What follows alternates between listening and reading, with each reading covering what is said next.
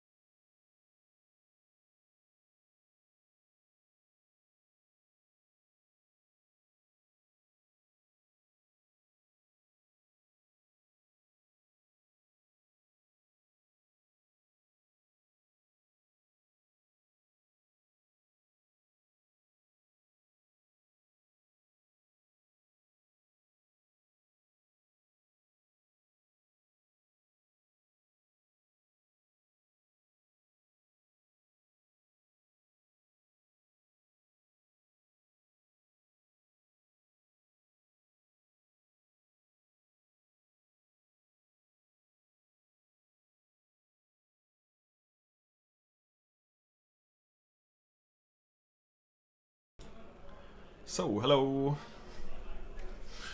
We are. Who starts? Hi, I'm Luca, and I'm Grumple. You probably know me.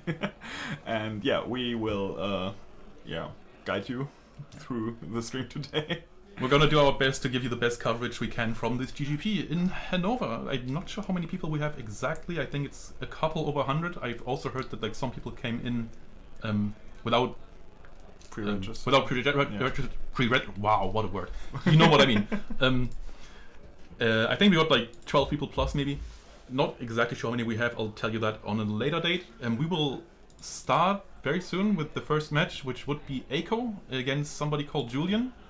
They know each other from the Hanover locals. You guys probably know YuGiOh. Yeah, we're probably about to start. This game should be starting. we can change the scene anyway. Like you can still hear us. Yeah. Okay, so we should like the guy on the left is Julian. Guy on the right is Arco. You should probably put that in somehow. Maybe not, but we'll figure it out. Oh, nice. But I think that's the one. I think you just have to change what it says. Yeah, but who is sitting there? Yeah, we can figure that out afterwards. So okay, so the left one should be Julian, the right one should be YuGiOh. okay, so we have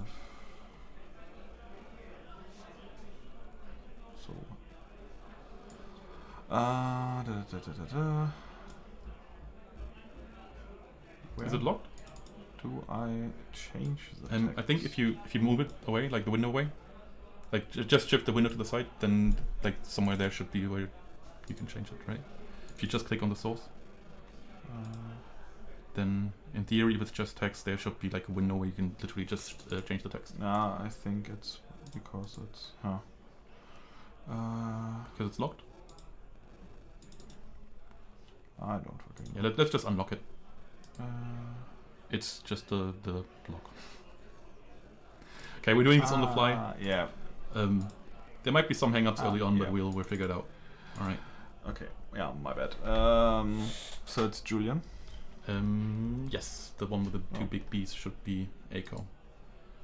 If that's not the case, then we'll see by the decks that are being played. YuGiOh also the organizer of this tournament, pretty much. As most of you probably know, we had another GGP planned today in another location, which didn't manifest.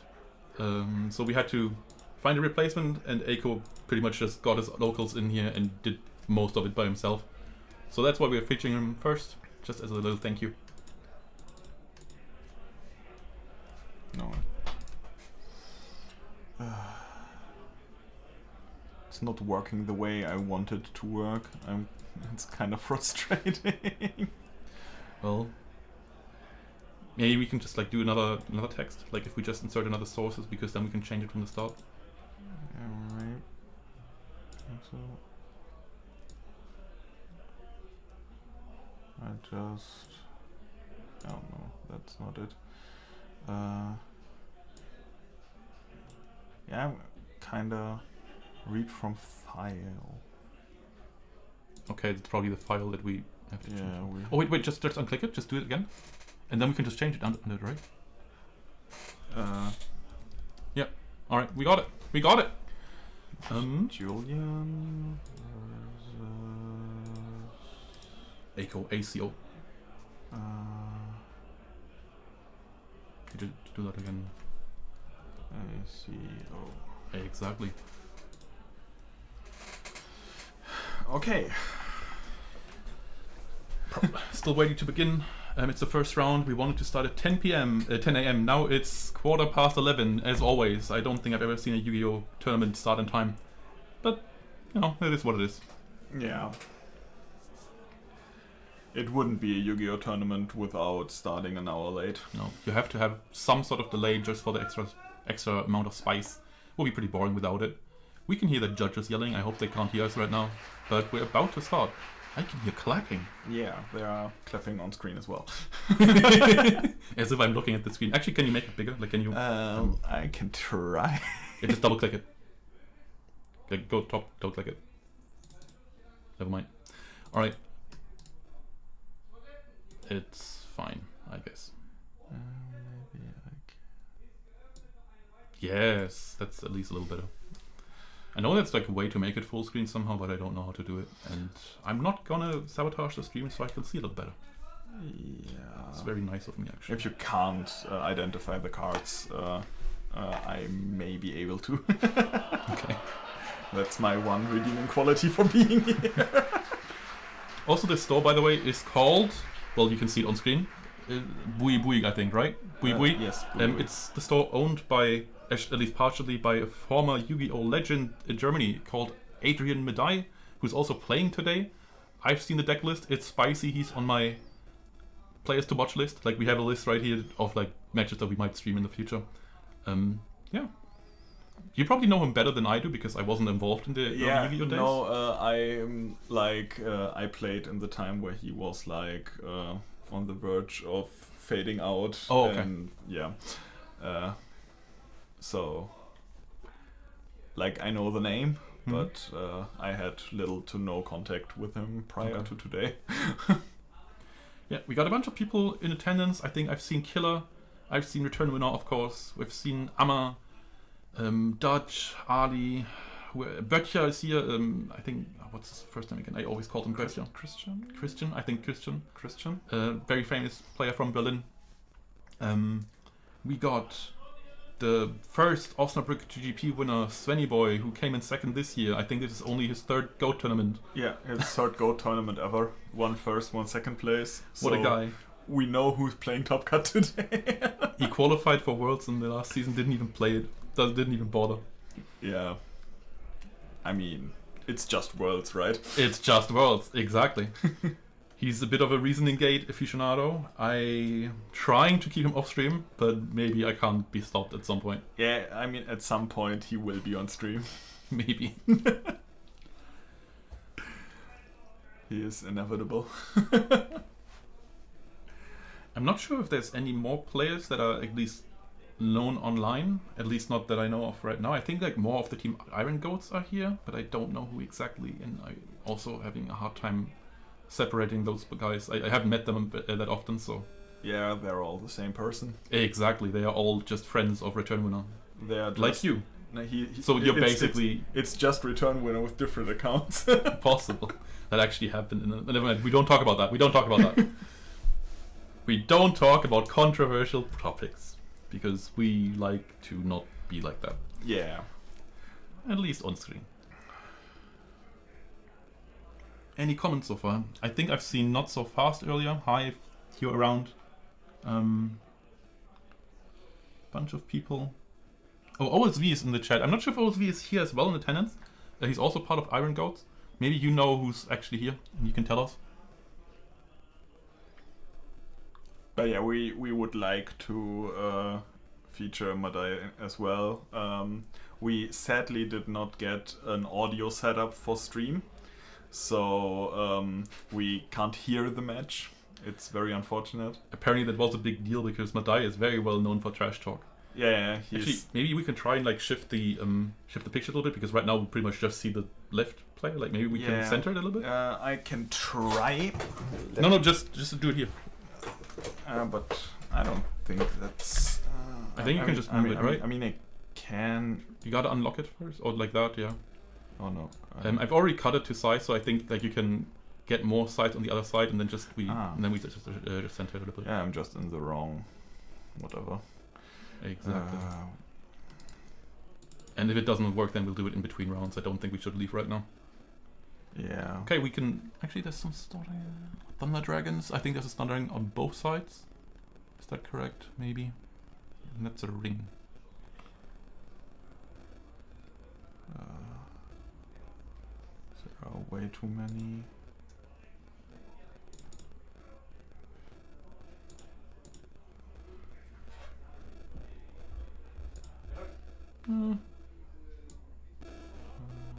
Alright, then let's just keep it as it is. Let's not mess around too much.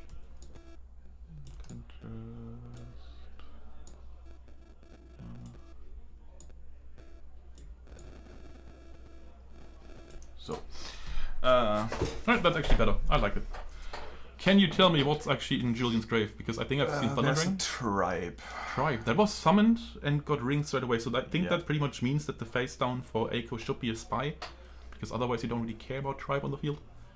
Yes, that sounds correct. Sort of logical, alright. So I've heard rumors that Julian is on an Exodia deck. I don't think we've seen anything to indicate that so far, but apparently he plays it a lot at locals. I mean, maybe it's like a Chaos deck with Exodia slotted in. I mean, Thunder Dragon is pretty much a staple in Exodia decks as well, but Like the Tribe probably wouldn't be, because you don't care about spies on the field if you just win by Exodia. Yeah, but maybe you play just a regular deck with Exodia in it, and like the Emissary is a dark monster that you have in your grave. You could even play that as like a semi-beatdown deck, and then it makes sense to still want to clear spies. Yeah. Okay. And we have a light monster in the Thunder Dragon graveyard for of both. Arco, Yeah. so both should have a Thunder Dragon in grave, yes.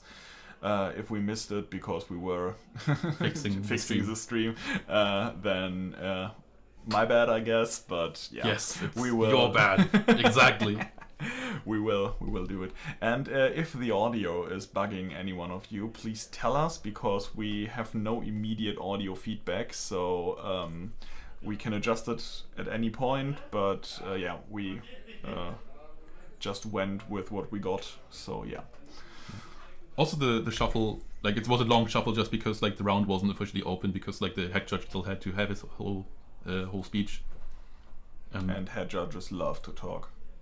He doesn't. I drove here with him, and he already told me that like his least favorite part of the day would be talking in front of like 100 people. Yeah, but they always do. They always say they don't want to, and then they always, we have 100 players, and if you want anything, then just tell me. And yeah, it's a judge thing. They all act shy, but then they get in power. Okay, they're power drunk. They Like are other power people, drunk. other people drink beer to get loose, and they just need They power. just show up. I've had some ruling talks with him on the right here, because, well, as some of you may know, there's like a deck running around that's kind of a newcomer in the format, which is the GGP drop-off time seal deck. So drop-off is actually a real card now, and if you know the card drop-off, then you already know that this is going to cause problems for IRL play, because technically you have to activate it before you're even allowed to activate it, just because your opponent can't shuffle stuff in the hand. What's that? Tribed. Tribe? Nah. Tribe's already in grave. We got our tribe back. Okay, that's a serpent, we don't care. Then I wonder why he actually ringed then. No, he tribed the spice away. Okay, so you can already tell how much attention I'm paying and how well I can see the screen. My eyesight is amazing. I can lend you my glasses, and I can't see. But You want to swap? Okay, we're swapping in 1 second. Okay, no, let's not do that. No. Who would have thought that your eyesight is actually different from mine? Incredible. Yeah. Okay, so now we banishing a light and dark for Chaos Sorcerer into 2 back row and a tribe infecting virus. And we are banishing the tribe. All right. So he's not coming back a 3rd time. You never know, it could be Call. Actually, never mind, Call doesn't matter if it's banished. But return. Maybe it's a return deck. Maybe it's a return Exodia. Amazing. Can you imagine banishing all copies of Exodia, getting them on the field? Just, I mean, it doesn't even do anything, right? You banish them, you get them on the field, and then you wing blast them on top of your deck. You can't even do that because Wing Well, wing Blast blast can't be is used on only your for own. opponent. Yeah. And you only have 3, so you'd have to like do Mask of Darkness shenanigans. Yeah, I mean, it's a long setup, but the reward is winning in the game. Oh yeah. Do we have cards that bounce our own cards to hand? Abyss Soldier could. Abyss Soldier. Evacuation Device, obviously. The Swings. The what? The Guardian Swings? That only bounces opponents. Yeah. Also, Are there if you have any card that bounce your own monsters to hand, please tell us, so we nobleman the serpent away.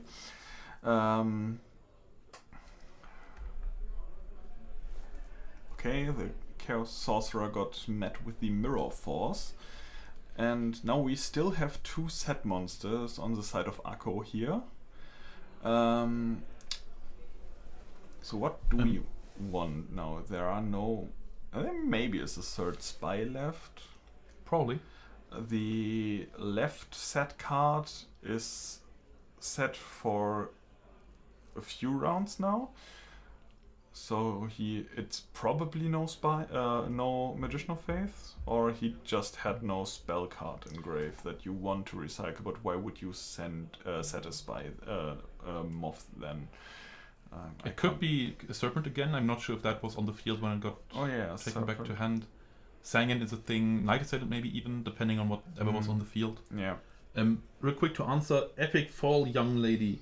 The problem with drop-off is that when you draw, you shuffle your hand, and drop-off has, like, it targets specifically the card that you drew.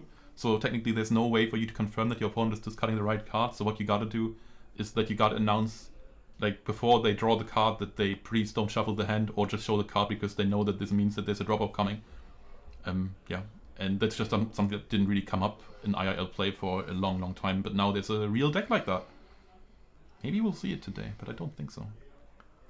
I mean, it's a cool deck. I think it's really strong. And it's also, like, showing that GOAT format doesn't not only evolve with the card, like with the decks that already exist, but there's still like some other decks that can pop off.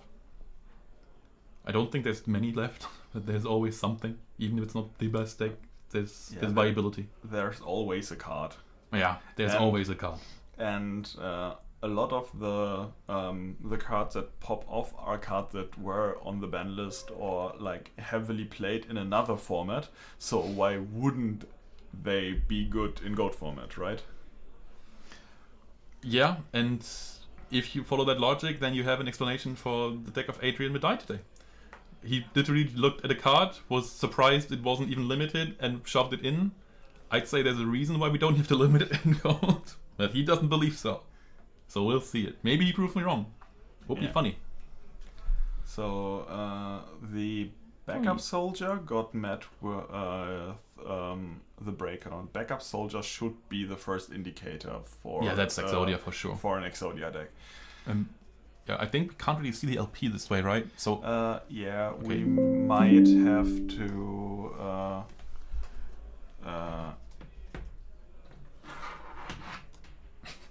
okay, we just gotta real quick. We gotta connect the laptop to electricity. Is it over there? Is it this side? You don't know. It's around. I think it's there. Yeah, I think it's here. Yeah. In between rounds, I'll just like look at. No. This thing is too big for that one. But here's no in the front, maybe. Maybe on the back. Sorry about this. Oh yeah, I found it. All right. But again, this is all on the fly. We both arrived today. We had a long struggle to even get the gameplay on this stream, but we managed it. Yeah. You're welcome. We are indeed. Okay.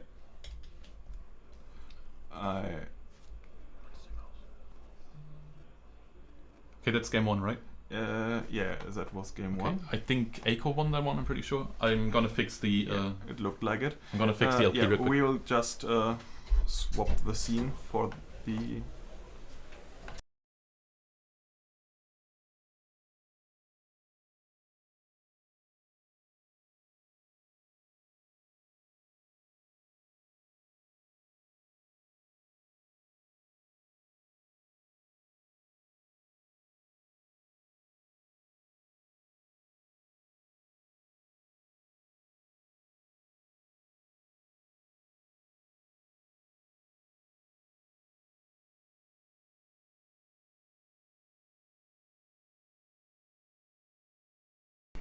We'll roll with this. Okay, yeah. That looks a little bit better. And yeah, so now we have the confirmation Julian should be on his Exodia deck, but to defend the take of Lavender that he doesn't want to see a Turbo Mirror. Exodia decks typically are a weird turbo deck. Also, I'd have to disagree with the take that you don't want to see Turbo Mirrors, by the way. If you don't like Turbo Mirrors, why are you playing Chaos Turbo format? I don't know. Maybe that's a you problem. Also, again, like Echo 1, as we thought. And we'll see.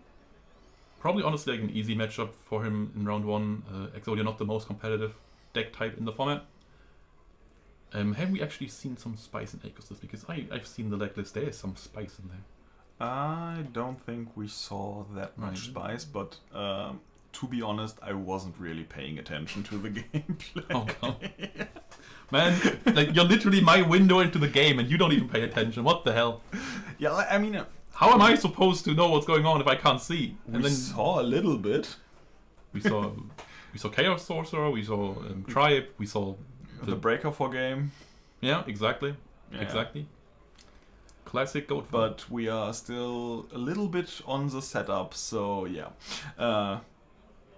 In the upcoming matches, we'll be there. 100% focus. Maybe. Trust. Maybe. Just trust.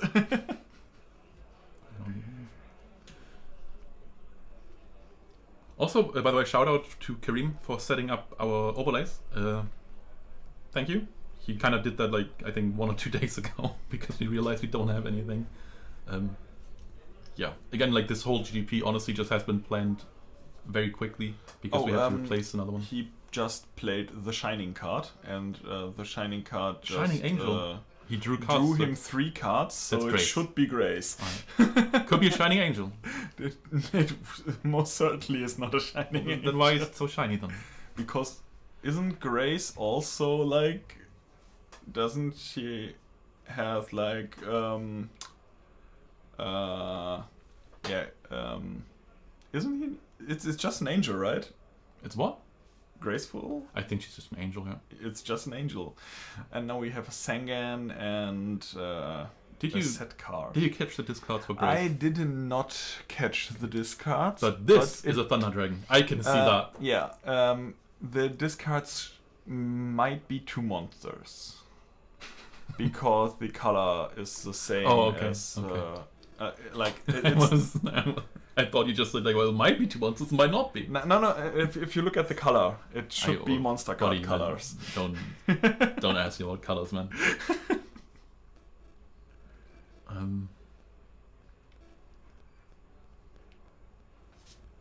There's something I wanted to talk about and then I forgot what it was.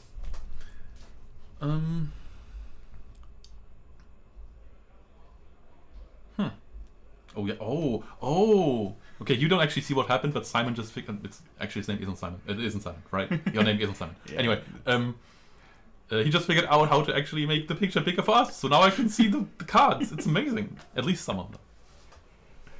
I hope I didn't miss it. No, I did not. I remember what I wanted to say. It's too late now, but I said anyway. Like aside from Shining Angel, it could also have been Mystic Shine Bolt. All right. Yeah, Mystic Shine Balls are shiny. Exactly. You get it. They should have been like, I don't know, Secret Rare or something back in the day. Did that even exist? I don't know. Secret Rares existed? I have no idea. I don't even know what the difference between Secret and Ultra Rare is. Ultra Rare has like a yellow font, and Secret Rare has a white font, and the Ultra Rare picture is the same as the Super Rare picture. But the Secret Rare picture has like a lot of tiny dots that are all shiny individual. Okay. I think something got banished by Knock. I think it was Deco, right? Yeah, there got a deck. One banished by got Echo, docked. nothing by Julian. So we are playing a single Dequichi. Maybe we have another one in hand. That's a that's- battle if you're- chanted locomotive. Die Kampfdampflok. It's honestly a great name. It doesn't make any sense in English, but it's like a pun. It's funny. Laugh. I mean, it's a pun in English as well. No. It isn't. Like it's like the original in Japan. I think it's like the possessed locomotive, and they changed it in the localization so that it wouldn't be as demonic. So they made it battle chanted, which is complete nonsense. By the way, also the reason why Death Wombat is called Death Wombat, because like in Japan it's Death Wombat. Oh. Because when I picked them up as a child, I always thought they just misspelled the article. Ah. Because like as you know, like in German there's like multiple articles, so there's not just the, and in theory Death is also an article, but it's a very rare one, and which didn't work at all. Okay, that's a spy. And an emissary on Julian's side. Emissary, a really cool card. I really like it. Yeah. It's I played against an Exodia deck on the Goat Grand Prix in Dortmund. Same. Like 2 weeks ago? not 3 that. weeks I ago? think it was like a month. It's not quite a month, I think. But yeah, it's not that long ago. It's fresh in my mind because I was like, yeah, I remember Emissary, I don't have to read it, and then I played around it because I thought it would add 2 normal monsters, but it only adds 1 normal monster for both players. Exactly, I was about to say, technically it does add 2. Yeah, I mean, in my head it added 2, but not the way I thought it would add, and then I wasted so much card advantage on the Emissary, and then I lost the game because of that. But I learned for game 2, because afterwards my opponent asked me like, why are you so bad? And I was like, yeah, I thought it would like that. It was like that, and he was like, no, it's like that. And I was, okay. Did they actually ask you if you're bad? He asked me why I wasted so many resources. Okay. So he said it nicely. Yeah, he said it nicely. Very nice, very nice. As you know, Gold players very, you know, Friendly what's the word? people. Friendly. That's not what I wanted to say, but yeah. They are all so nice. I never met someone that's not nice. I mean, I sure have, but maybe not in Gold. Also, you gotta say that it's just really nice in Germany, at least, where everybody already knows each other because the community is quite tight knit. Like when I walked down at the beginning of the tournament to get the feature match set up, like most people just like talked to me and like said hello, and I knew them as well, of course. Either from like other locals or like from online play, or like I've seen them at other GGPs. I shook so many hands today, man. Yeah, I had no time to shake any hands. Everyone always took me for a store clerk, and I mean, you technically kind of are right now. We are technically working for the store. Yeah, can I buy this? I don't know if you can buy that. I don't work here. Kind of sounds like a dead answer. Then, can I do this? I don't know if you can. Yeah, I don't know if he can. I don't know if the card was for sale. I don't know if he's able to afford it. Well, how would you know that anyway if he asked you? Are you informed of like the financial situation of every single player who asked you if they can buy a card? I mean, I had no time looking at them because I had to set up the stream. So what did we just snatch? We snatched the Emissary. Ah. Because if the Emissary is on your side of the field... It does? No, it's a grave thing. It's like Sangen. Yeah, but if it's on your side of the field, he can't get it in his graveyard. What if he crashes another Emissary into it? That would be terrible, but now the Wing Blast puts the Sangan back on top of the deck, so he's surely drawing Sangan next turn. Wing Blast definitely part of the spicy part of the deck. Like, the card itself isn't spicy, but it locks into other things, and if you have paid attention to recent online results, you kind of already know what I'm talking about. Yeah, I mean, if we talked about like drop-off, so you can like over 2 turns out cards that you don't want to see, and yeah, and this is what I meant. Yeah, okay, this is time seal. I don't want to spoil it. Exactly. So yeah. I've seen the list. I think it's very heavily inspired by the Ghost Rider list, who I think recently won, was it FLC or GFC? I think it was an FLC. And he's also in an Obelisk right now, I think with the same deck. He's doing really well. Yeah. And I just read in chat, is Dark Magician viable in Gold? No. The Skilled Dark Magician is a card that you can play because it has a 1900 stat line. It's like 1900, 1600? Yeah. And if you are really onto the I'm playing my Skilled Dark Magician train, then you might slot a Dark Magician as a brick into your deck, and then you can special it. But it's not really worth it. Like, Dark Magician needs 2 tributes, and there are monsters with 2 tributes that are just better statted than Dark Magician. He doesn't give you an effect. So yeah, the only way Dark Magician is viable is if you can somehow cheat it out, and yeah, that's so I think sometimes during the season we had a Patreon being topped by a Reasoning Gate Dark Magician deck that played Dedication to Light and Dark to get into Demok. That's, I think, the best way to try and play Dark Magician, but it's still not great. The problem is, as you already said, like, it's a 2 tribute monster, the stats aren't great, there's no effect, and there's not really good support in it in Gold. And there's so much removal running around. Like, most decks play like Regeki Break or Sakuretsu or whatever. So the investment just isn't worth it. Also, Skilled Dark Magician in general is not the beta of choice that you have in your side deck. Like it's probably like 4th place behind like Zombira, Gorilla, and Cypher. Maybe even Reaper in a way. Yeah, I mean that's a very good Wing Blast. What did you target? Was it back row? The call that targeted the tribe. Interesting, because that only delays it. Can you make up the LP? That's 5-8. The 5-5. 5-8. Is there a way to reach lethal here? He goes up to he just got up. So yeah. I mean he has 3k on board. He has a pot. That's always good. Pot is always more options. It's also part of like what makes the deck kind of work is that you delay your opponent so much that like just statistically they are less likely to use Eternity. Yeah. So we still have every trap in the game. That looks like a lethal push, doesn't it? Yeah. So does he have Ring? Yeah, Mirror Force. Mirror Force, alright. And now the deck gets shuffled. No? Oh yeah, right. Emissary, right. Emissary. And now it's declocked. But he's still going for the Exodia pieces, so he has like the other arm is in the graveyard already because it got duoed. There's ways to get it back though, right? Yeah, like the backup soldier we already saw. I also don't think he has targets that aren't the Exodia pieces. Yeah, for sure. Like, I just wanted to point out that one Exodia piece is already in the graveyard.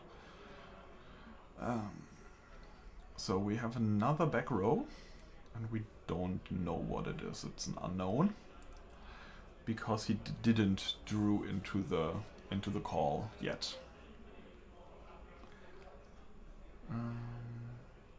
And yeah, Akko's kinda out of resources. I said while he flipped his Magician of Faith to get back his Pot of Greed. It always helps.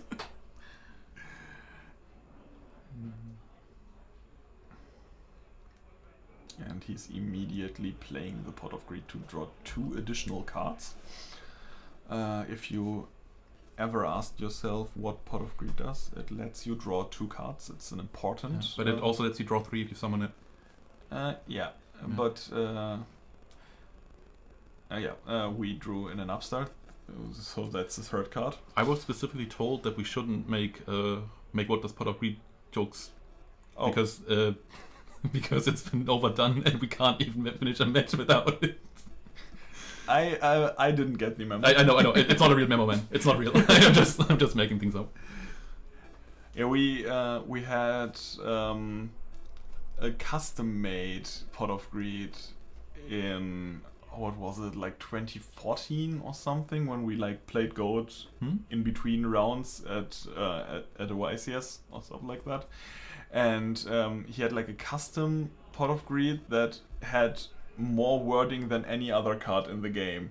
And it just basically said draw 2 cards, but it was like so explicit. Like, if you play this card, then you can draw a card from your deck. You draw a card from your deck and draw another card from your deck as part of the same effect. And after you resolve the card and this card gets to the graveyard, you can proceed playing the game and stuff like that. It's like, it was the same card. Actually, very nice of them to let us proceed to play the game. Yeah. So we banished the Sangan instead of attacking over 2 monsters. That's a BLS, right? Yeah. He opted to banish. And he has a card like Monster Reincarnation in the graveyard. Okay. So he got back his Exodia piece, probably. Well, if he wants to, he doesn't have to do it now. Yeah. I mean, it's already in the graveyard. Yeah, I'm just saying he doesn't have to commit the Reincarnation yet. Or did he use that? I mean, it's in the graveyard. Okay. I thought you meant the Exodia piece. No. The Reincarnation is in the graveyard. What are we banishing now? Thunder Dragon and Spy. That's the Chaos, which is an amazing answer for BLS. Yeah, Snatch is already already gone, but the Chaos Sorcerer is always a good card. Mirror Force is also gone, so putting it in attack is pretty much the best way you can play this. Yeah, it doesn't lose to Zombira this way. Exactly. Or Sasuke. Or Sasuke. Unless it's Sasuke 4. Yeah, you always lose against Sasuke 4. Even if you play it. Yeah, if you play it, you lose against yourself. I'm just looking at chat right now. Yeah. If you have any questions, anything you want to see, tell us. Ooh, that's what even happened? better to ring the opponent's BLS instead of banishing Oh, he's going it. for game. We are going for game again. Alright, let's see. I mean, Mirror Force is out. Maybe he plays Goats. That's probably a viable strategy in the deck. Especially with the Emissary, you can still creature swap them, like there's synergy there. Yeah. And that's it. That's it. That's the just handshake. it. There is the handshake, and we have A 2-0. yeah, and Akko is our winner of match number 1, it seems. Absolutely. That means he's won round 1. We're about to snatch him up for an interview. Yes. Do you want to do it, or do you want me to do it? Because I'm- we're gonna kick one out. Yeah, you can do it if you want. Okay. I'll leave the next one to you. Yeah, we'll just switch it up between the rounds. Right. In Osnabrück, we did it like if I have to translate the interview because the player wants to do it in German, then I do it, and if Okay. he wants to do it in English, then Philip did it. So we can do it that way as well. I mean, everybody's today is gonna speak English. I think. Never mind. I was about to say German, but yeah, never mind. It doesn't make any sense. It's all right. I'm not known to make the most of sense. I'm gonna catch Aiko real quick before he runs away. And make sure you don't change the scene until somebody else sits where you sit. Yeah. All right, but for reasons.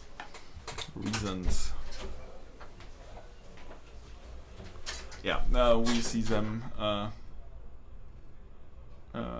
shuffling their cards back up. So, Akko won with his Turbo deck against Julian with his Exodia deck. If you know someone that's here and is playing Spies, you can, like a fancy rogue deck or something like that, then please tell us so we can have an eye out for them in the standings and in the pairings. Like we have a player to watch list, and with we I mean Grumple. So yeah, we will look for that, and yeah, I hear them coming. So yeah, you will be.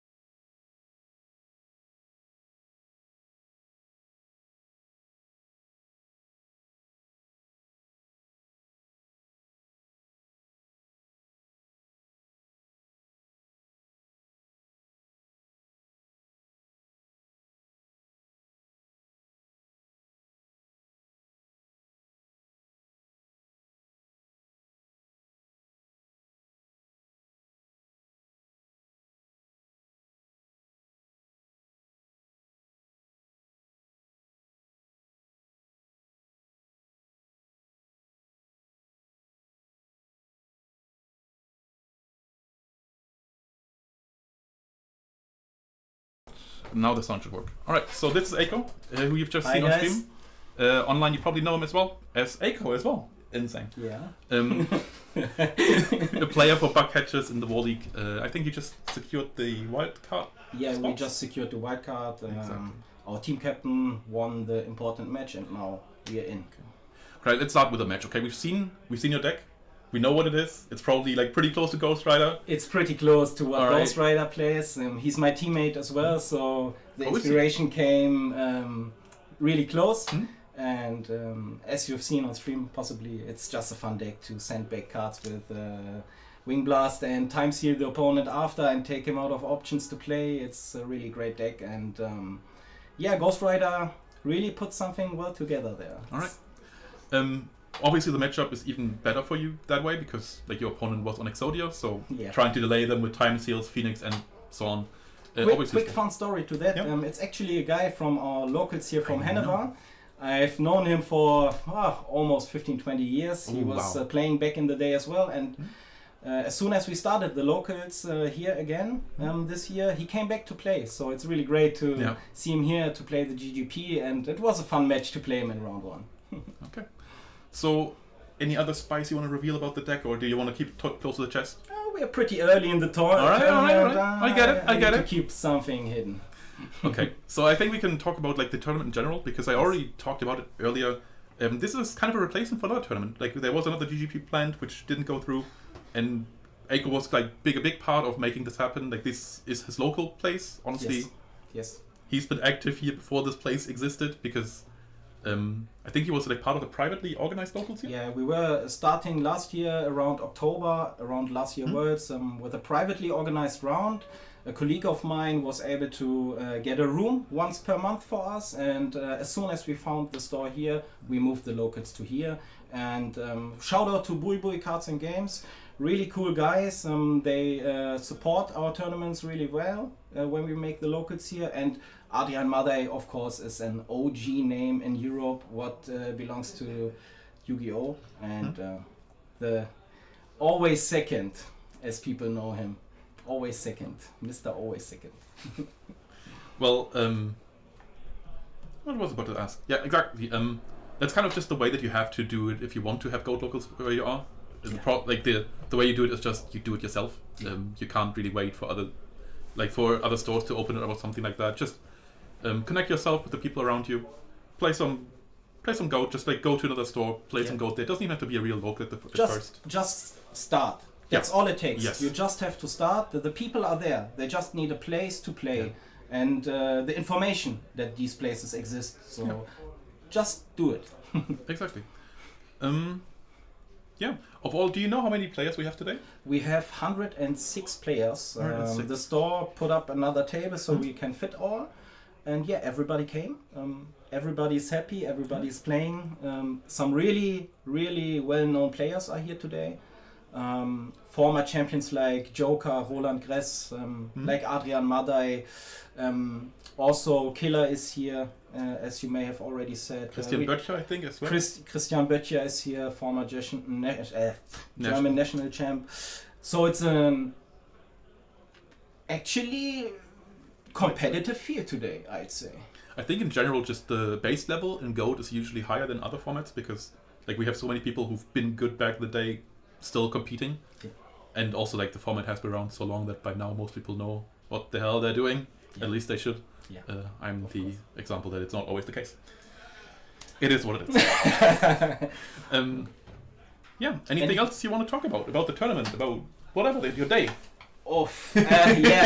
I can say I had a really stressful week leading up to this event. I made my deck tonight at 2 a.m. He still made changes while we were setting up the stream. Yeah, true. I asked him, bro, do I need to play this or this? No, it was just the organizing stress. Now I'm happy after we've started. Everything went well. The vibes are great. Everything is working. And I'm happy I could make it happen. Because I was really sad when I heard that the Einbeck GGP was cancelled, and I was talking to the guys over here for next season maybe already, and then we just pulled the strings and made it happen, and I'm glad that we are here today with you and Simon also as casters. Shout out to them both. It's always better to be in person, I think. Yeah, there were several things. If you weren't here today, we would have had struggled to set it up, and now you're in person here and it's working. So I'm really happy. Shout out to you all guys viewing this. I hope you have a lot of fun today. You see hopefully great featured matches with some former national champions, and I hope to see you guys again later. We'll see. We'll wish you good luck to get into Top Cut. Thanks. But I think that's where we're going to cut it for now. Yeah. I'm going to just go into basically a break. Like we're just going to throw up the thumbnail for a while. It's going to be like 10 minutes or something. I don't think the round will take that long. We will be back soon. I'll return with Lucar. Again, good luck to Eiko. Congrats. Thanks, man. And we'll see you later. See you later, guys. Bye-bye. How to do this? Like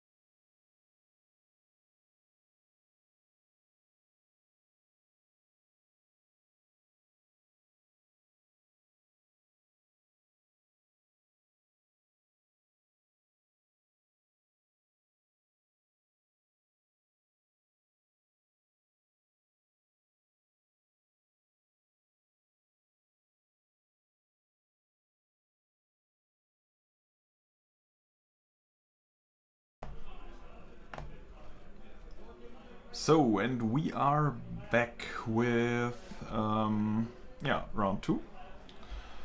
And let me adjust the names real quick.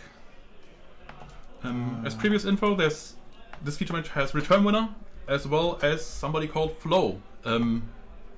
He is one of the hosts of the podcast Collector Butts. Yeah, if you're in the German scene, you probably know about it. It's a podcast that also involves Go, sometimes, basically about all collectibles kind of stuff, things. We already want to feature Flo anyway because he plays in a very interesting deck, and then he also just happened to get matched up against Return Winner, who got second in Dortmund. So this is perfect, and I'd also really like it if you would change round 1 to round 2. Oh yeah, that's also something I'm supposed to do, right? Maybe. I don't know, I'm just making you do whatever. Yeah, that's fine. Round number might be it.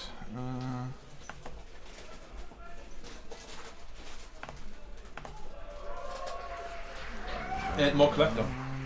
2.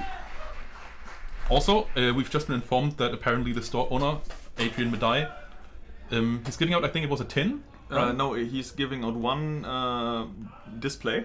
Yeah. So every single time he loses a match. every time he loses a match, and so after round 1, he gave out a display. And honestly, with the deck he's playing today, it feels like he's just trying to get poor. Yeah, I mean, he's still Adrian. I know.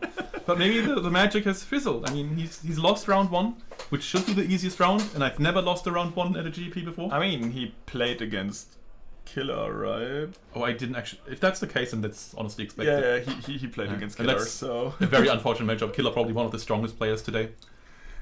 So Warrior main, very, very good. It can happen.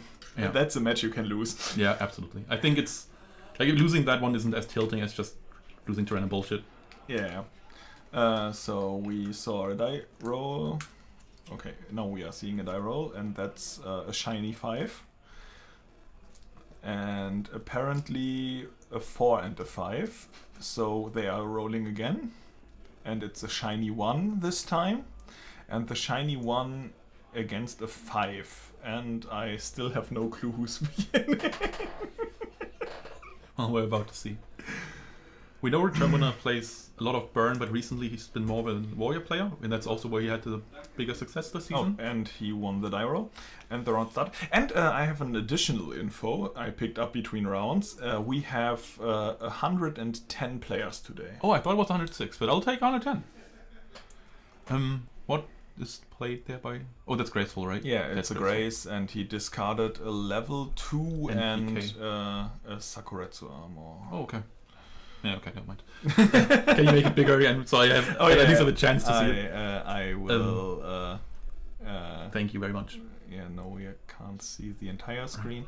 Interesting, because usually Warrior doesn't like to rip the Grace straight away. They at least want to know what they're playing against, but maybe he has info. I didn't tell him anything though.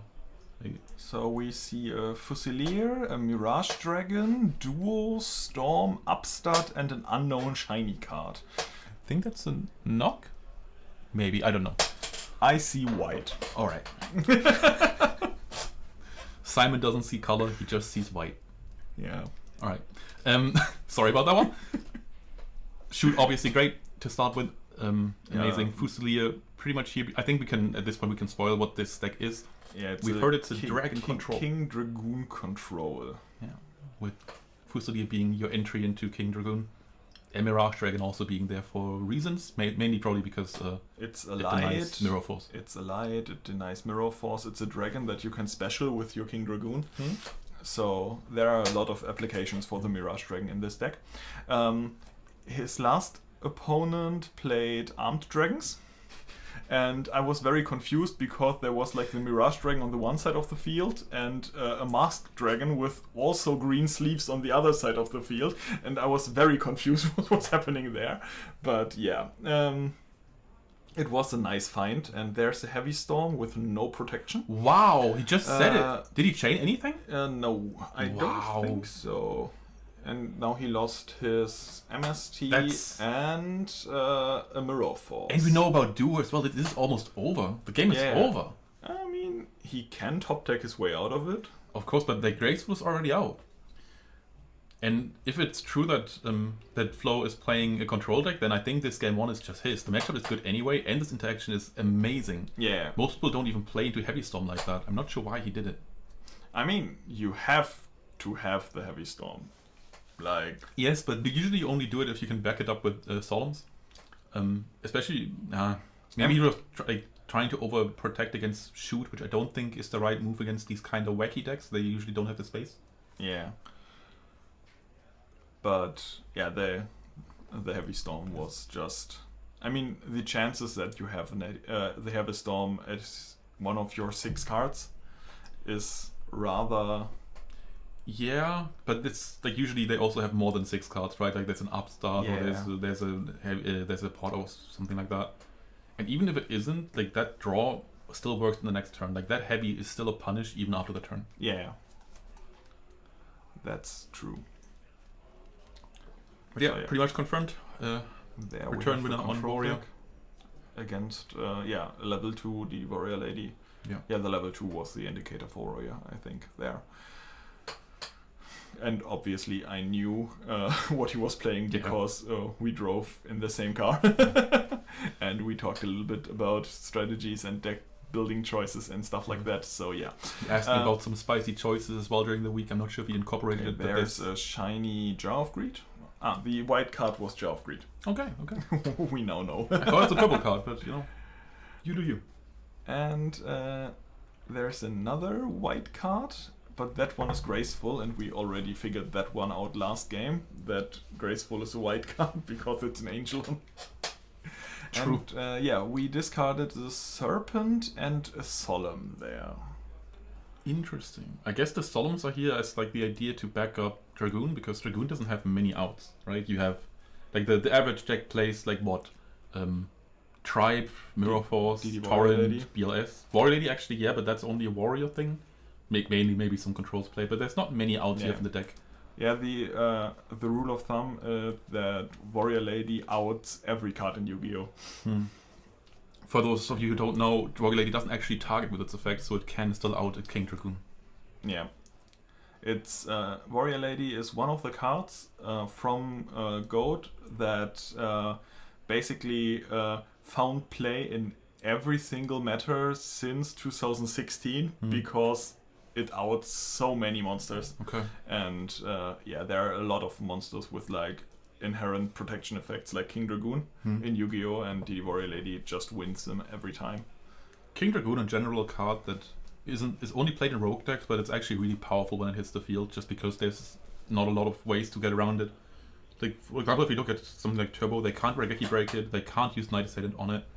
What do? Yeah, like the Dragoon is just... what happened? The Tornado got cast, and then what happened? a Regeki break got chained. Oh. And now we are losing the Warrior Lady. Yeah. And Warrior Lady, despite having less attack than Breaker, still goes even in the matchup. Yeah. And I still have one fix I need to do real quick, because our chat on stream is like barely visible.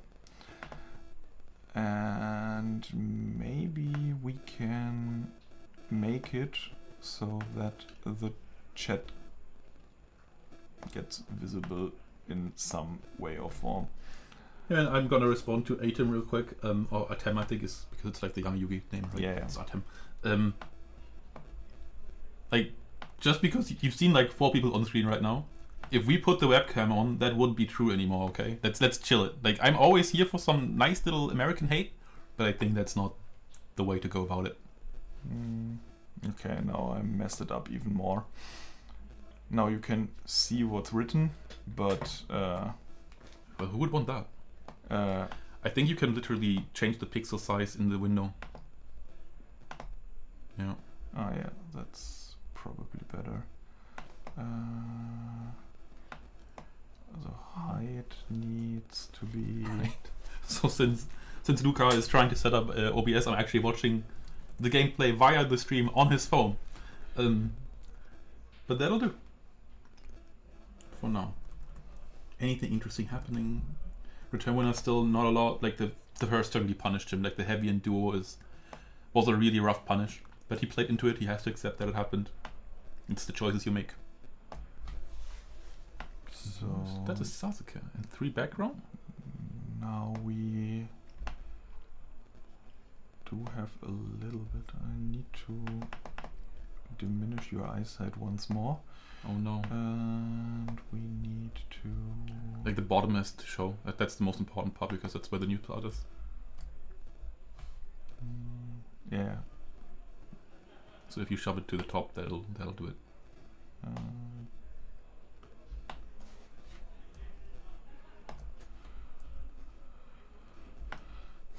Yeah, the mouse for the laptop is not working. It is. You just gotta click it once.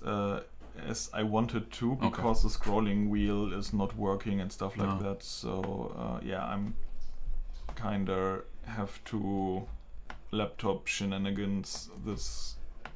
I hate touchpads. Yeah, whoever invented them. Go to hell straight away. I wouldn't go that far, but maybe consider your life choices. Okay, that should be better as a chat experience. Alright, so now you can tell me what actually is on the field, because Yeah, there's a Mirage Dragon and a Trap Infecting Virus. Okay. There's a Sasuke Engrave. Return winner is back to 3 back row cards. yeah. And yeah, Do we know how many cards are in Flo's hand? it looks like 3. Right, that's actually kind of decent for Return winner. Like he's been way behind at some point. Kind of Yeah. sort of came back.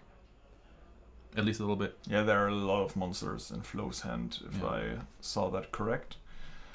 So it's a lot of monsters versus a lot of back row. Well, But yeah.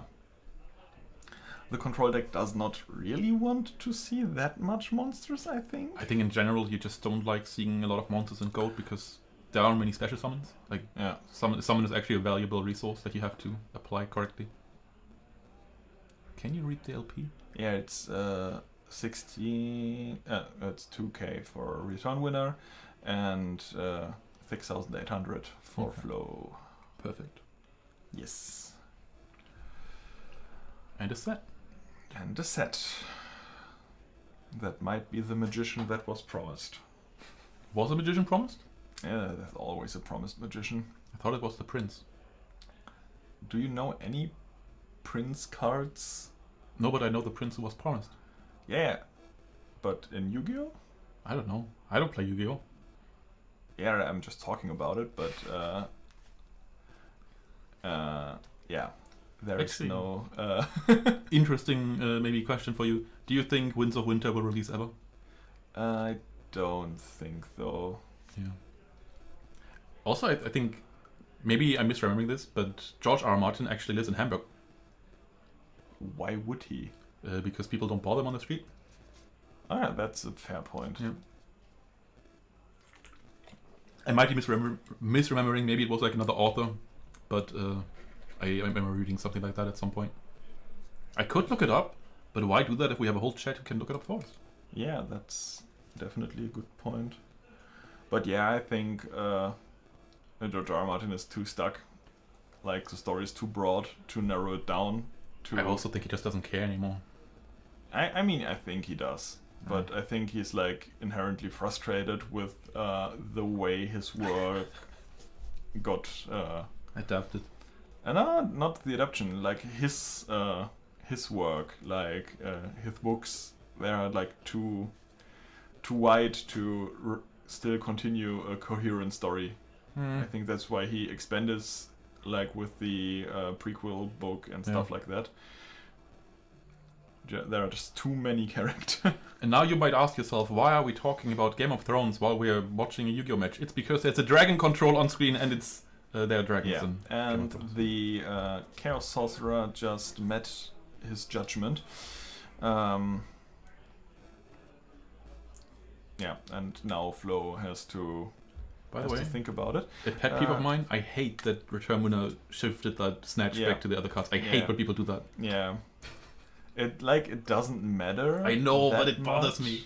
But yeah, he has not paid for his life points yet. What does he have to pay for? He Solemn. activated Solemn Judgment, so he is on 1,000 life points. Should I step in? I think so, right? They don't seem to notice. I'll be right back. Don't seem to notice, yeah. But there's a BLS, so maybe the game is over now anyways. But yeah.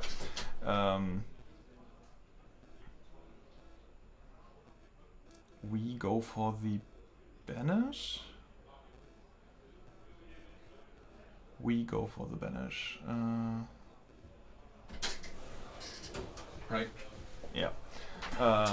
Okay. So he did pay, but he didn't do it on the touchpad. He just did it on his notes. Okay. Yeah. So we didn't know he paid, but he did. Exactly. Okay. Yeah. The BLS banished the tribe, and the tribe got sent to the graveyard. That's also a play, but I don't question them But anymore. you BLS banished what? The tribe infecting virus. And why did it go to graveyard? Because they made a mistake again. Are you serious? I think so. And now he's activating call. I'll have to go back. I mean, he probably will not summon the tribe with a call, but I mean, in case it happens. he just did. Yeah. Yeah. Or did he? No, I don't think so. Yeah, maybe I'm a little bit.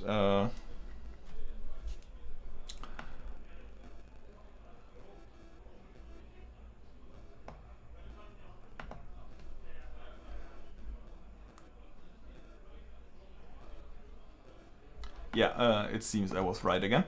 The tribe did get.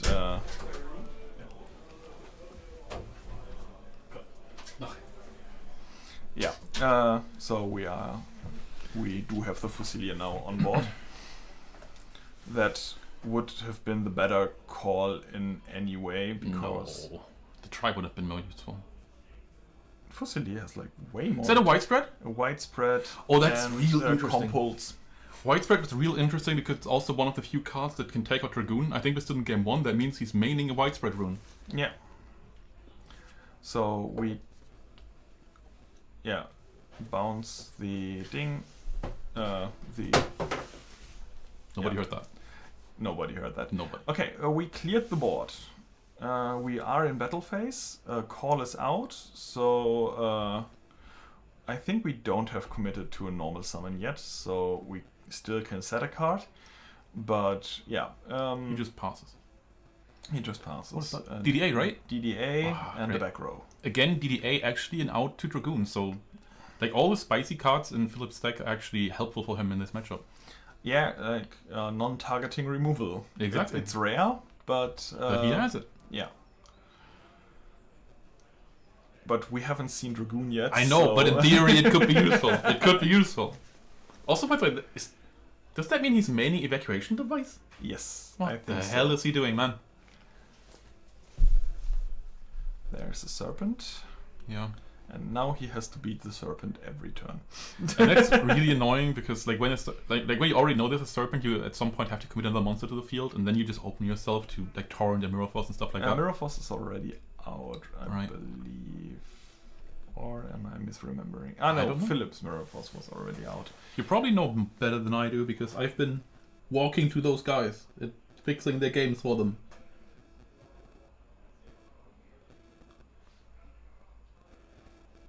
Okay, I was just informed that actually there was a game shot there that was missed. Because there was Mirage Dragon in grave that he could have called and we could have just gone for game. Yeah. But he got distracted by the big and shiny attack points. Or no, did he he- banish the Mirage Dragon for his BLS? No. He didn't? Okay. Actually, that might be the case. I don't know. Like this chat is saying that Mirage Dragon was still in the grave. Maybe it wasn't. Yeah, I But didn't. I think the choice was for tribe anyway. So I don't think Fusili was the goal. And when that didn't work out, then I think he just kind of panicked and took the Yeah. first biggest thing he found. Yeah, that might be true as well.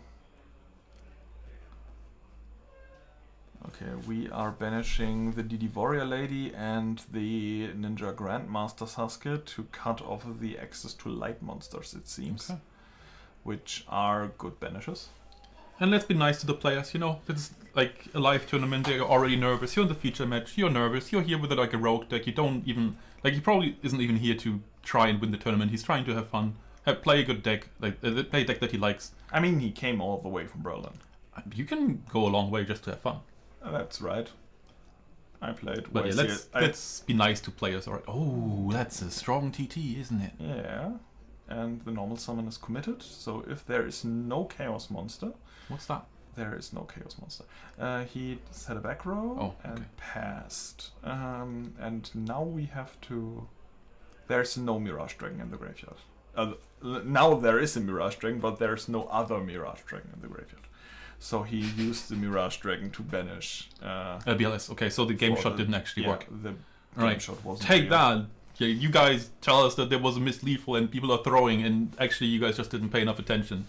Shame on you. Like, we didn't pay enough attention either, but... Yeah, but we had reasons. We had to fix the game, alright? It happened. Yeah, so now we have the Exiled Force on board. And yeah, that's rough. not enough. What is that even? It's a Fusilier. Oh, Fusilier's it's 1400. God. He's still in it. He's in it to win it. Have we even seen a single meta from him? I don't think we did. No, we haven't seen Matter. There's the back row. Yeah, it still doesn't look good for Eternal.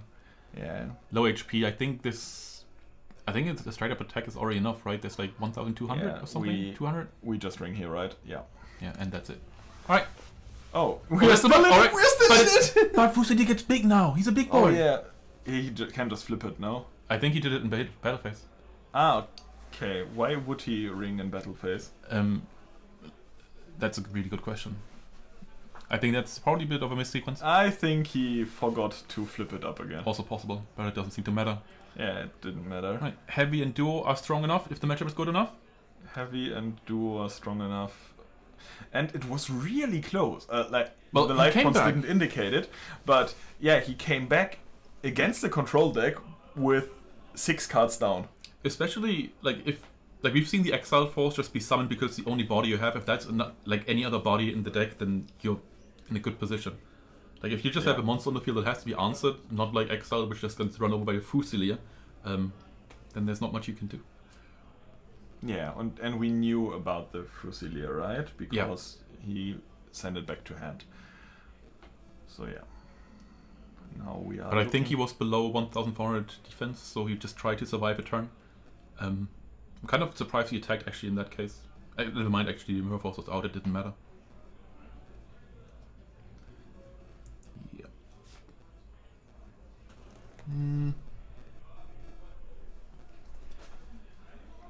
Right, we're gonna do some sighting. Can you spot anything interesting? Wait, did he just side out a Snatch? No, he sided out to Tsukuyomi. No, he would side that in. But he is siding out. No. Oh, I think I know what's happening. I think he already told me this before Dortmund. He started to basically just shove his entire side deck into his main deck and then just like unsides after that. So even though like he's siding stuff out, it might already have been in the side deck. And this is done to wait, we just got something. I don't know what it is. It's Never mind. an It's ad. not. It's an ad. I love ads. Don't you love ads? I love ads. Yeah. That's amazing.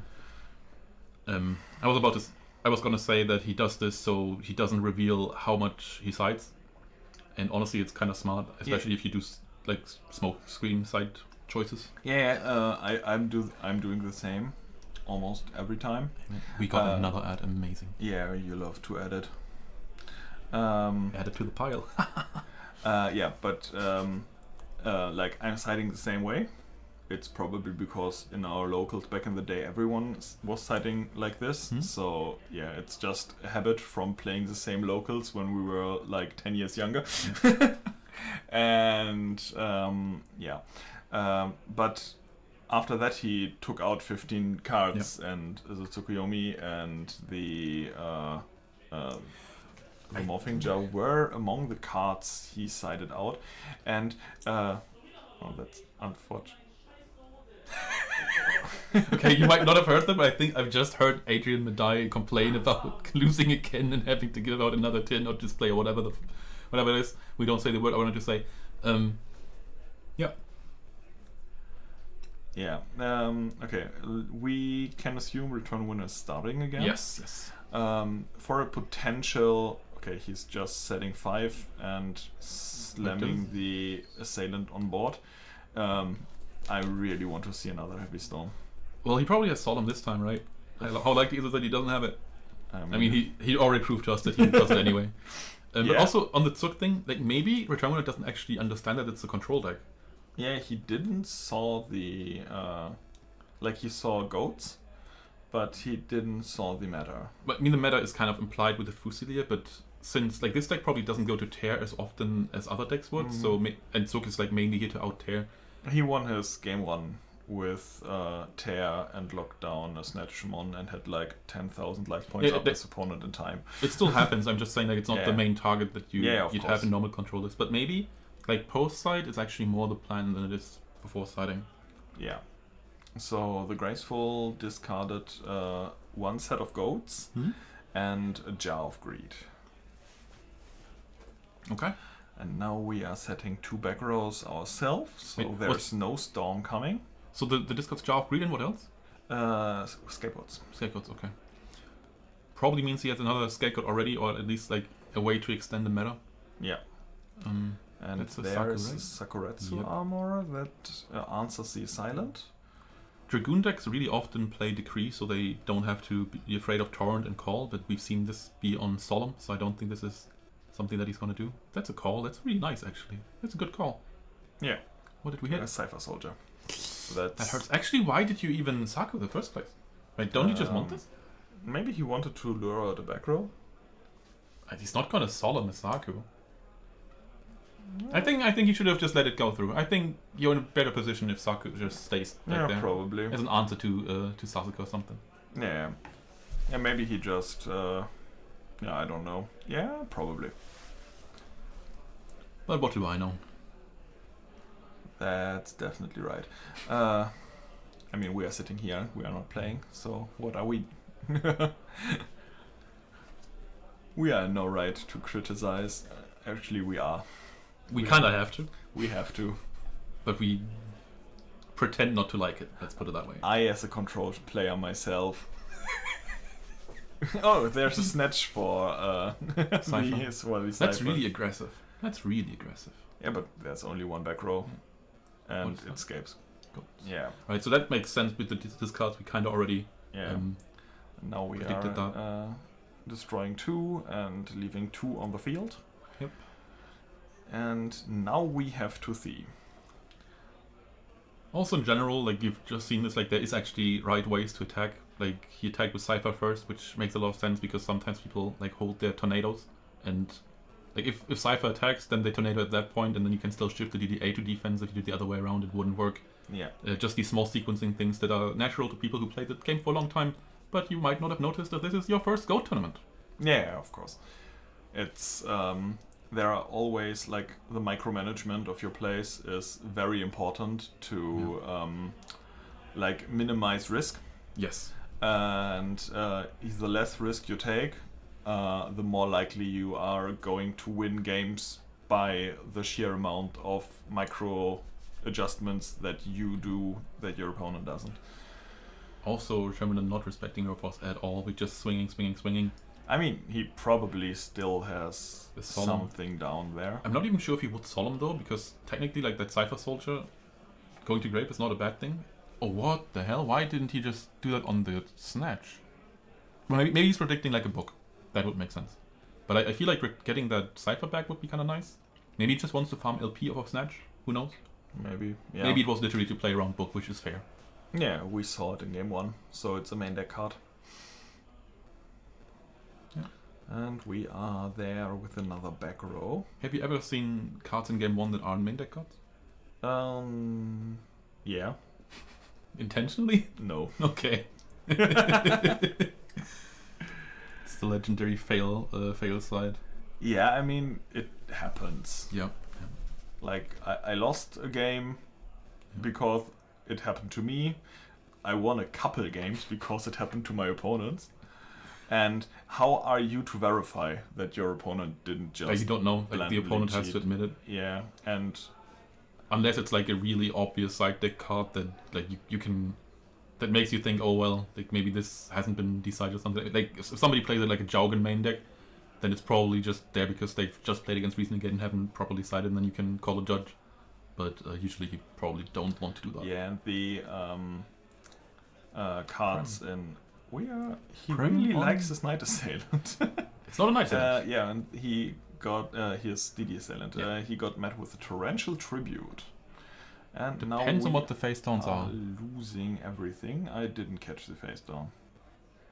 There's not a lot of glare in the grave at all. I can make everything out. It's amazing. It was a skilled Dark Magician. Okay, that didn't matter then. But we talked about it We last talked round. about it. We talked about why it isn't good, and now you see it not being good. I mean, he had 1600 defense. It was enough to wall Cypher, but it would not have been enough to wall DD Assailant. Yeah. I think it was literally just set so that the Cypher would stay there and he could Yeah. farm LP.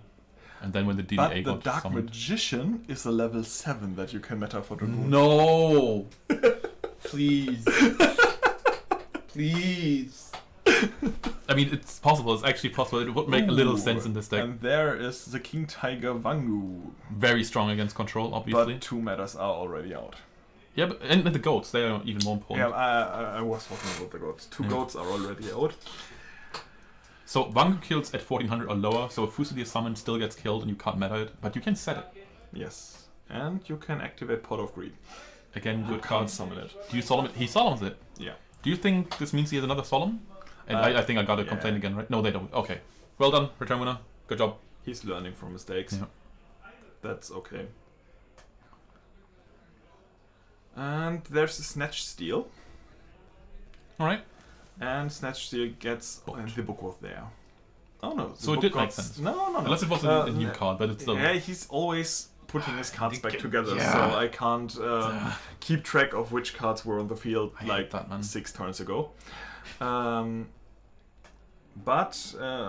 it's now a very good position for return winner. Yeah. Also depends on his back or like what it is. If he has another solemn, that's a really good thing. I think Ring was also out, right? From Flo's side? No, he used it last game Oh, right. to finish, Yeah. but this game it should be still Because as soon as Ring is out, you can really be greedy with your solemns because you don't have to play around burn damage anymore. Yeah. What the hell is that? Is that a knock? Oh no, No, it's a that's rotor. Probably searching for level 2. Probably. No, but he can't summon level 2 because of Wangu. Yeah. Oh, okay, he's, I almost fell into that. That's also classic. I think it happens to everybody at some point. You summon like an exiled or level 2 and it just gets killed. Yeah.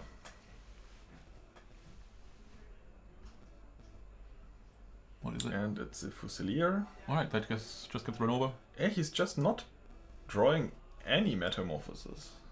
And does he even have targets now? I mean, the small targets don't even matter because of Wangu, but Fusilier would have been the out. Like, Fusilier Yeah. meta would have been the play that gets you back. I mean, he still has his skilled Dark Magician to special out the Dark Magician from deck. He can just summon it and leave it an attack and they can't hit over it.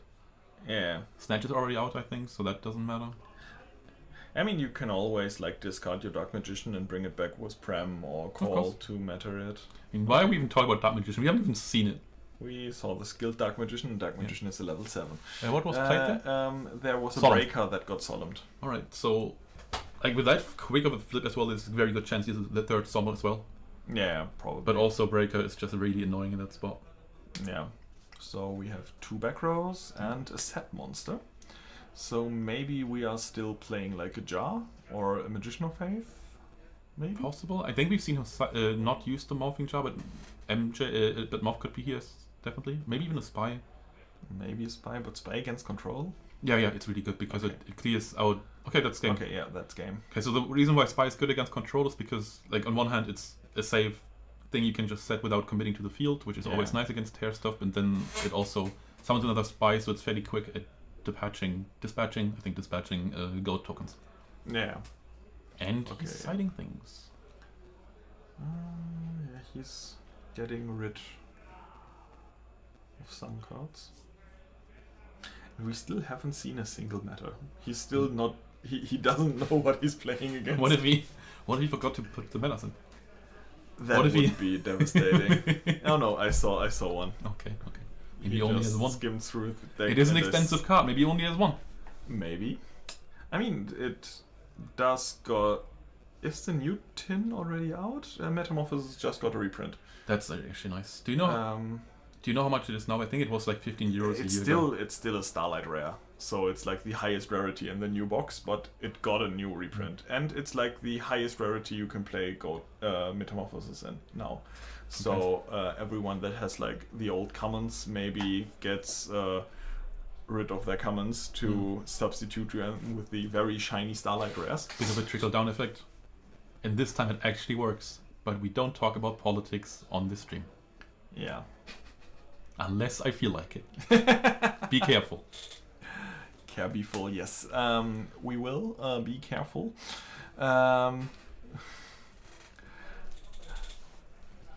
So yeah, we see them shuffle up. And do you think this will be a timeout game? I don't know. I don't 'Cause see the from time. experience, I know that Return Winner does not like getting close to time. Especially in Warrior, because the Solemn suddenly becomes so much worse. But he just opened his phone and put it off screen. I don't know what was that about. But yeah. No idea. Yeah, we don't have the timer here. We know, like, as always, every GGP has a round timer of 45 minutes. That is standardized by now. We didn't pay attention. Maybe you did. Maybe you can scroll back in the stream and tell us what the timer is. Yeah, I think it's not. But now the Warrior deck is going second, and Flo is starting with the Pot of Greed. That's always a good start, and I spotted the Heavy Storm in hand. Okay. So that's always good. Like, oh, and we are just starting with the Dragoon. Oh, nice. Does he? Maybe he summons a Mirage Dragon straight away. If you are going first, Yeah. playing against like the monster control deck, just no, he's playing the. I think it's just to get around Solemn, so the card actually hits the field. Yeah, no, I think like what about Last Warrior in this spot? Does it actually help you? Because like it gets outed way more easily. They can set like spies into the DD Satan to scene Yeah. Warrior Lady. Like they can still set stuff. I think I prefer the Dragoon. And like in game one, Last Warrior might be useful because there's the Assailant that is the immediate out.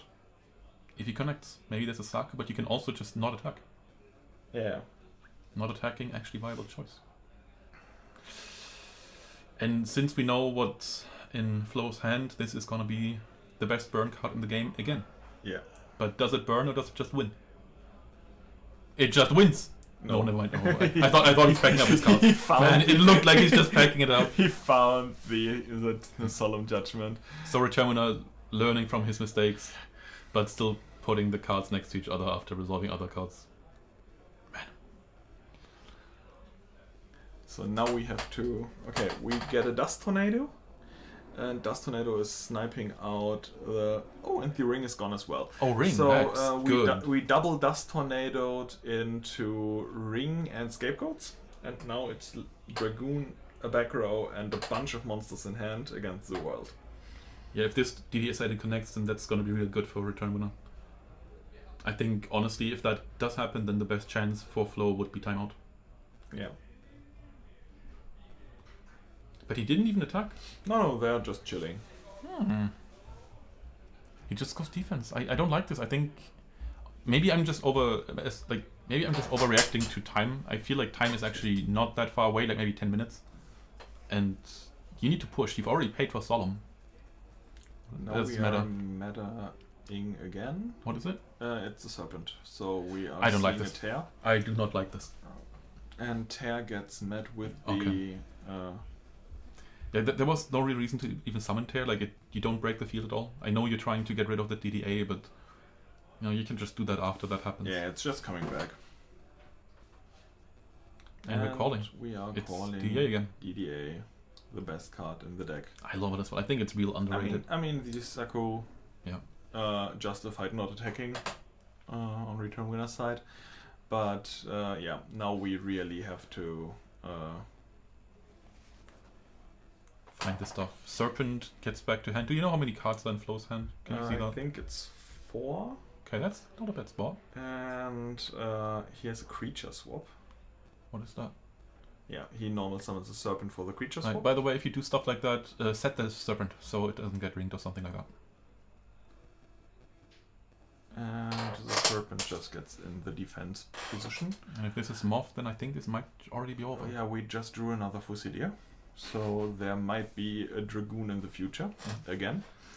But the set card is not get flipped immediately, so... Okay, we are just going for the Kaiku. Kaiku into the Serpent. Also, just again, like mentioning, the Serpent. Flo is a co-host of a podcast in German about collecting things, and he's made multiple episodes about attending Go GGPs already. So if you haven't seen him, you've probably heard him, at least if you're in Germany. I think what it's called again? Collector Bros? Collector Buds. Buds. Like it's a word play because the logo has something to do with like rosebuds. Oh, okay. And they are buddies. And Yeah. those are buds, like it's play on words, I believe. So okay, the Kaiku got answered by the Breaker, and the Breaker got answered by the Tribe Infecting Virus. Of course. And now we see a back row on both sides, and yeah, there is a Tribe. And the Tribe got in for 1600, so yeah. Return winner really struggling here. He needs to find something quick. And what he is it? has the Kaiku. Kaiku is alright. Is there? I think the Serpent is in grave, right? It was just discarded for. Serpent is in grave. That's great. That's a great rip. And we are banishing the Fusilia. And the face down has not been flipped, so it's probably not Moth. And the pacing in the game just increased dramatically. So They've become aware of time. At least Return winner did. I think they became aware of the impending doom. And there's a Call of the Haunted after normal summoning the Mirage Dragon. Probably in battle phase as well. Probably And joined we battle have a phase. Did it Kaiku now. here. Yeah, in case you don't know this, there's like a neat little trick. Mirage Dragon forbids traps in the battle phase, so you can go into battle phase, flip like something like Return or Call, and they can't torrent it. They can't even solemn it. What you gonna do? What you're gonna do when the Mirage Dragon is coming for you. Also, Mirage Dragon, I think, is like one of the sickest artworks in Go. I know like some people even prefer the Pitch Black Werewolf, which is basically the same card as a Dark. I think the design on Mirage Dragon is way cooler. It's like these pink northern lights in the background. It's like this Asian dragon. It's I think Mirage Dragon has really... And there is a Fusilier. Fusilier gets met with the Widespread Ruins, so we are still in it. Compulse on the set card, and that goes back. Yeah, that's his, right? And he sets it. He sets it and has another back row. That's actually a really interesting interaction after creature swap.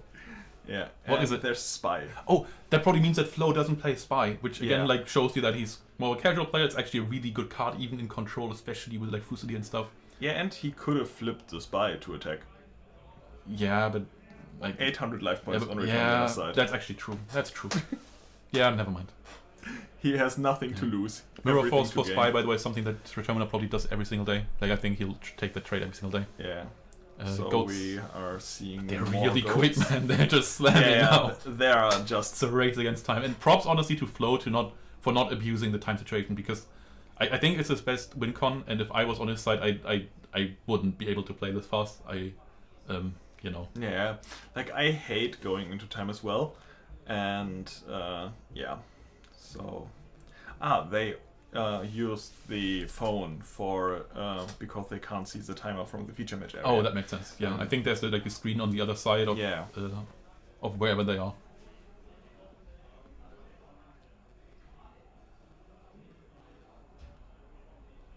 All right.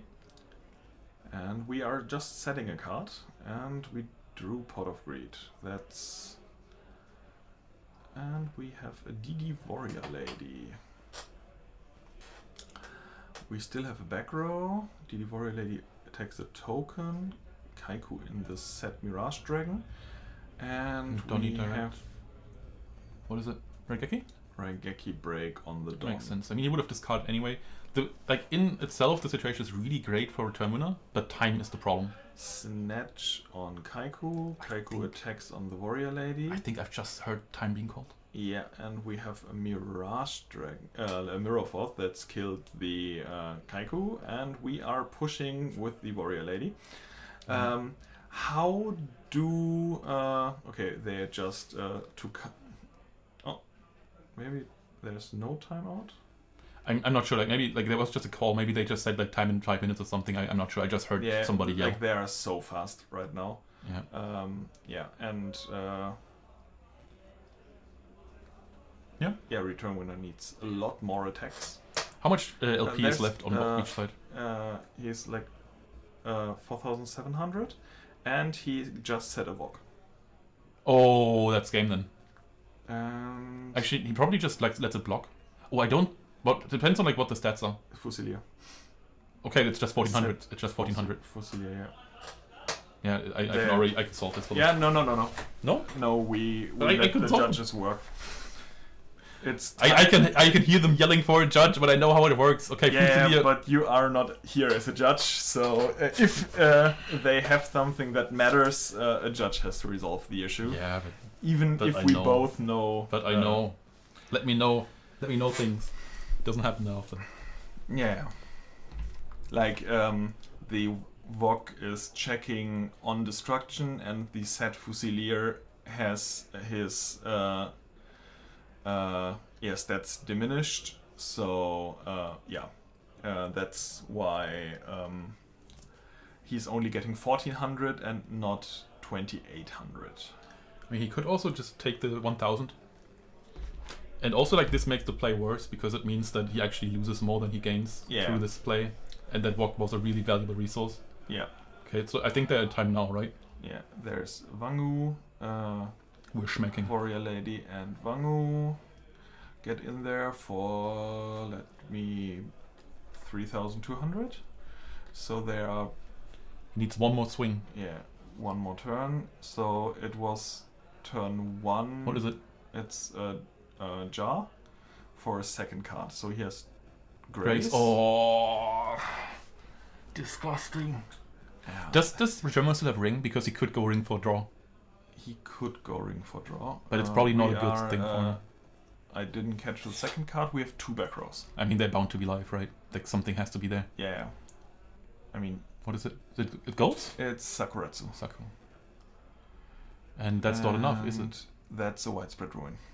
And book, he but it doesn't booked matter. his, Actually, does I he mean- still have a turn after this? yeah, he should. That should. Okay, have now been- we're in time. Okay, now we're in time. So, his first round of time. Breaker. Oh, come on, have something. Come on, buddy. Come on, buddy. I believe in you. He just passes, Yeah, because it's big enough for Wangu. He just wants to sit. and there's a smashing ground. Oh, insane! And I think that's game if he has another summon. It's game as well. He's It's already game. 1,500 and Wangu has 70. Yeah, and he rolled us, and that's he it. Rolled us. That was yeah. a really close one. Actually, we're gonna get the Amazon's interview. Archer. Yeah. I kind of want to get Flo into interview, even though he lost. Is that okay with you? Yeah. It's just simply because like he's been doing content in the GOAT thing forever, and Return Winner has like enough time in front of the screen for a lifetime.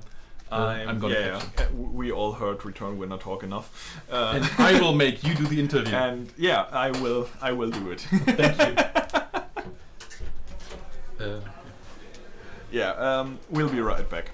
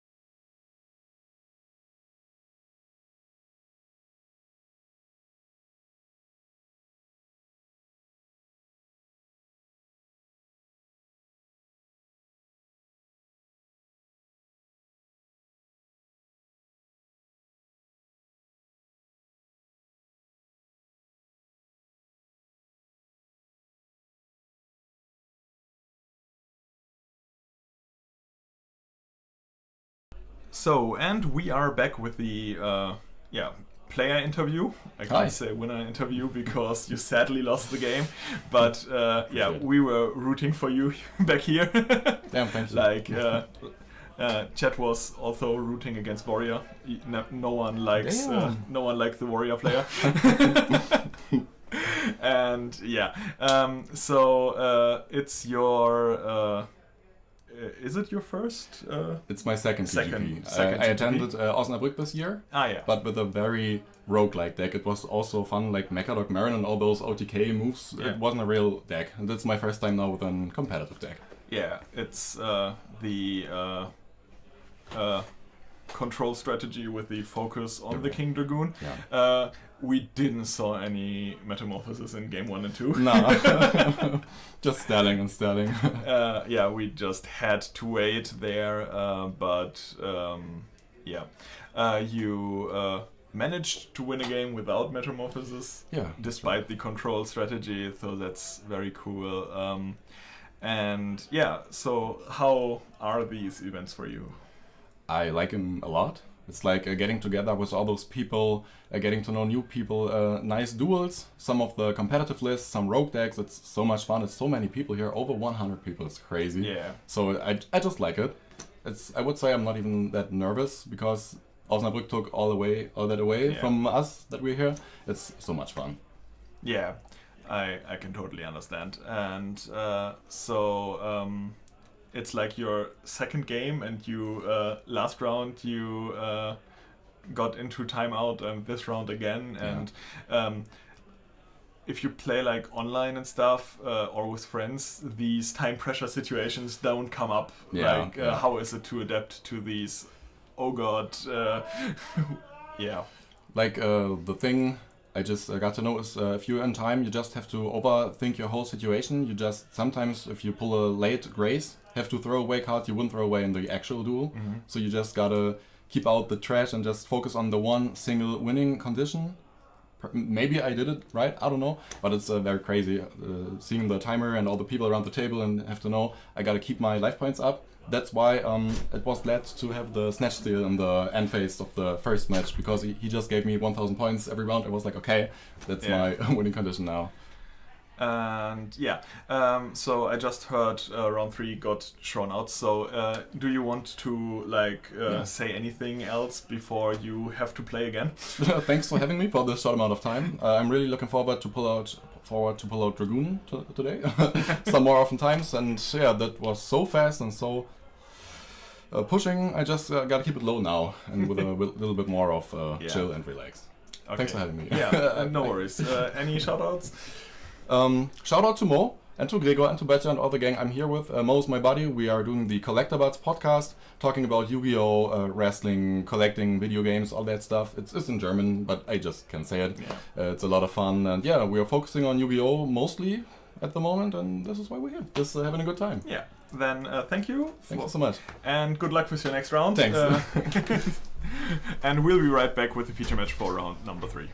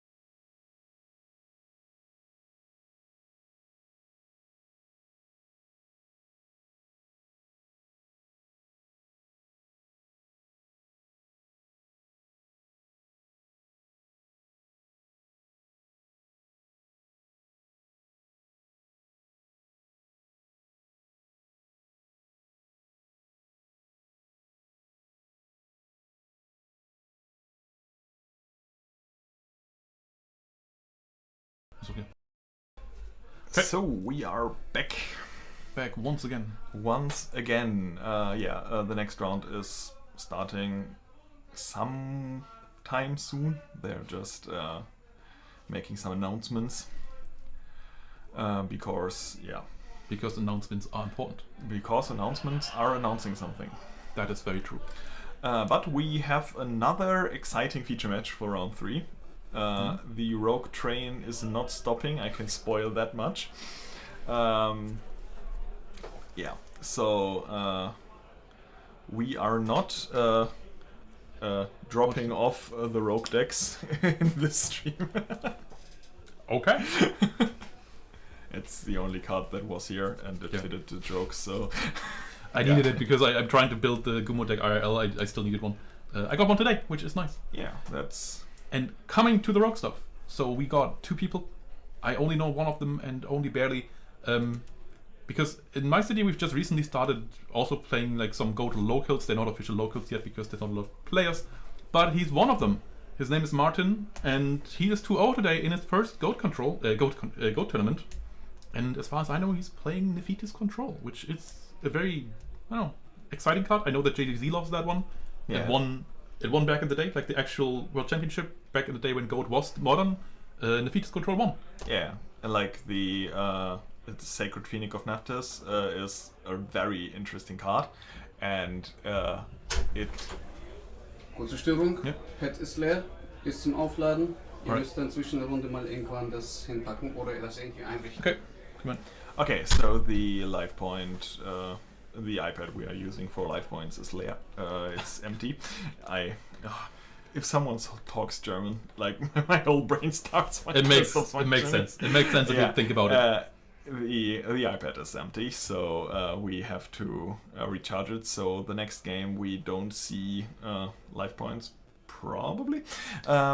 So yeah, we have to charge it In between rounds. In between rounds.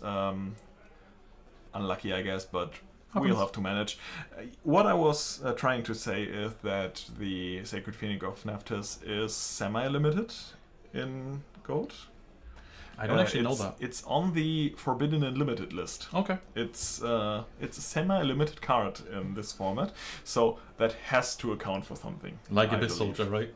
Yeah, Abyss Soldier. Okay. I mean, would you play 3 if it was at 3? No.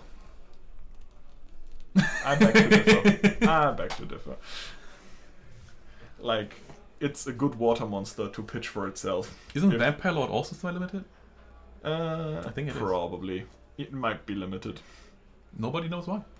Card is bad. Yeah. Sorry to tell you. He was insane the format prior, so Possible. that's why he's on the list.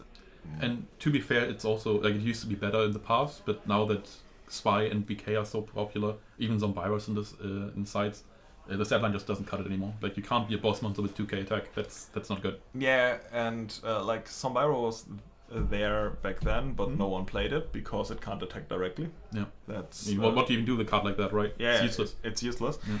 And the Vampire Lord, like all the Chaos monsters were not there yet. Yeah. So yeah, but I didn't play back in the day, so yeah. Okay.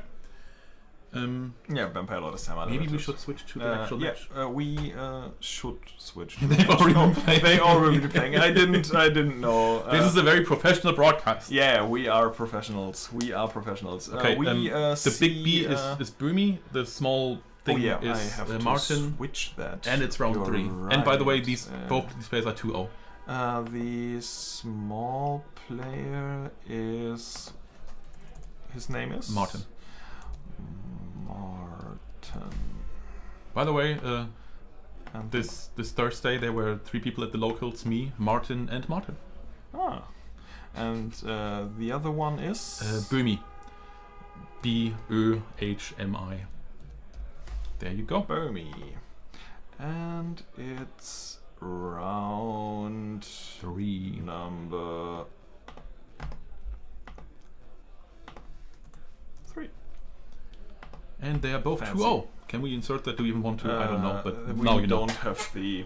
Yeah, we saw the hand the of Nephthys, and the hand of Nephthys is now going away to special summon the Sacred Phoenix of Nephthys, and yeah, we. Oh, he's reading. Reading. He's a Yu-Gi-Oh player. He shouldn't read. We are not known for that.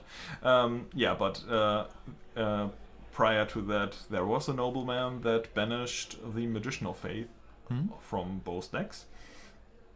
And now we have to think about how are we getting rid of the Sacred Phoenix of Nephthys. It really depends on the kind of deck you play. For warriors, the main way to do this is something like Warrior Lady, as we've just seen with Dragoon. For Turbo, it's just a Chaos Monster.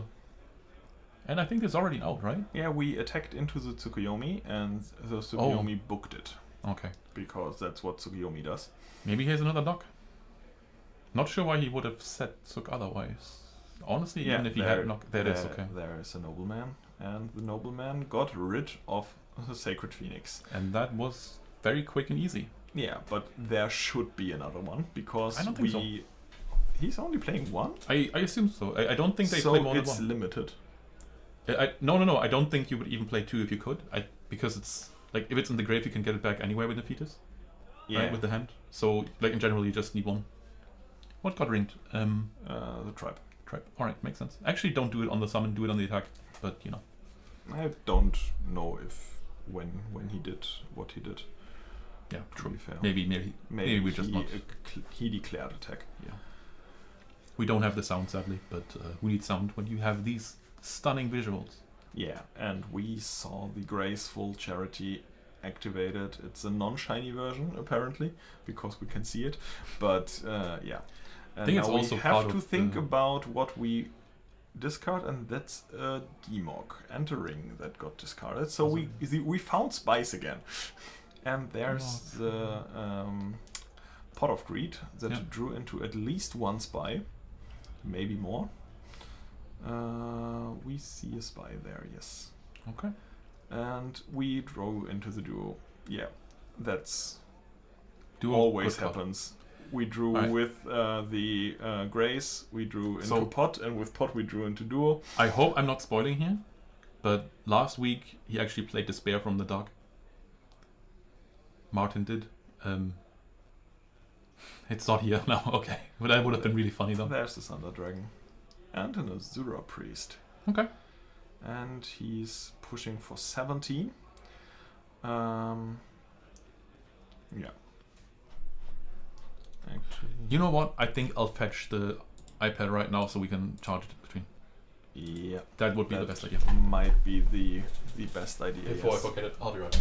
And we just got a trap dust shot that now we peek into the hand of Martin, who has a Chaos Sorcerer, Metamorphosis, Thunder Dragon, and a very shiny card, which is a spell card. Okay, I couldn't figure it out in the 2 seconds that we had visuals, but yeah, the Thunder Dragon got shuffled, the Chaos Sorcerer got shuffled back, and now we are left with 2 spells and a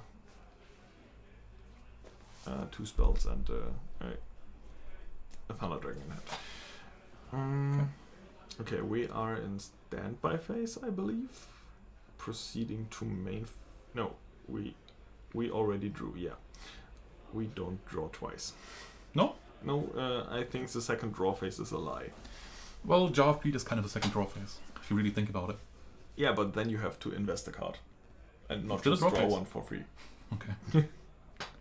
Would actually be really fun if there was a card that just allowed you to have a second draw phase.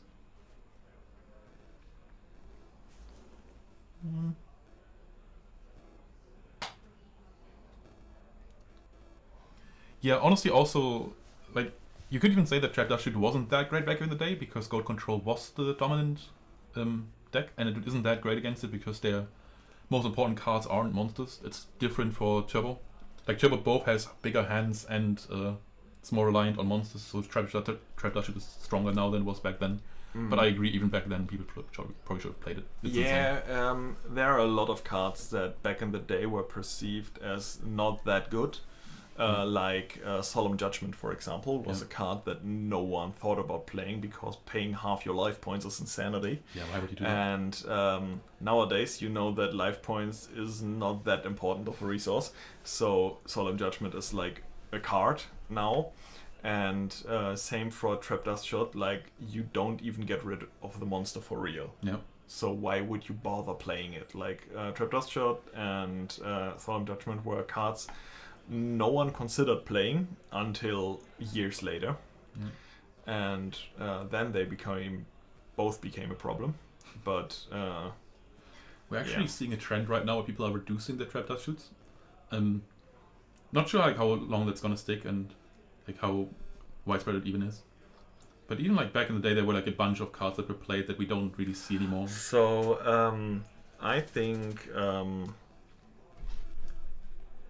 Martin has to be kinda low on life points. Yeah, the game is over because he just used the Call of the Haunted to special summon a Thunder Dragon back to protect himself from Azura damage, and that seemed like a very bad play.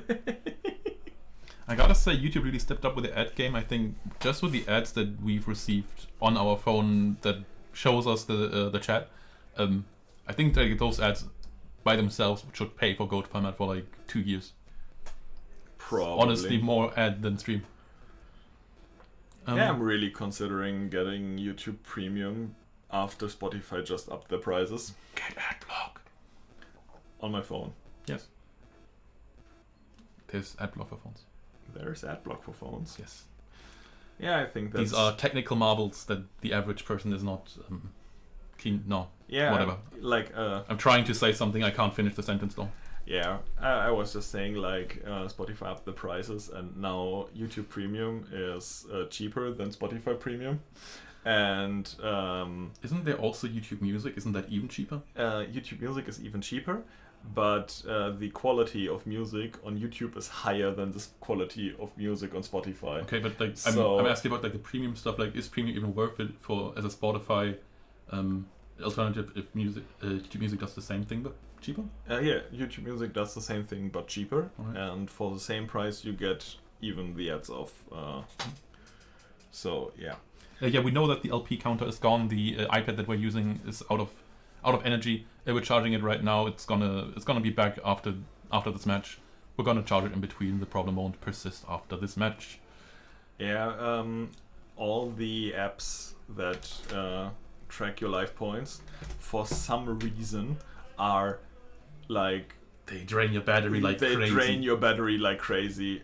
There is like Neuron probably is the worst one among them, but even like the fancy ones with the definitely not copyrighted images and in sounds. It and sounds, even those are draining battery of your device crazy. So yeah. I even like when I play a tournament and I use Neuron, in between rounds I just shut it off so it doesn't drain my battery. Yeah. So now we saw the... I'm still not sure what Böhmi is playing, by the way.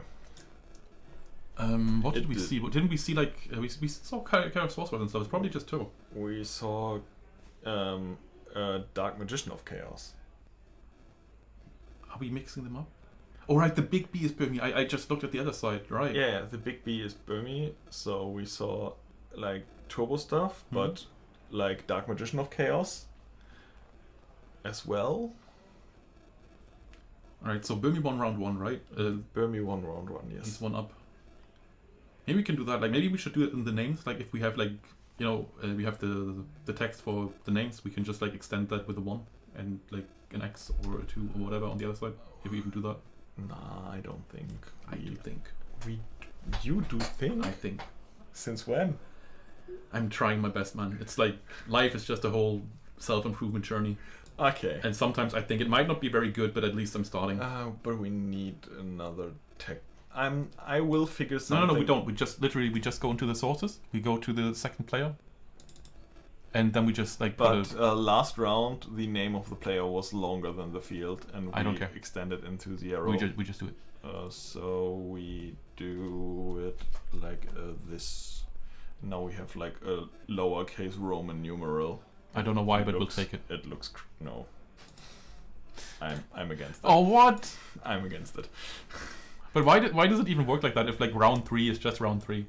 Because round 3 does not use the Roman font that is in the other like. Right.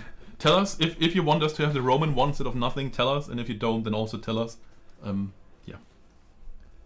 But yeah, Burmy on the right side ahead. And what is that on the field? That's a Sangan. That's a Sangan. We attacked into Sangan with our breaker after we destroyed something, I believe, because there is no die on the breaker. And we all know you have to put dice. Do you have to? On Or is it your just something spell- people do? On your spell card account. It's actually against the policy to do it so, but everyone does it anyway. Well, yeah, this makes sense. You have to visualize it somehow, right? Yeah, but you are not allowed to.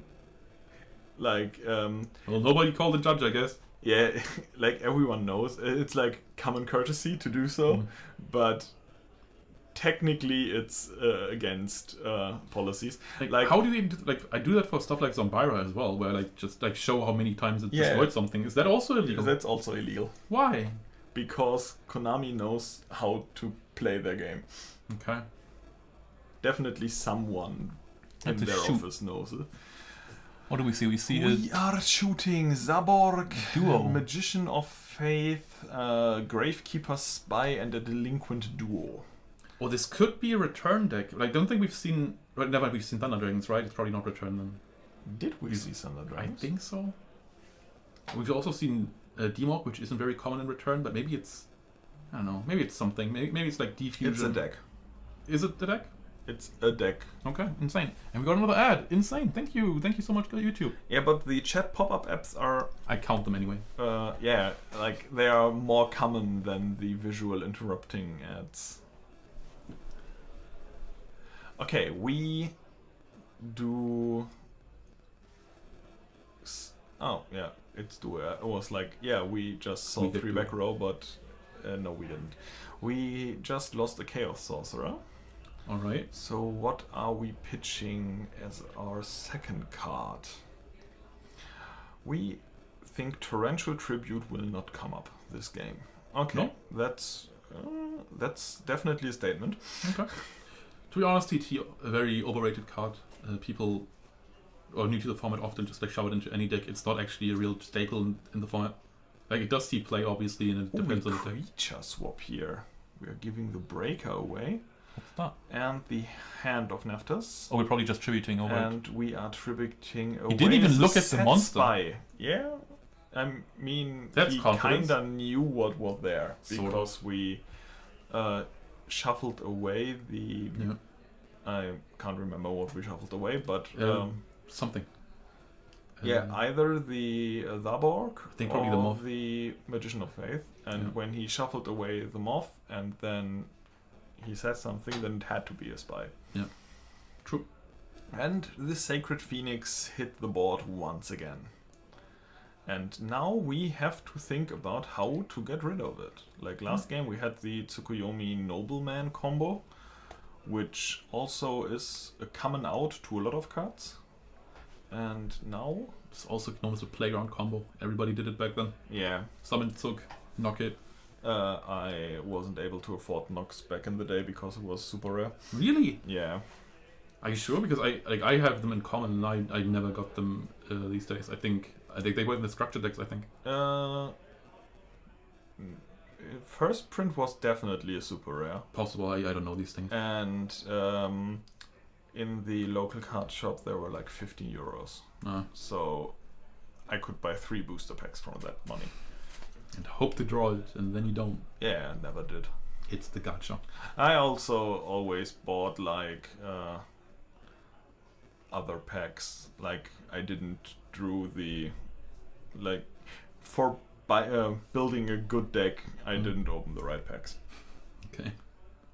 I was like, Dark Crisis, that's a pack to open. But Dark Crisis is like the worst pack of all the packs back in the day. But it has a cool name. It's called Dark Crisis. Yeah, that's... Has to be insane. Okay, creature swap after normal summoning the Magician of Faith. Yeah. And then we chained the Scapegoats to trade our cool 300 beatstick against a 0 deck beatstick.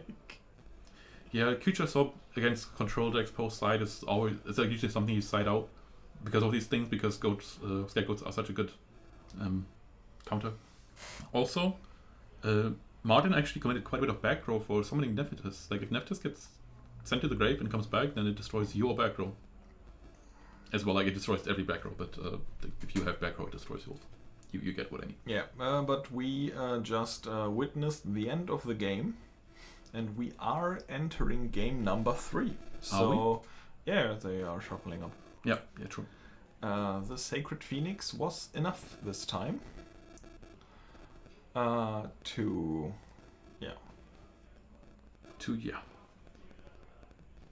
do stuff.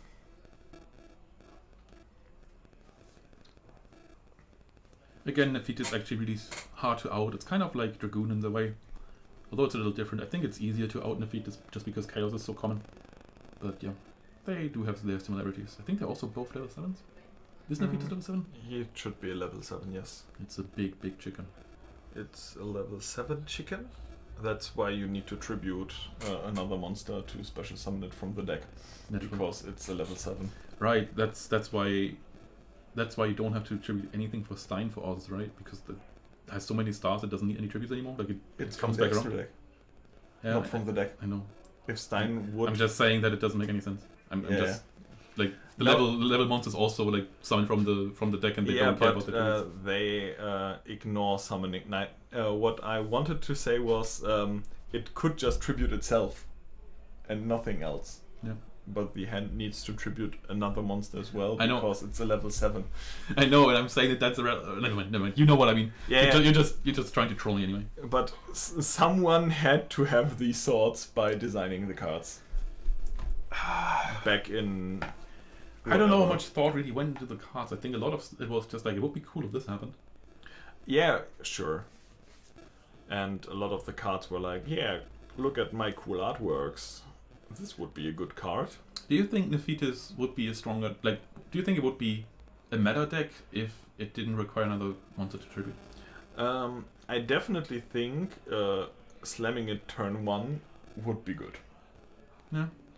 But having to wait till turn 3 to slam it and investing like another resource into it makes it a little weaker, definitely. Did you know that the Nephthys cards got a lot of additional support later down the line when it didn't matter? Like they're all terribly garbage, and they made a freaking ritual deck out of it. A ritual deck? Yeah, and all the ritual spells don't tribute like other ritual cards, but destroy cards in hand. So you can destroy your Nephthys in hand, and it special summons itself the turn after. Oh, of course. But they have to specifically destroy like the set amount of levels in hand. But I think it's a cool way to trigger your cards. And the hand of Nephthys can like summon another card from the deck as well and stuff like that. So you actually play the original cards. Like a lot of the times when old cards get retrains, the new cards are so much better than the cards you actually want to support that you just stop playing the original cards you want to support in the first place. And the in this specific instance you have to play the Sacred Phoenix. He stays sacred. So we just saw a back row pass on the side of Böhmi. And that's a Sangan to the face. And we are seeing goats. Very so early there goats. are two control decks playing against each Probably. other. We figured that much. We've seen Demok on the other side. Yeah. I think Zaborg as well. So it looks like God Control. Yeah, God Control versus...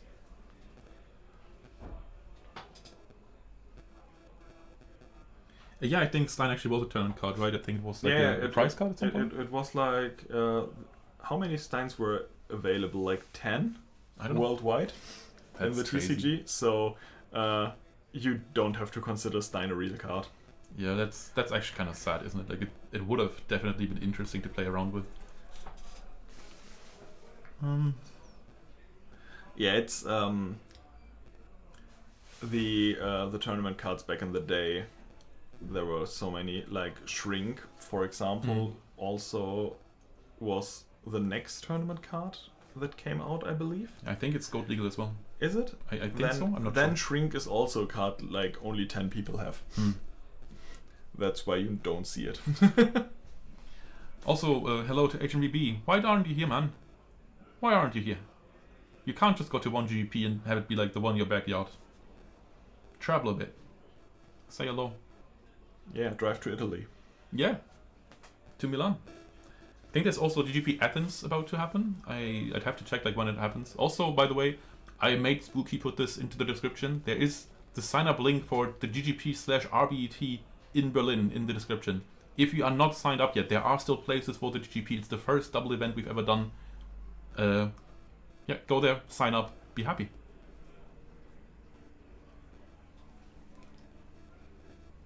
Family. I don't care about your family, man. Family is temporary, gold is Exactly. eternal. Exactly. It's the eternal format.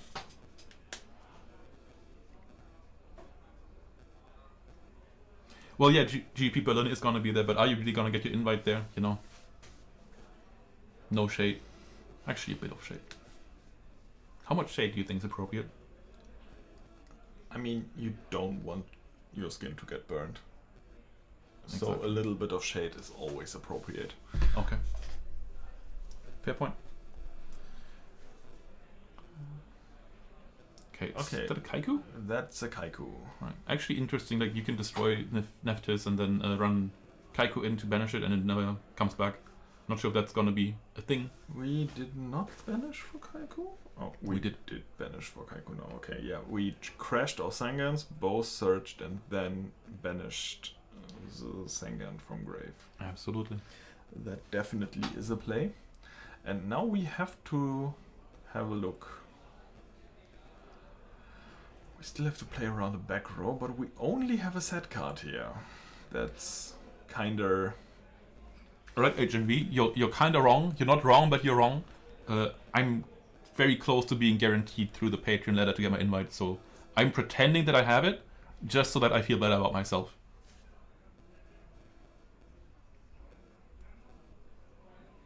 That's not a proper way to shuffle? What do you mean? Like this, what shuffled? I didn't see it, I'm sorry. Guillermo Man isn't here. Guillermo Man, by the way, is an Italian player who's very well known for his control builds as well. But no, there is no Guillermo Man here, sadly. We'd love to have him. Yeah, now we're just setting. We chill. Yeah. We are chill like that. And I see another spy in hand. That's also the card you don't want to draw when you are playing spies. Yeah, it also depends on how many you have. Like, you don't really care if it's a third. Like, if you have 3 and then you double them in hand, it's still fine. And yeah, Spy vaults this Kaiku very nicely. And Burmy doesn't have any space to commit monsters. Like, he'd have to defend his Bork or something. Okay, we found the Tsukuyomi to book the Kaiku. And now we attack the Kaiku, so we got rid of Kaiku. Got the Tsukuyomi being the most versatile card in the format again. And yeah, now we maybe should put a sign on the door. Can the Kaiku be Do not destroyed? disturb. Wait, what happened? I didn't... Kaiku something got happened. booked by Tsukuyomi, and then Tsukuyomi ran over the Kaiku. Okay, because it's like somebody's saying that like a card should have been destroyed that wasn't destroyed. I'm not really sure what that is about. Me neither. Sorry, I don't know what it's like. Can you be more specific? Like, what happened? Was it like a specific card interaction that wasn't played out correctly? Do we have to step in?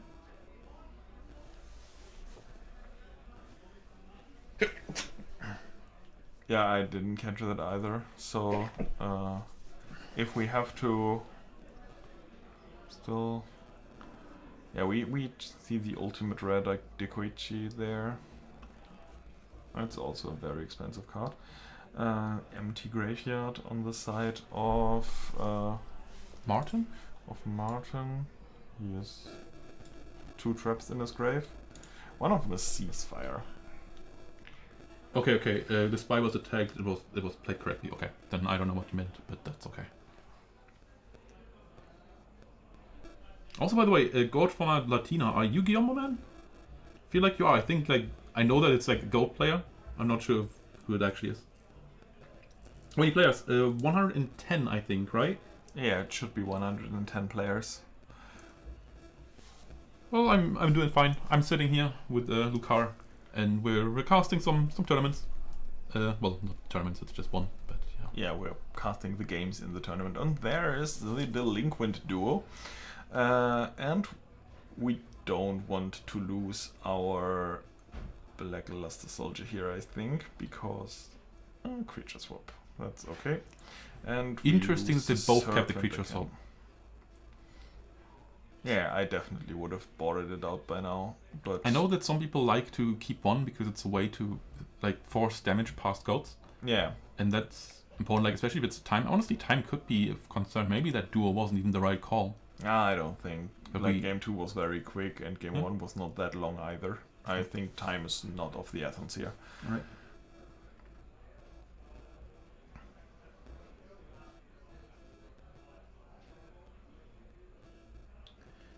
Yeah, but I don't see how that's unsportsmanlike. I think that was just like a mistake that was corrected immediately. I don't think. Yeah. And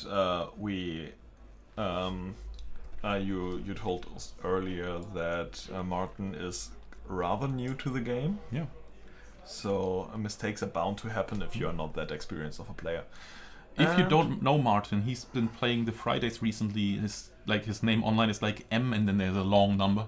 I think it's like 17 and at least 3 more numbers after that. Okay, we lost another spy against the Zaborg, and we lost both spies against Zaborg. Doesn't look good for Martin. And now the Dekoichi has found some damage.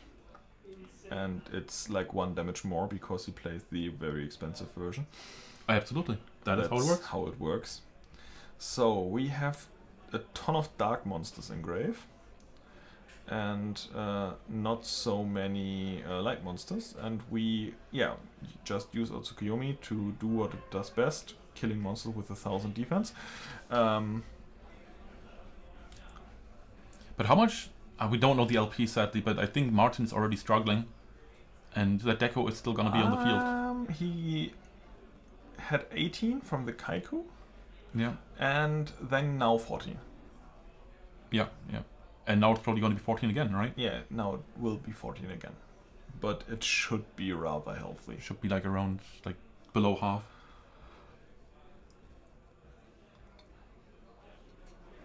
And there's a breaker. And breaker is targeting the face down, yes. And there are scapegoats. So we are... This is what people are nostalgic for. People are nostalgic for seeing goats instead of spies. Honestly, I prefer spies. Better card. But you do you. I mean, if you play Metamorphosis, you want to use your goats. Well, yeah. Like, I'm just saying, like back in the day, the control mirror was like the thing, and that's kind of the time people get nostalgic for. And today it's Turbo with its spies. Yeah. Basically the same thing. Same but different. What is that? Okay, that was the so coming back to hand. Out at the breaker, got back to hand. We set another back row. Draw a Pot of Greed. Pot of Greed, always a good card. Unless you're about to deck out. Yeah. But even then, I probably would activate it. Just because. Just because. Feels good. Yeah, I think Yu-Gi-Oh! Formats with Pot of Greed are better than Yu-Gi-Oh! Formats without. Well, Gilman, you're obviously right. Like spies and goats can be played together. I'm just like comparing the. And we The normal metas. summoned a spy, and that got met with the torrential tribute. It was meta. Was it chained? Huh? Was it meta? Was it chained? It like on the summon, he responded with. So he can a- search a spy still from the deck. It's normal summoned, not flipped summoned. Oh, okay. And he had 5 monsters on board. Does it actually work? Because I know like the flips they forcefully activate, and technically like the torrent would destroy it. So I think it would still work. Maybe. Okay, we just dropped the Blackluster Soldier, and now we have a Trap Dust Shot again, and yeah, that's definitely a note for. I don't see the card in the middle. But yeah, we have the Sakuretsu Armor, Creature Swap, Tsukuyomi, and you have to take the Tsukuyomi here, right? Pretty much. Because like normal summoning Tsuk and then creature swapping it to And that's devastating. get it back, you have to take the Tsukuyomi here. I can't make out the card in the middle. If that's, I don't know, another problem card, then maybe you have to take that, but the combination of creature swap and Tsukuyomi should be troublesome.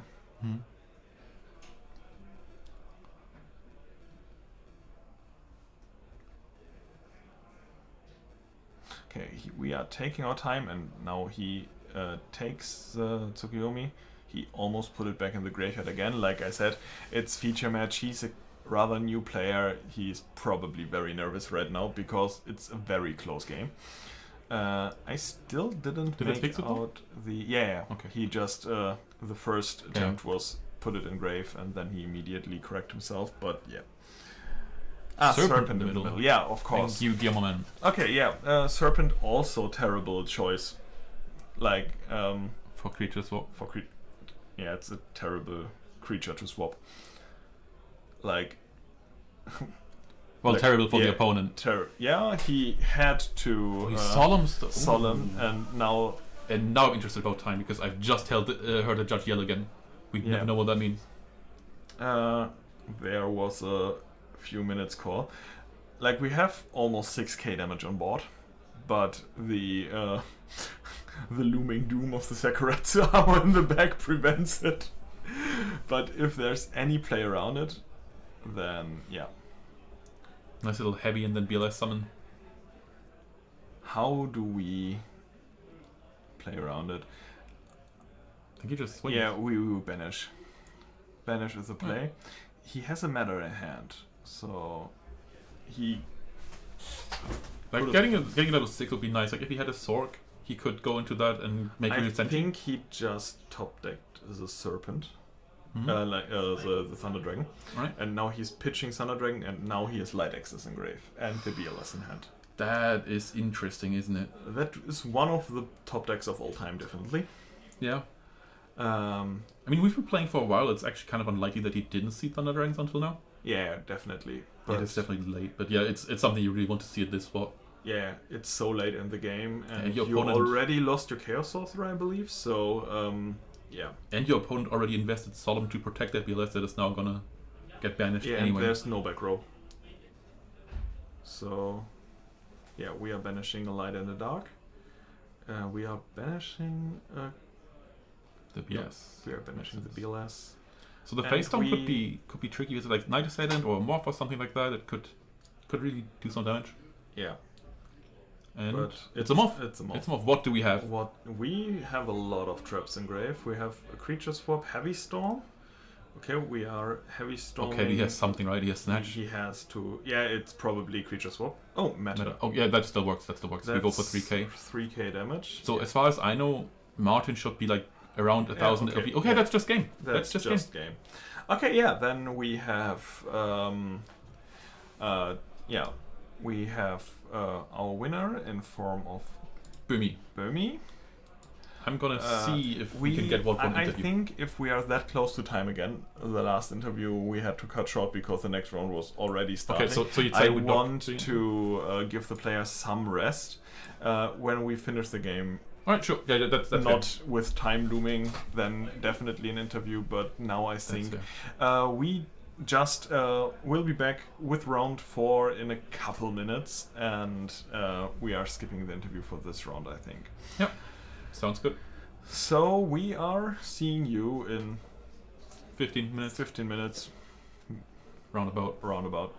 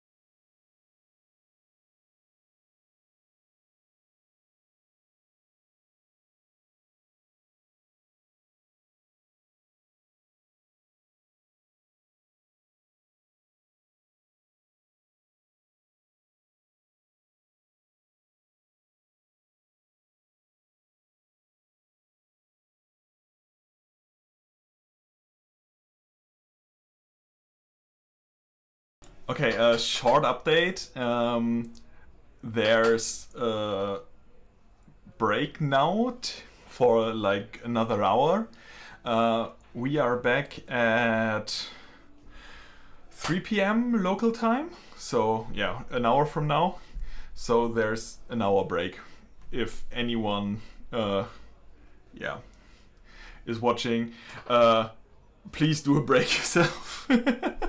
Eat something, and if someone asks when the stream returns, it will be an hour from now and not, 10 minutes like we assumed, because no one told us. Yeah, that was the announcement that was very loud in the beginning, and we didn't hear it. Yeah. So, stay safe. We'll meet you in an hour. Bye.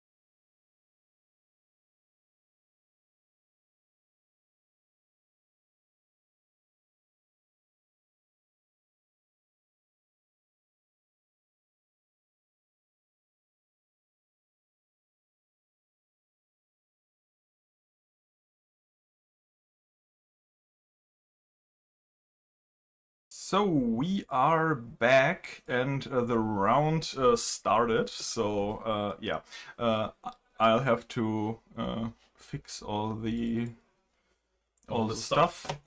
Changed around the names. and But everything. you can talk about our players while I.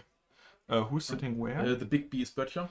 The big B is Böttcher. Yeah, and the other one is IMFBN, also known as I'm Fabian. No, just IM, and then like underscore and literally just the words FB, just the letters FBN. Yep. Who won GGP Munich this year and is part of Team Iron Goats. I'm not sure if he has another invite somewhere. And this is Böttcher. Apparently like a IRL YuGiOh legend in Germany. I think he's like a German champion at some point, or like second or something. he was national champion at one point, I believe. From Berlin, as far as I know, and that's pretty much all I know because I don't know anything about. He won GGP Halle. He topped GGP Halle. He was 4th then, something like that. Top 4. Possible. Yeah, he should be top 4 GGP Halle. Yeah. And it, I believe, yeah. We're starting with Thunder Dragons. It's Thunder exciting. Dragons on the Fabian's side. Yeah, on the side of Fabian. Both of these players 3-0 by the way, unbeaten. Also, welcome back. We've just come back from like an hour of break. We finished round 3. We're gonna have 7 rounds of Swiss today into top 8. Yeah. And yeah, a lot of promising players are still in. Some familiar faces, if you follow the German GOAT scene, are already out of contention. But yeah, most of the players you want to win the game are still in it to win it. Well, it probably depends on who you're cheering for. Yeah. I'm hearing something going on. I don't know if it's actually in here or not. It doesn't matter. I think it was on the outside. We had to open the window so that we can breathe a little bit, because we have like a 5 square meter room that's quite hot because the sun is shining on the window. A nice little like early autumn, I guess, already day. Yeah, it's Summer is over, but not really. it's still summer until the 20th, I believe. Really? Yeah. I don't know when like the exact difference is. It should be until the 20th of September.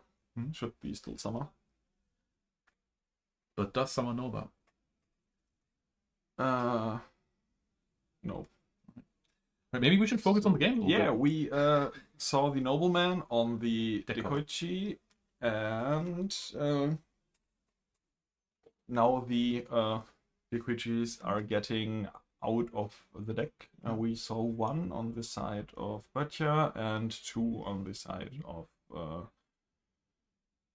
Fabian. We've also seen a duo ripped by Fabian already, which is very good. Also, I think Böttcher is usually known for kind of goat control piles. I don't think he plays real meta decks. And Fabian, fairly standard turbo decks. He also won Munich with the turbo deck, although that deck did not include card destruction, which I hope he does play now. Yeah, card destruction now would be good, but we got we got the dust shot in the standby phase before we could commit the Azura to field, and the Azura is the only real monster in the end. Wait, there's Azura for Fabian's side? Yeah. Okay, that probably means it's Chaos Control then. It's not really a card you play in Turbo. Azura, Mirror Force, Snatch, Double Thunder Dragon, Torrential is the hand. Azura more popular in Chaos Control because you can combo with Creature Swap. Yeah. Which is already a good card in that kind of deck. Yeah, I played it in Dortmund as well. And the only thing I remember from Böttcher's side, from Halle, is that he played Judgment of Anubis. Ooh, that's interesting. What does it even do? It negates destruction effects. But like for a discard or something, right? I think there was something more to it. It has to be destruction of multiple cards, Hmm. I believe, but you can commit more back row into Heavy Storm and don't have to pay half your life points for Judgment. No, you could say that paying half your life points isn't as important as discarding a card. You could argue that, and I would argue that. Yeah, if your discarded card is a Thunder Dragon. Yeah, whatever. Yeah, the Judgment of Anubis was his card in Halle, if I remember correctly. Has been quite some time. He definitely has some odd deck building choices. I know that he played 41 cards multiple times, which in Go like usually just don't do because the power card's so important. You want to see them as much as possible. But Yeah, I mean, if you don't want to see certain cards, it makes sense to play 41. There is some math behind it, but usually 40 cards is the way to go, and there's not really... Like, I like the 41 cards, and one of them is Upstart. yeah, that was, I think, Joker played that at GGP Osnabrück. Yeah, it's a meme that in the past there was... I'm so bad with names. Return winner would be here. He would know the names, But he isn't, and I'm so bad with them. But yeah, the 41 cards and the 41th card is Upstart. And in the deck, in the interview afterwards, he was like, "Yeah, I didn't find any cards to cut." It's quite a meme in the community. Yeah. And now the the creature swap got met with the Solemn Judgment. Wow. Also, there was a second deco from the side of Butcher, so maybe he's actually on the turbo build. Possibly could still be control. We don't know. Yeah, I mean, we now are seeing like the Tsukuyomi, which is also a very nice card to creature swap. And there's And now we are knocking the deco away.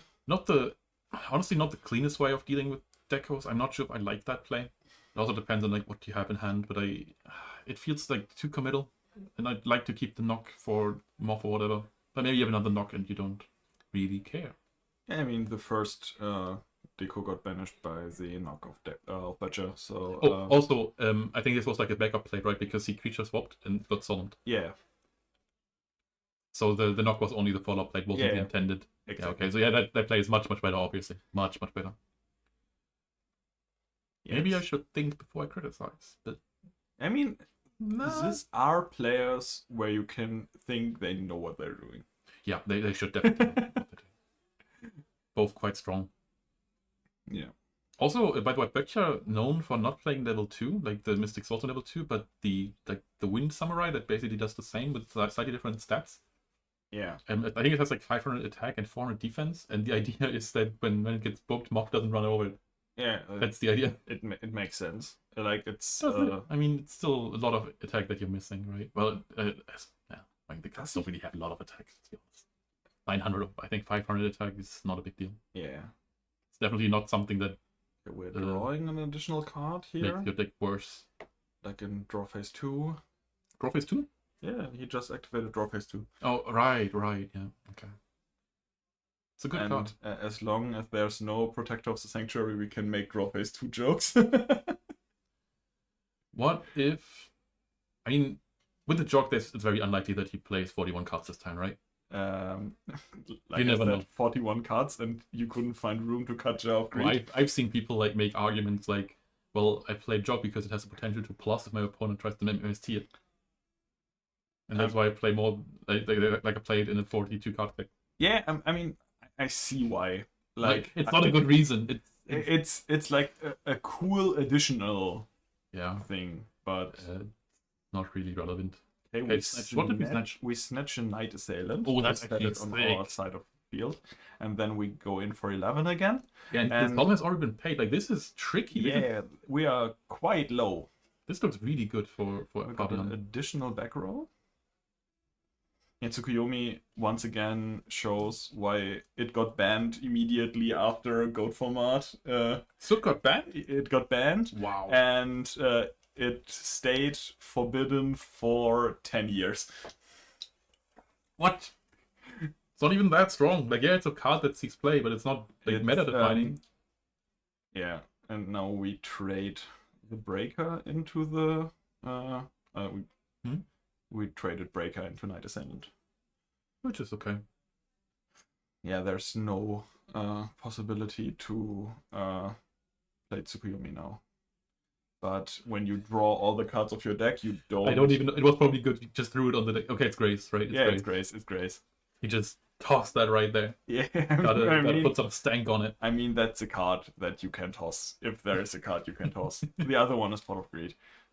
Okay, we have 2 Thunder Dragons, okay, that are probably the second best discard you can have after Serpent. Maybe. Night Ascendants are also in contention. Yeah, if you play them. Of course. But we already knew about the Thunder Dragon, that's why I'm... Yeah, it's obviously an excellent discard. I'm not trying to argue that. Yeah. I think that's like a problem I get with Returner sometimes, where I like to argue these irrelevant things, and he gets really mad at me about it, and I'm not even trying to do it. But it's also really fun when he does get mad. Yeah, and it happens every time. That's... Well, I remember we had like big beef because in the War League Discord we were commentating a match, and my take for the War League, by the way, is that we shouldn't count weak wins. Like, I think it would be better if we just counted match differential overall, because I think that's a better indicator of team strength. And he disagreed, and he very vocally disagreed, and we argued for like 10 minutes, and I didn't give a shit for like 5 of them, and he was really mad. Yeah. Sorry about that, by the way. That wasn't intentional. So, how many rounds are we playing today? 7. 7 rounds today, and then top 8 after. Exactly, you got it. Yeah, the chat was asking. That's why I'm... Well, that's a chat again. I didn't even realize we had it. Yeah, so, yeah, but you're slowly but surely crawling its way back into the game. Now we are paying 1,000 for Duo, going down to 700. And that means Ring's game. And we draw another card with Jar of Greed to... How did that trap you into Grave then? I'm not quite sure. Was it like maybe tribe effect? Could be tribe effect. But why would he jog them?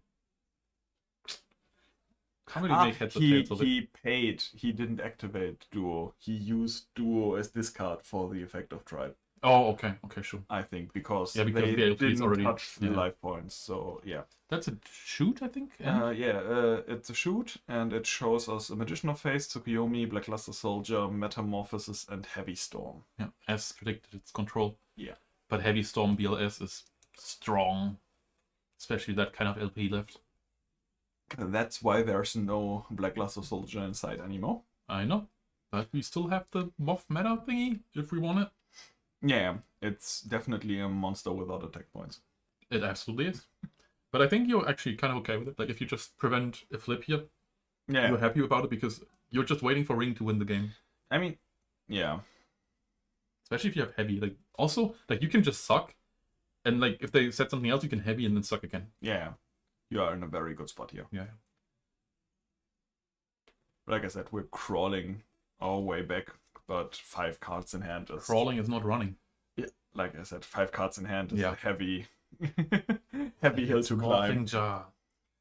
Yeah, but we are playing around Morphing Jar. Yeah, also it's not a thing you play in Turbo, and I think it is Turbo. Yeah. Ooh, they've both have white sleeves. Yeah, I hate just noticed. I hate it. I mean, it's not a problem until one of them snatches a card from the other, and then we have a problem.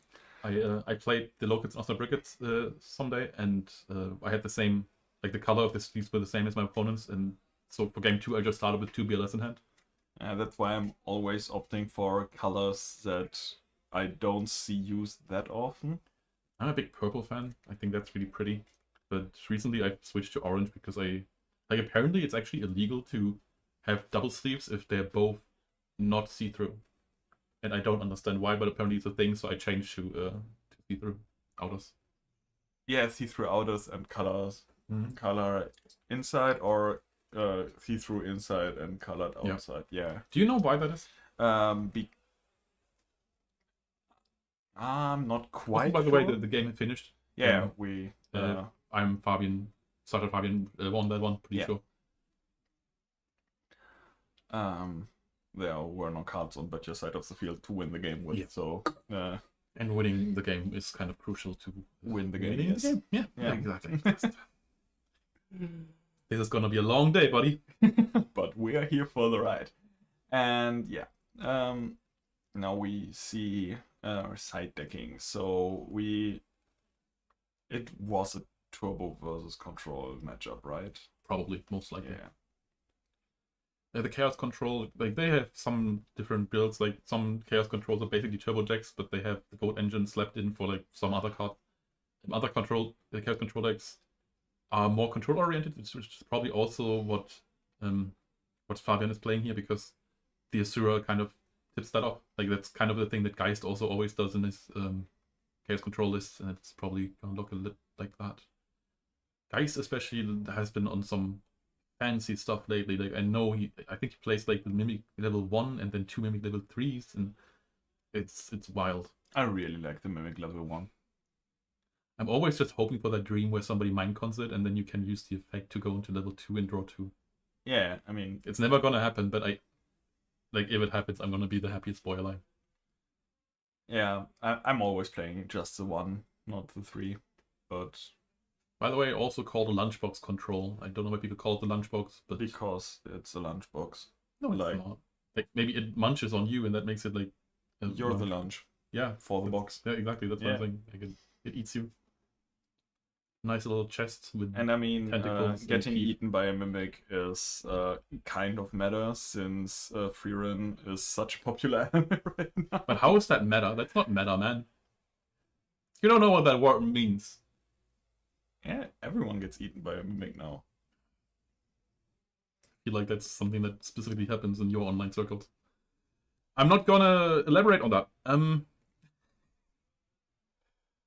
But yeah, Freerun actually a really great anime. I really liked it. The chat answered your question why one of the things has to be see-through, by the way. You could hide a second card behind.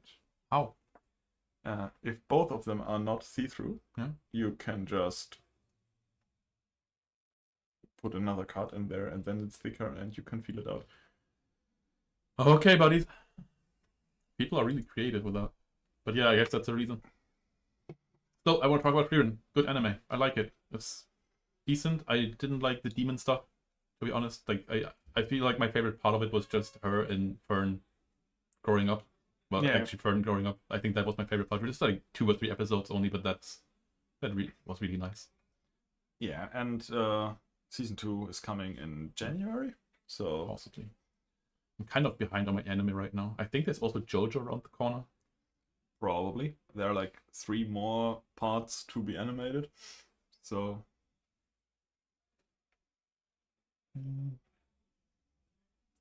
yeah, you could. Maybe I should try that. You know, just see if I can cheat in locals. I'm not sure if there are any more burns that could top. Any more burns? Yeah, we need burn to top. Joker, one of the Jokers is 2-1 and is on like a... Yeah, he has a burn deck, but I mean he's already 2-1. Yeah, but like, if he just wins from now, he's in. Like, yeah, every X1 does. Yeah, every X1 is winning, so there's I don't know on the bubble. I don't know if there's any more burns in the top tables. I haven't seen anything, but possible.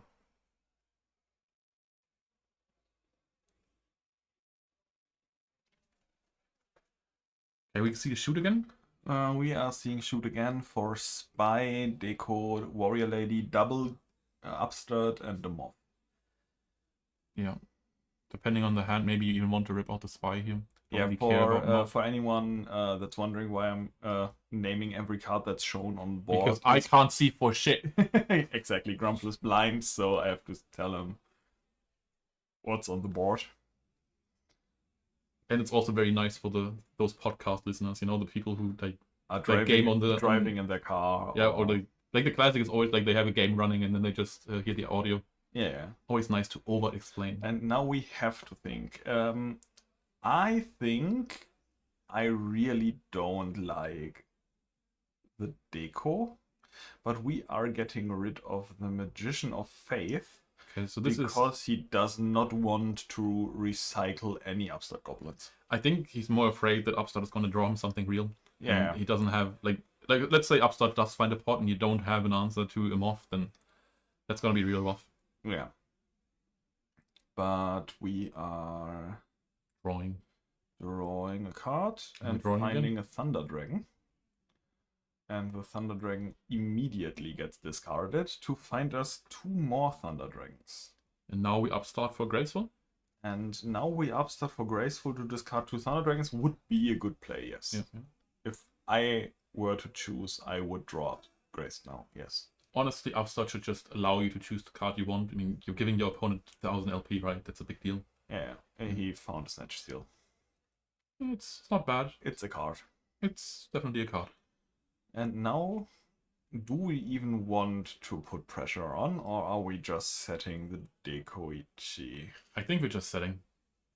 We are setting a card, and it most likely is the Dekoichi. Could be a spy. So we don't know what we are noblemanning. If we are is that the word? It isn't, right? We're knocking. We are knocking. Oh, we set the Azura Priest on Knock. We are both playing Azura. Yeah, but now it makes sense because it's post side, and in the side, sometimes players play it against control. I always say the matchup is good enough, you don't need it. But we found a spy. And it's a now spy. we can attack We found another. the other spy. We found another spy. And the Azura can attack it. Huh? And the Azura can attack it. Yeah, but does it want to? I doubt it.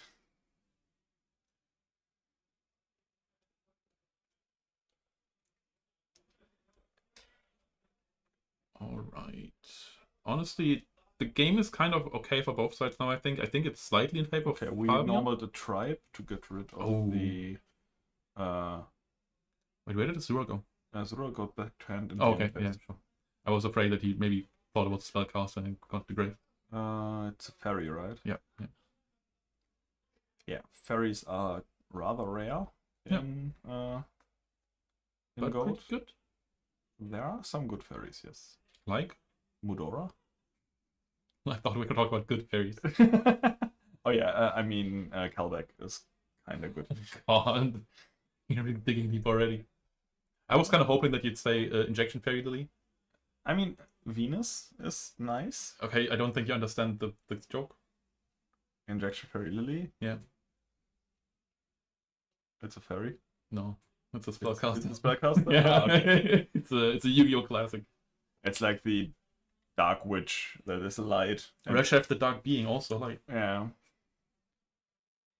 Okay, and Venus has like 1600. Level 3 can attack under a level limit. That's And it can call Shine Balls. and it conjure up some monsters from the deck. We are investing in our Thousand Eyes Restrict now. Okay. Makes and sense. Are attempting to Suck a tribe. suck a tribe, but we have a ring. And Great answer. Ring is a good answer for the Thousand Eyes. That's a snatch. And now we are snatching. Do we still have the summon? Maybe like it so could come down and be really annoying. We set it a monster Okay. to Probably Serpent or Moth. yeah. Probably we- Moth, right? We knew, but he has Moth. I'm not sure if I would have invested it like that though. I don't know. I'm not sure. We attacked. Now we are giving 1000 back, but we came 600 closer. Yep. 600 is better than not having 600. That's a fact. Yeah. I can't argue with it. So why would you try? Okay, we have 3 cards in hand on the side. Fabian, and we are losing the Snatch Steel to a Heavy Storm. And then we pushed with Azura and Tribe. Yeah. For tons Amazing of dam- anti-gold for monsters. tons of damage. And What are the LP counts right now? 14 to 91. Oh. And we duo, so we go down to 400. Ring is out, so you don't really care. Yeah, What if there's a cannon soldier? would be devastating. That's unlikely. Amazoness Archer, Ooh. also a card. Yeah, Also okay, unlikely. we Even are- more unlikely, actually. Yeah, we are shuffling it up. Right, that is game 1, 2. No, game 2 to Betcha. Yeah, game 2 to Betcha. So Yeah. we are going into the all-important game number 3.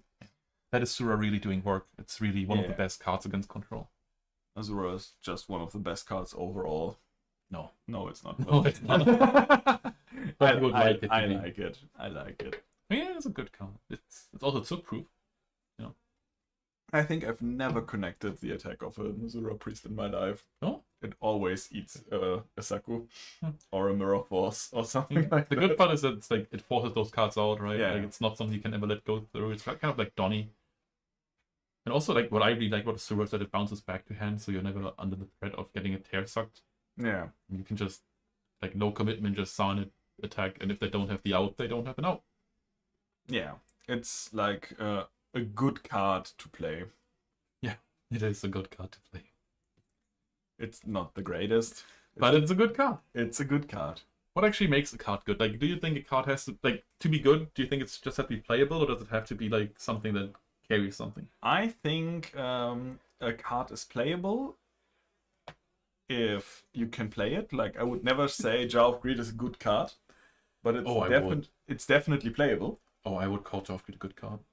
I would say Pot of Greed is a good card. That's a great card. That's an excellent card. It's okay. It's world class. If we are talking with other like, Yeah, there's more distinctions. it's like good or bad. bad, playable, good.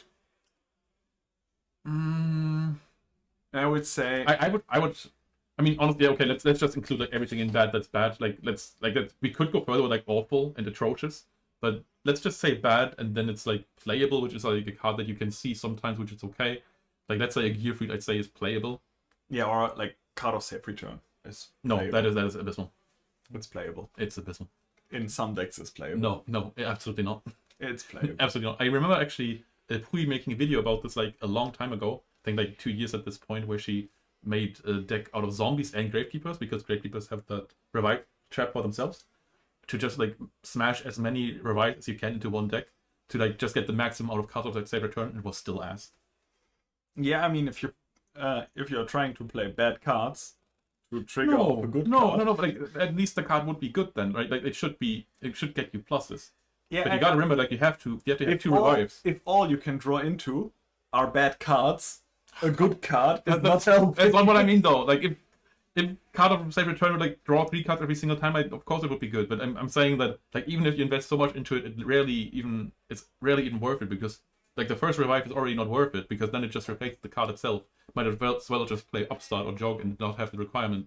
So if you need to have like 2 revives while it's on the field, and have it not be destroyed for anything or something like that, and yeah. Card of save return pretty bad. Although I'm a big fan of the Manticore loop. Manticore semi-limited, by the way. Manticore of Darkness, again, attribute. Earth. Fire. Fire. Oh man. Don't ask me why. I think it's a winged beast. Isn't it a fiend? No. It's no fiend. I think it's like one kind of beast. I'm not sure if it's beast warrior or winged No, beast. then it should be a beast warrior. It should be, but it also has wings.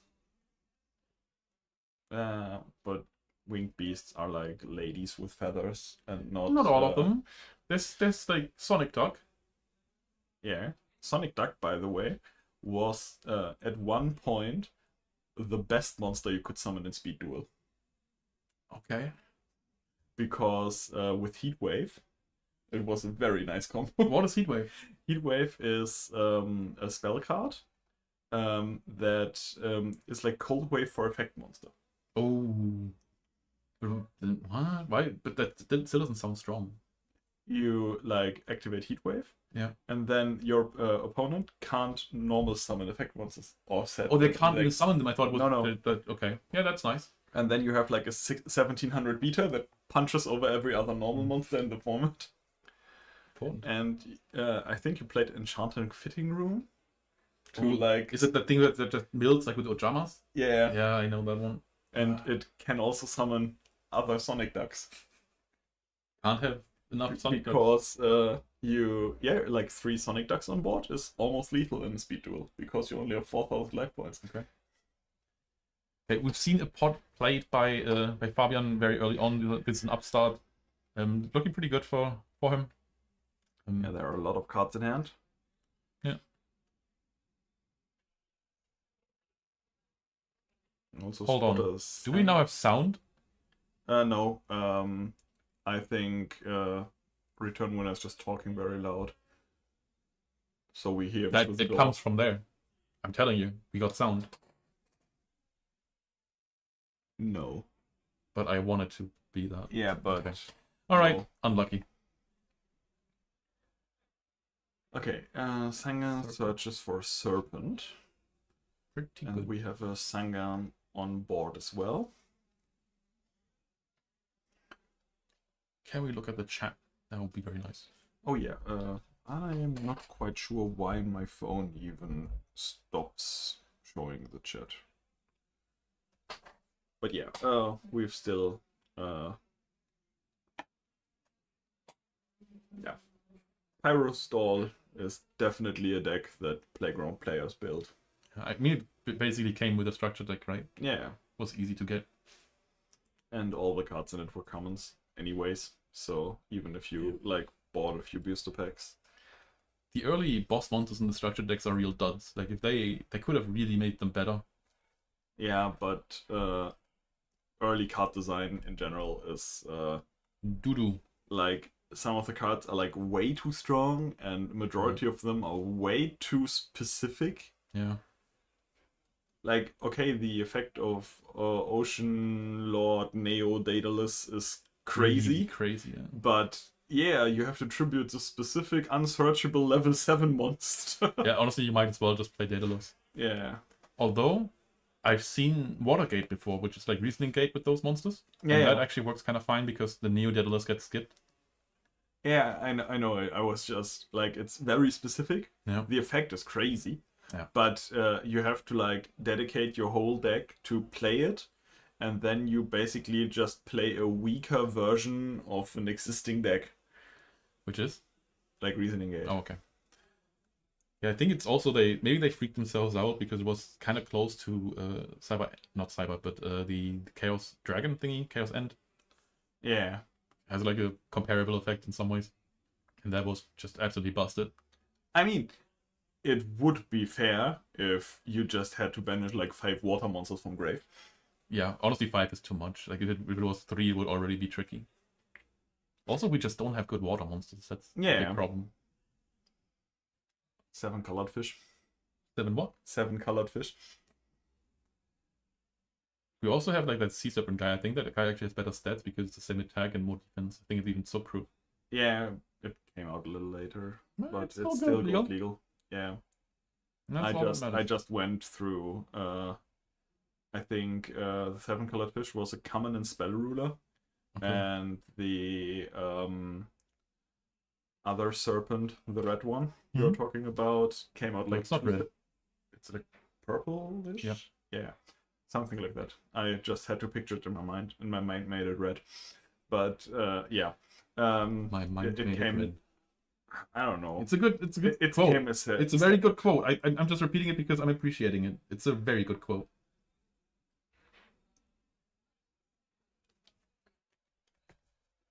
Yeah. Sometimes you just gotta point these things out. This is meta. Matter for 1,000 dice without anything.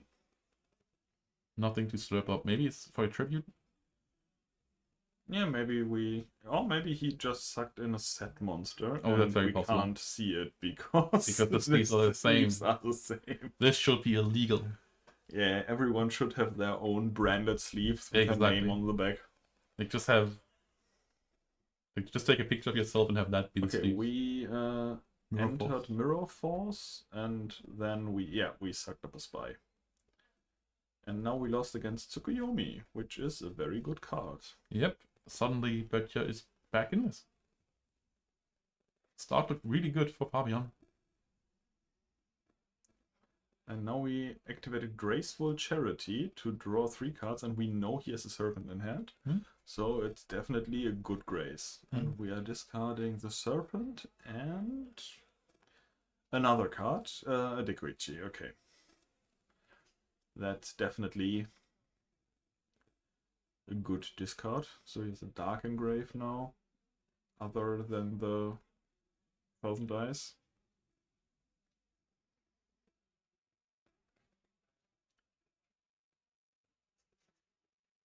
And we just said something. Peak Turbo Gameplay. We're setting monsters. I mean, It's a T set. a T set is definitely fine. And we get our own Serpent back on the set of Böttcher. And now it's the big thing. Hmm.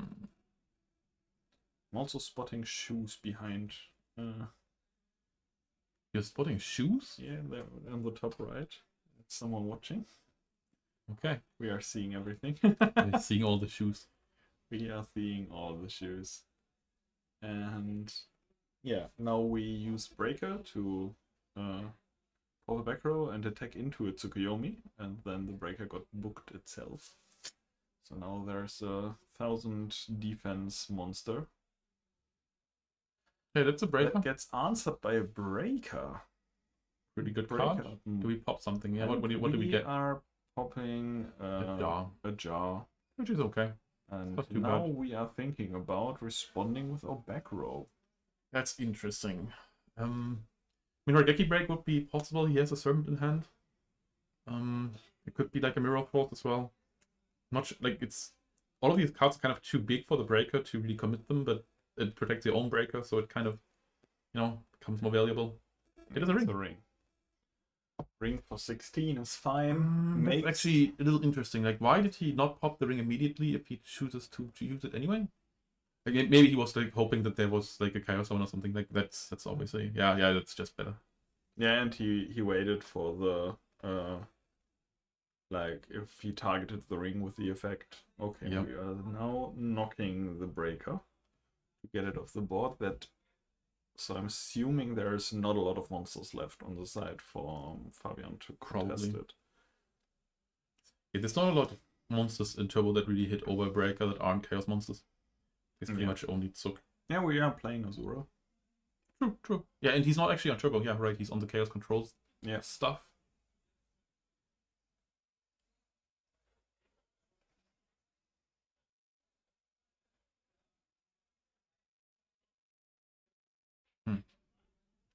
Yeah, so it's kind of like both players have a lot of cards in hand, but I like that move. Just yeah, small wiggle to attack.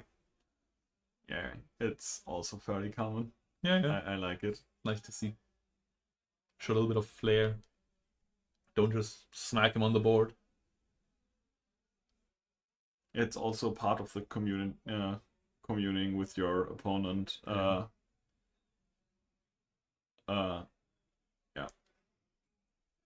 Exactly. You got it. You don't have to talk if you wiggle for attack. That's what I wanted to say. Yeah, I always thought that the wiggles were more like singing than talking. I mean, it's communicating.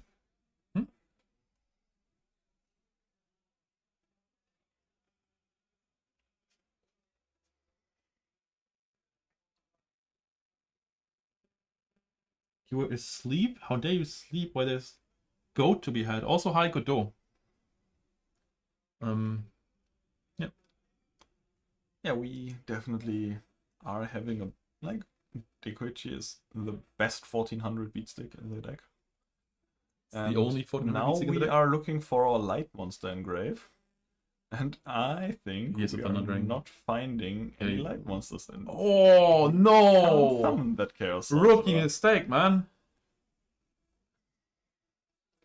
There are no light monsters in this graveyard. Well, must be a very heavy graveyard. I'm sorry. Oh, it's Kareem. Hello. Yeah, we fixed what we needed to fix earlier. Like I contacted you earlier. We fixed it. We got it.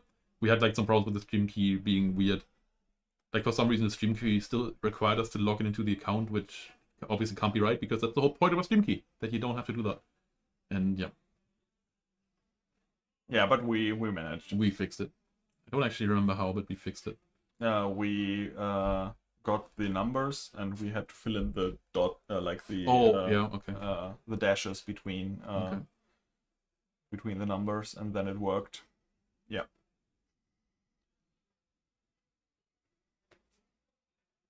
The good old dashes.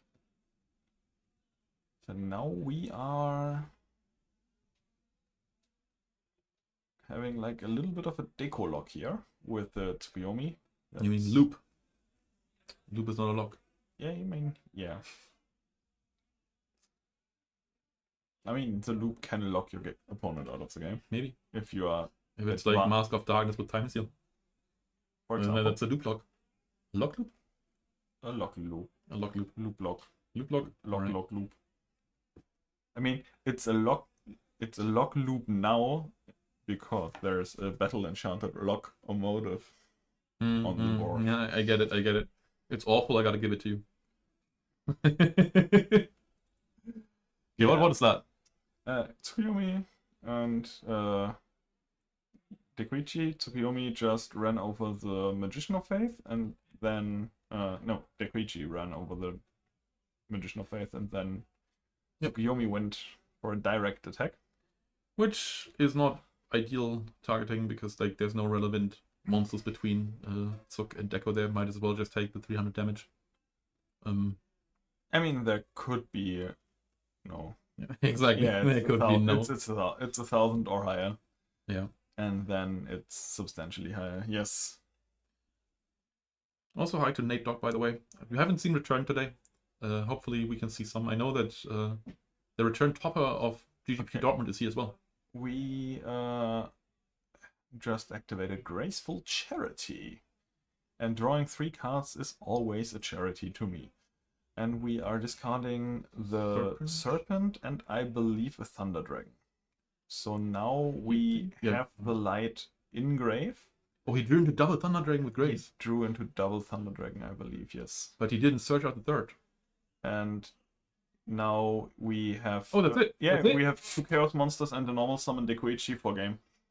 Wait, so Fabian won out of nowhere. That's like 7k in one turn. What the hell? Yeah, BLS Yeah, for 2 attacks. BLS, Sword, Chaos and... Sorcerer and Dekuichi for 14. Oh, that's disgusting. Hate to see it. That's a swing. That is the swing. That is definitely a swing if I've ever seen one. That was Grace into 2 lights in grave for the 2 Chaos Monsters he couldn't summon earlier. True. I mean, Also, yeah, that was everything holding him back. He just didn't find the Thunder Dragon. yeah. It's often something that just decides Chaos matchups. Like, if somebody doesn't find the lights, then Yeah. how do you even play this game? And like the Magician of Faith was also not available on his side. It didn't even get banished. He just didn't draw into any of his lights. Are you aware of the timer? Do you know if an interview will be worth it or not? I think an interview should be worth it. Alright, I'm gonna get Fabian. Do you want to do it or should I? You can do it because you two know each other, right? No, not at all, but that's Not fine. at all. Okay, then I can do it as well. I don't care. Okay, yeah, then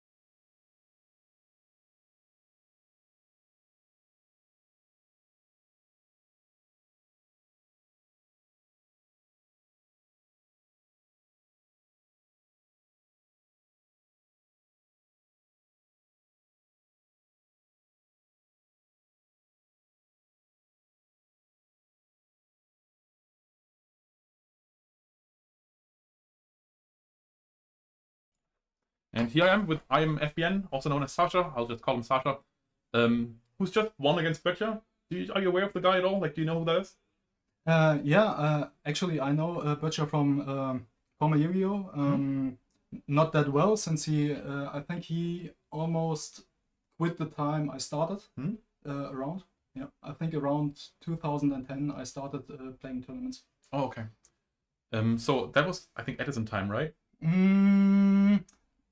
It depends when you exactly define Edison. Exactly. Okay. I think my first appearances in YuGiOh stores were around end of Cyber Belly Turbo, starting Teledat, all those. So you didn't have any contact with Goat back in the day. You just picked it up as a recent thing?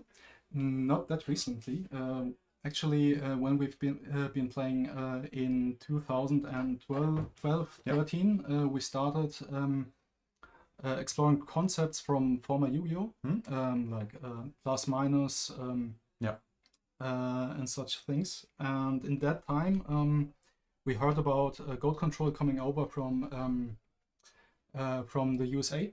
So we started playing Goat Control mirror matches. Okay. Well, basically only Goat Control.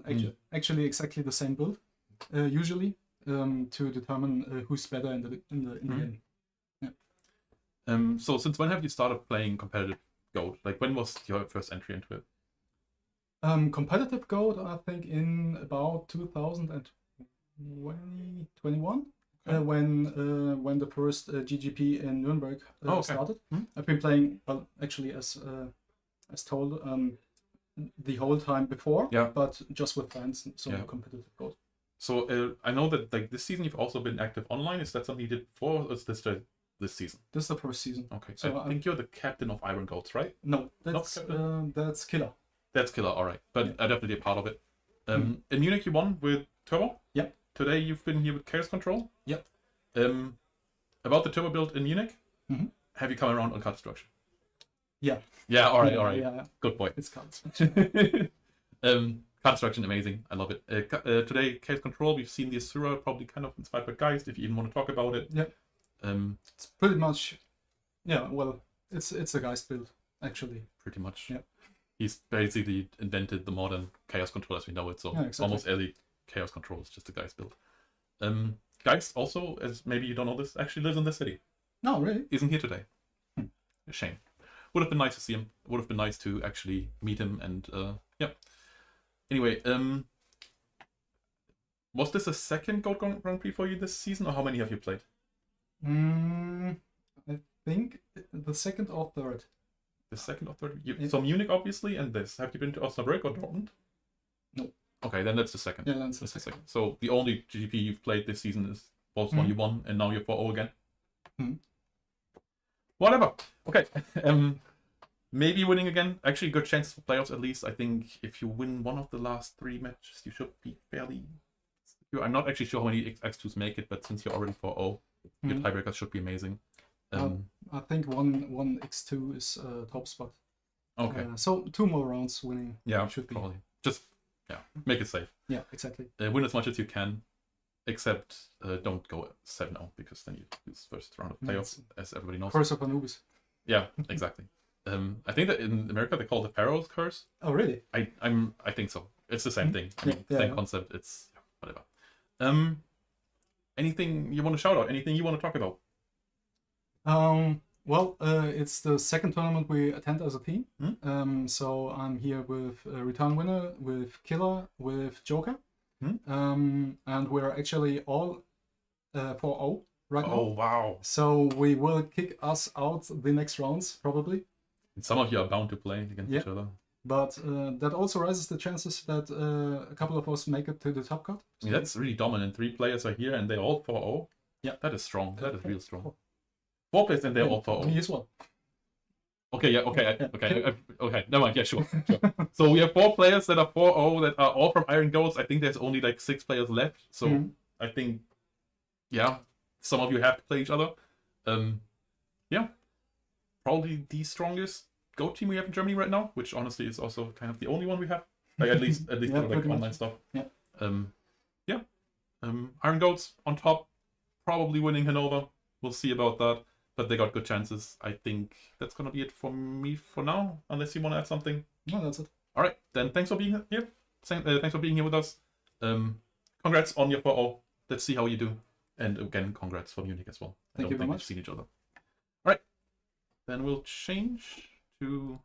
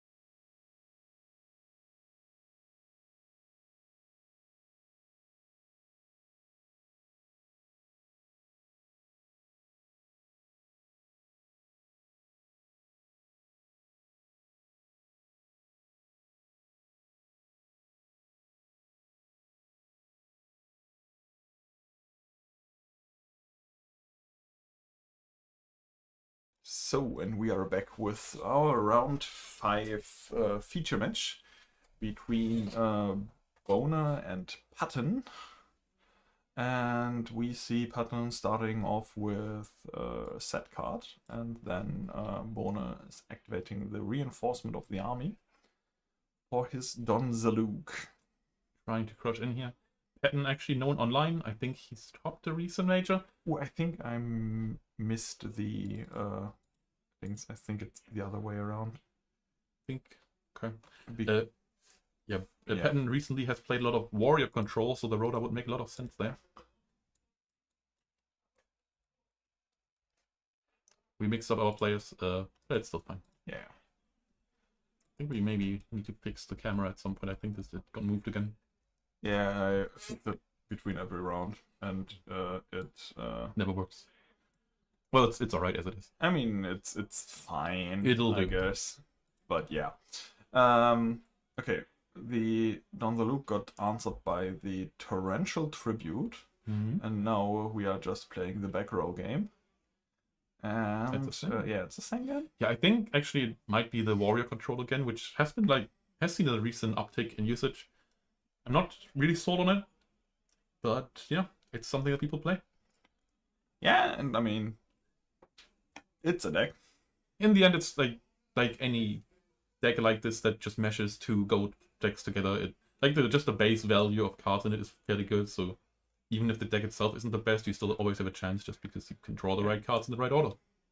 And I think on the side of Boner, there are one too many Book of Moons. Isn't it just the sleeves? The sleeves. Yeah, okay. Yeah. Okay, we drew one with the Jar of Greed, and now we are setting a monster, so we are daring today. Quite daring. Okay, now we have to... Okay, we are tributing for the Zarborg, Yeah, and we are destroying the Dequiji. that's a good hit. And the Sangan Search on top of it. Yeah. Good play, good play. For the Serpent. I think this pretty much locks in that Patton is on his warrior control. I'm not sure if he plays Decree in it. I think some of them do, some of them don't. I don't know what he's on. Yeah, I mean, if you want to value your trap cards, you don't play the Decree. If you are leaning in more on the spell cards, Decree doesn't hurt you that much. We've not seen that many spells or traps to,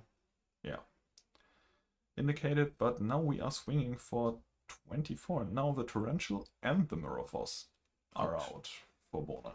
All the field wipes are gone. The board needs answering. You can't just leave it around. Chaos setup as well for Patton now with Sangan and Grave for the dark, the Borg for the light. BLS can come in. Yeah, there's definitely room for Boner to improve his position in the game, but yeah. Okay, we are just setting more cards. Exactly. That's a teaser. Because we want to resolve a flip effect at some point, I believe. Also, one of these guys is X1, one of them is X0. I don't actually know which way around it is, but both of these players really need this win to have a shot at playoffs. Playoffs, top cut. Same diff. Okay, we are discarding the Serpent and the Scapegoats, and we drew into the level 2. Nice, nice. But And we are all... And we drew into the pot. Where's Pot the duo? also- Where's the duo? Hit him with the duo. He drew a spell card, but I couldn't figure out which one it was. Was it a duo? I mean, he only has 2 cards in hand by the... Oh no, it's 3. Might as well have 0 cards in hand, right? Yeah, I mean... It's a small step for humanity, but it's a small step for duo, but a big step for humanity to discard 2 cards from your hand. But Maybe. it's just a level 2. Level 2 gets in and gets rid of a spy. Oh, wow. And we now have another face down card to protect our level 2. So we have 2 cards in the back row. And what do we set on the side of Boner? I'm not even sure if he wants to set anything. He needs to hit over that level 2. I mean the back row. Okay. What back row has he that isn't protecting the spy? I was thinking like maybe it's a book and he doesn't want to have this kind of slow answer for it. Like you're not guaranteed to run it over with the spy next turn. But I feel like you should have protected the spy, because if you're in a bad spot like this, it's important to just block the field and make sure that nothing happens for a while and you can catch back up. Could also have been a Regeki break and he didn't have good discards. We are just setting another card. And we drew into Scapegoats, I believe. Getting back our Sinister Serpent here. Big one. A Sinister Serpent is the difference maker in a lot of games. And now we are committing the Kaiko to the field. Yeah, I mean, Mirror Force and Torrent out, this is kind of not risky at all. Also, again, the same sequencing I pointed out earlier. Good to attack with Kaiko first, so like in case something happens, you can still shift that level 2 to defense if you feel like it. Yeah, and now we banished both dark monsters in bonus graveyard. Was a spy and a deco, right? Spy and deco, and yeah, he's out of monsters in his graveyard now. It's a rough spot to be in. It's honestly looking really good for Patton. Yeah, but it's obviously also in large part due to the graceful and pot that we've seen. Yeah. Like the pot wasn't even necessary, but the draw into the level 2 from the Grace was a huge difference maker in this point. It's also the big question if Bona is even really aware of what this deck is. He's seen the Borg, he's seen the Warriors, I don't think he's seen Goats. He discarded Goats for, for Grace. Alright, then I'm just not relevant. That's okay. Anyway, it's still like kind of unusual deck. That people might not even know if they are not intense Gold players, so they don't have a prepared siding plan or something like it. And that could come up for him. Yeah. I for myself have never encountered this deck as well. Okay. And so I'm in this boat of the player who does not have a prepared side deck answer. But I think boarding against how you board against any other control deck might just be the right way. Depends on what deck you are, right? Like if you're turbo, then the control part isn't what you're concerned about, it's the warrior part. Okay, yeah, that makes sense. And we are seeing sort of a just so disrespectful, but he doesn't have to respect TT or Mirror Force anymore. It's the right choice, even though it's really aggressive. I mean... Wait, what? Huh? Oh, that was NST, or was it? Oh, it was Breaker. He breakout. Oh, okay, never mind. I was for a second, I thought it was Cliff. Oh, no. Who would play Cliff? There's Goats as well. Yeah, so we are... in the control mirror. Apparently, there are a lot of controls today. Apparently. There's even more at the top tables. I know that Amma, who has 2 GGP Osnabrück tops, is also X1. He also... chances. What did he top? It's like 3 tops, right? No, I think it's only the 2 Osnabrück ones. No, I think he bubbled in Dortmund. Maybe. Yeah, and Munich? Possible? I think. Possible. Actually, you might be right. I am the proud owner of a document. I'm not the owner, but I have access to a document. Basically the same thing. All the... I have to find it. Okay, there's a tear. Yeah, Thousand Eyes is definitely a card to... Amma has 3 tops. Okay. Yeah, it must be unique then. Yeah, it's Böttcher, Amma, and Chen all have 3. But this is like all time, right? Oh, all time, yes. Okay. Yeah, alright. It's Amma got top 8 in Munich. Okay.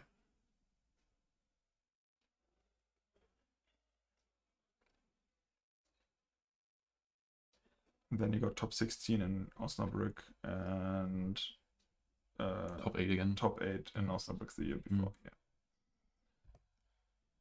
Also a victim of the Pharaoh's curse. At the first GGP Osnabrück, he went undefeated through Swiss. Lost first round of top cuts because, of course. Yeah, I mean, it has to happen. It has to happen. It's really nice. We've already talked about it off screen, but I think it's really nice that we keep seeing the same names around the top tables, because it actually means that these tournaments are like worth something, right? Because if the same people do well every single time, it means that skill is actually a factor. And some people doubt it. And they are evidently wrong. And yeah, drawing cards definitely require skill, and activating them in the right order is even. And there's even more to it, because you can decide which cards you bring. Yeah, that a lot of people lose before they enter the tournament. I, for myself, lose a lot of the times before I enter the tournament. I'm very good at building bad decks. Somebody has to be. Yeah, I mean, might as well be you. I'm losing all my games so that other people can win. It's so nice of you. I did the same in Dortmund. It just felt like giving out some wins because, you know, it's just a bit of charity. Ooh, these scapegoat that got destroyed by the breaker there were unactivatable. Why even set them when you can activate? Well, sometimes people play around shoot and stuff, so that can be a thing. And you don't even know what the other one is. Like, maybe this was a fake set and he didn't want him to pop the other one. Maybe. But it doesn't seem like it, because it would have probably stopped these attacks. Yeah. We are now facing the control part of the control deck. Exactly. And warrior decks are typically not that good against control decks. However, there's probably still an Exiled in here. We do have outs for this tier. I'm not sure if he has BLS only, or maybe even the Sorcerer. That would also be very good out. The Tribe is gone, so that doesn't work anymore. Yeah.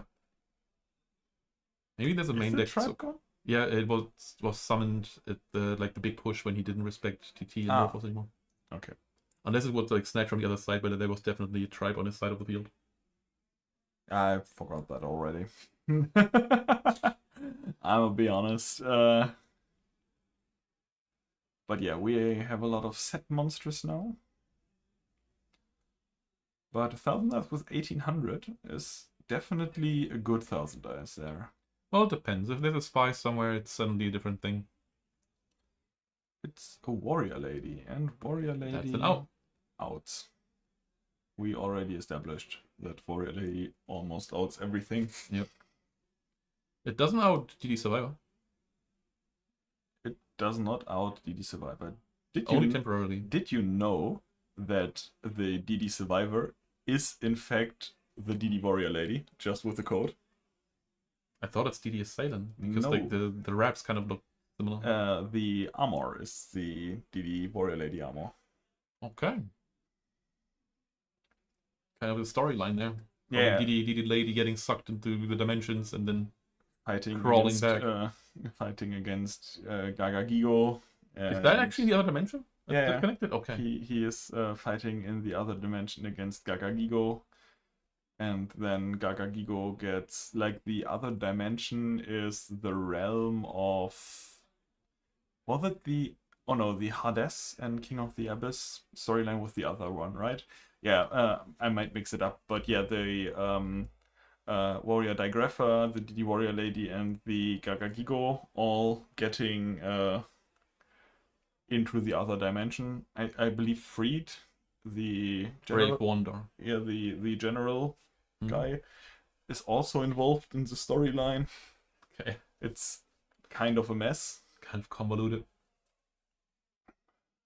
And in the end, I think everyone dies, so... Or gets evil. I mean, later there's even a Dark Grapher. Okay. He's actually... I think he's still limited. Alright, so which side would you prefer in this case? Like, which side would you rather play? Who do you think is ahead? I think Patton should still be ahead. Okay. He has like kind of a loaded graveyard, and I think he has more cards in hand as well. So he has like a kind of nice. Oh, we are going for a Dark Balter.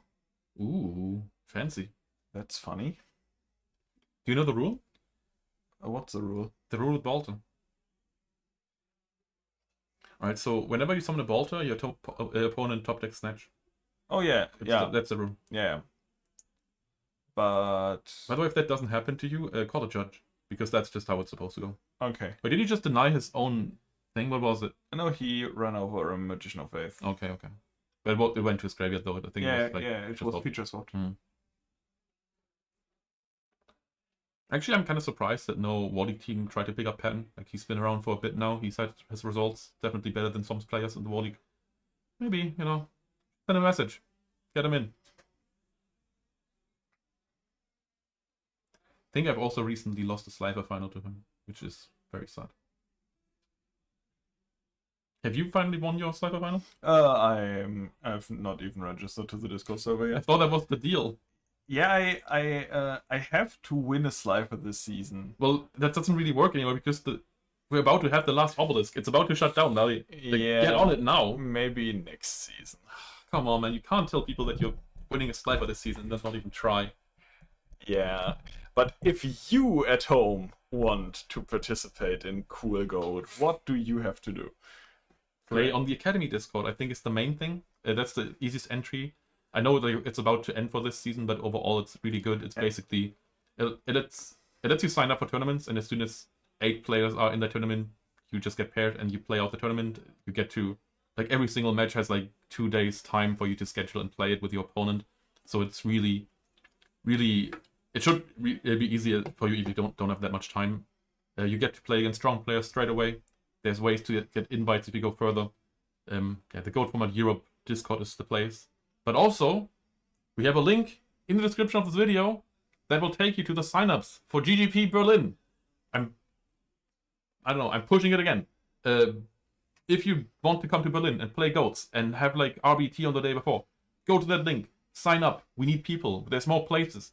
Come there, it's gonna be great. Yeah. So, Goat lives from dedicated players, and if you are just watching and not playing, just try it. It's really nice. And depending on where you are, there's probably locals around you as well. You can just show up, talk to people, learn from them, Yeah. If you're from Germany, there's also a very good community that is very connected, even across cities. So yeah, and we just activate ring for game. Question mark? So. Yeah, I think still on the. We judgment the ring. All right. But might still be game, right? Zura still is. There could be creature swap thing coming. What's the monster next to Sorg? There's no Sorg. Stark Bolter. Oh, right. Yeah. Oh, my Ninja lord. Grandmaster Sasuke. Yeah, I thought Sasuke was Sorg. Yeah, and now we are probably seeing Sorg. Maybe. He just banished a Light in the Dark. Maybe it's BLS? Maybe it's both in hand and has to think which one he wants to commit now. Does it matter? Maybe? Is it Bono or is it Patton doing this? I think it's Bono, Bona, right? Okay, if a Bona Bono, is- it obviously matters. For Patton, it will just be game. Yeah, it's Sorg. Bona. It's Sorg Sorg, we banish King. Bolter. We banish Bolter, and then we do have a back row. Not sure if it does anything, because we know that all the power traps are out. Yeah. But yeah, there might be a random Sakuretsu armor or another judgment. And that ring getting summoned is actually really important because ring was one of the main win cons here. That's a snatch, right? And that's a game. That's a snatch. Yeah, that's game. We're We packing up. just That is game 1 going to Patton with his warrior control against, I think, chaos control. it looked like a chaos And control. it had yes. goats that sorcerer and it probably chaos control. And it had an Azura priest. True. And we know that Azura priest means control. Most of the time, yeah. And now the interesting part begins. If you are Bona and you are behind against warrior control, what do you do? That is a good question. That is a really good question. Because in theory, the matchup should already be in your favor because control does well against warrior and you're more control than the opponent. But as we've seen, these kind of new warrior builds, I think I can also kind of count the Pikatron build with Thunder Dragons into it. They don't really use warriors in the same way that we used to use them. Like we used to just use them as like aggro cards with bonus utility, and here it feels like they are mainly used for their utility. Like we're trying to out the face downs, like we're trying to prevent the flips, all that kind of stuff, and just have the little toolbox in it. But we're not really that interested in hitting for big damage if we don't have the chance to do so. My biggest problem getting into Goat was that I didn't want to use my utility pieces on an empty board, for example. Okay. And then I included like random Blade Knights in my builds, just to more often draw into monsters that I can just summon.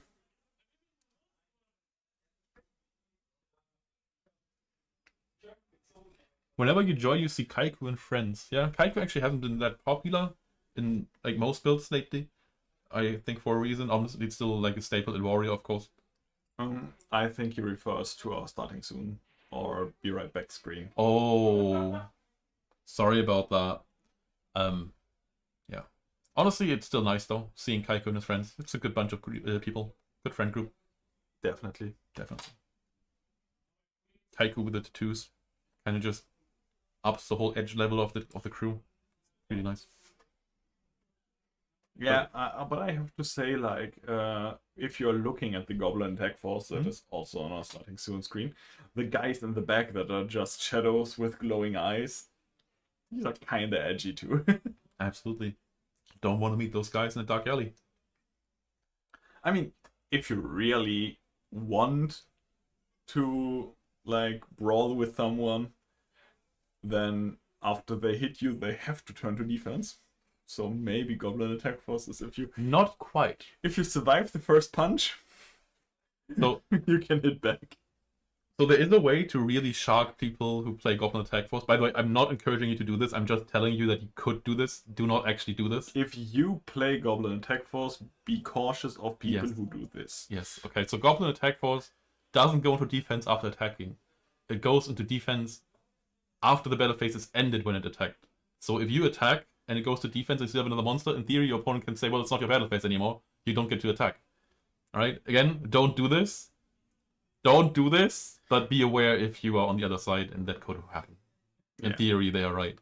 And if you have a Goblin Attack Force, be cautious. Yeah. Read your cards, resolve them correctly. Reading cards is actually a really crucial skill. And a lot of people don't do it, No, me included. absolutely. And rightfully so. I mean, you can't read, I don't read. So, yeah. I mean, because you're blind. not Yeah, because I got it. you're- I got it the first time. Yeah. But thanks for explaining it. Now it's funny. Yeah, I know, for the chat. Yeah. Are you calling what chat dumb? No, I'm calling you dumb. But you had to explain it for the chat. Yeah, because they don't know you're blind. But we've been over. Oh, never mind. Oh, Yeah, never but mind. I don't know if Johnny, who just tuned in, Who is Johnny? the fictional viewer I'm talking about. Okay. Johnny. Yeah. If your name is Johnny, you're not fictional. I just don't know you. As long as, I mean, as far as you know, he might be fictional. Yeah. You might Maybe be we're fictional. all fictional. Maybe, honestly, I think we're all just like the, like the Cthulhu mythos, where like all existence is basically just a dream of one god, and people like at the edge of the universe play like lullabies for him, so he keeps sleeping because he wakes up, the universe just stops existing. Okay, we just popped a jar of greed. That's not the good pop. And that is A spy. Spy. Good card. Spy are also just one of these cards that really their true power hasn't been discovered back in the day. Like people didn't used to play it. It's amazing. It does so much. What do you want? Right, we're getting invaded by Aiko. I told him off though. You're welcome. He seemed pretty happy though, so I think he's still X1. And I mean, we saw him in round 1. Yeah. So if you missed the round 1 feature match, I highly recommend you watch the VOD afterwards, because round 1 and round 2 were pretty exciting feature You could matches. also just rewind right now. You know? No, then they are gone. No, they're not. They're still watching. I don't believe you. You can try. Anyway, And there's an Azura, and Azura is bigger than Breaker without a token. that is true. And yeah, pretty much also confirms there's no torrent, which is good to know for future references. Spy just clogs up the field so nice, and it's so much damage, and Spy is so good. Spy is really one of the cards of all time. Yeah, that is. But Tribe and Serpent are a good way to. Yeah. But we know there's an Asura which can just run over the Tribe in return. But we have another back row. Maybe that's a Saku. Maybe it's a ring. Maybe it's a Book of Moon. Maybe it's a Book of Moon. We'll never know. We'll never know. I mean, what if it just like stays there? What if the match ends and we never see the card? What if it just stays there and it's like dead all game? Like, I don't know, it's like a shoot that never comes up, or it's a knock and nobody says anything ever. If he wins, I have a question for the winner interview. What was that card? Oh, I don't remember. Maybe it was like ring and he had game for 4 turns and just never used it because he forgot it's there. We're looking at chat again. Oh my god. We are looking at chat again. Which Hanover is this? Wait, what do you mean which Hannover is this? There's only one Hannover. It's the capital city of Lower Saxony. Lower Saxony. It's the city that hosted the World Exhibition in the 2000s. I was there as a child, like as a little whippersnapper. What, were you there? No. Oh, okay. I don't think so. Yeah. And yeah, it's that Hanover. Also, I think like the actual question was because I think in America there's probably multiple Hanovers. Like there's a lot of like reused city names there. There's like 10. There's like 10 Bremens in America for some reason. Yeah, and we have 110 players, I believe. Yeah. And yeah, the Book of Moon sleeves are a thing. Definitely. I pointed it out at the beginning of game 1. I'm really fond of them. One of the things of all time. Would you agree? One of the sleeves of all time, yes. So, we just activated Scapegoat in the end phase. That means we probably have meta or creatures over. Yeah, otherwise it would Be not silly. be that good of a play to activate our Scapegoats against the Tribe Infecting Virus. True. And there is the meta. So what's the meta? The meta should be Thousand Eyes Street. It's a card. It's the only level 1 fusion. Of course, it's Thousand Eyes. And we have seen it in every single match today, I think. True. We've seen a lot of control today. Yeah, we had a control in every single game. I wonder if that's like just a lot of people playing control today, or if it's just the luck of the cast. I'm not sure, because like we are always featuring high table matches. So if the control decks are just winning, we see them on stream. So, we didn't have a control deck in match 1. It was Exodia against Turbo. Yeah. But didn't we also saw Metamorphosis in game 1? Maybe. In match 1? Maybe the Exodia deck was wild and played anything. Yeah, I'm not quite sure. But yeah, if you image reverse search the Book of Moon sleeves, you will surely find where to buy them if you really want them. You can also just like use the image yourself. You probably know where to find that. Yeah. But it's like a very nice shining effect on the moon. Yep. And stuff. Like it's really well made.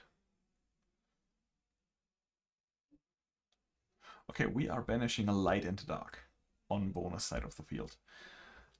So we have a banished out for the Thousand Eyes. But what are we doing after? Oh, it's Black Luster Soldier. Ooh. Gets Omega. Is that actually the punished. right call? I think you should have banished the face down monster, because Tear doesn't have any ways of like doing stuff unless there's Zook. I mean, if you banish the face down monster, you give him the possibility for Zook. Yeah. But this way you give him the chance to flip. And if that's a Moth, then you're in trouble. Okay, you probably have Knock here, right? We grace. Ooh. I think. Yeah. We add grace to hand. And Try to protect we that. Azura here. Azura gets rid of a lot Oh, of. we didn't even grace yet. And we don't attack the face down? Maybe he's expecting a spy. Maybe he's just like trying to check graves. We creature swap. Oh, that's neat. That's That real neat. makes sense. That's what And we do get in it. fact swap here. And now it's a question: do you want to give him the Magician of Faith? Because No, the Asura because it bounces. yeah, I mean, but he's thinking. He's not like Maybe it's about damage. Like Yeah. maybe he's afraid of like a lethal push against Snatch. That could be a thing. These are, by the way, always things you have to keep in mind when you're playing goats. Like attack position monsters with BLS still in the game can be really, really dangerous to you. yeah. That's why I'm thinking Yeah. that he might give the Magician Yeah. and not the Azura. It's one of those plays where it seems like Asura is just the obvious answer because, well, you keep the card, right? It's better, but it might not be. Yeah, we are giving away the Magician. I'm pretty sure of it. If But then I again- would be Bona, then I again- would give away the Magician. If we do give away the Magician, then why did we play around Zook by banishing Tear? No, we are playing around Snatch. Not No, around. no, I'm saying like when the BLS came down, it didn't banish the face down, but it banished Tear. I mean, you can still flip the face down now. Next turn. Yeah. Yeah, like Oh right, because Asura I forgot the Asura play. Yeah, alright, Asura is the key to understanding that one. I think that was a very nice sequencing. Okay, we had a book face down. So Is it a real book this time, or is it just a it sleeve? was a real book. Okay. And we get the meta and meta for I sucked the BLS, right? we suck the BLS. There's like a second thought nice. So we made the wrong call, but we are still in the game. Okay. But if we played the other way around, he still has the serpent. So he got the meta back from grave. So yeah, we made the wrong call in the end, but it was a safe call. And you're not in any immediate danger. So yeah. I think playing safe and prolonging the game might be the right call here. Okay.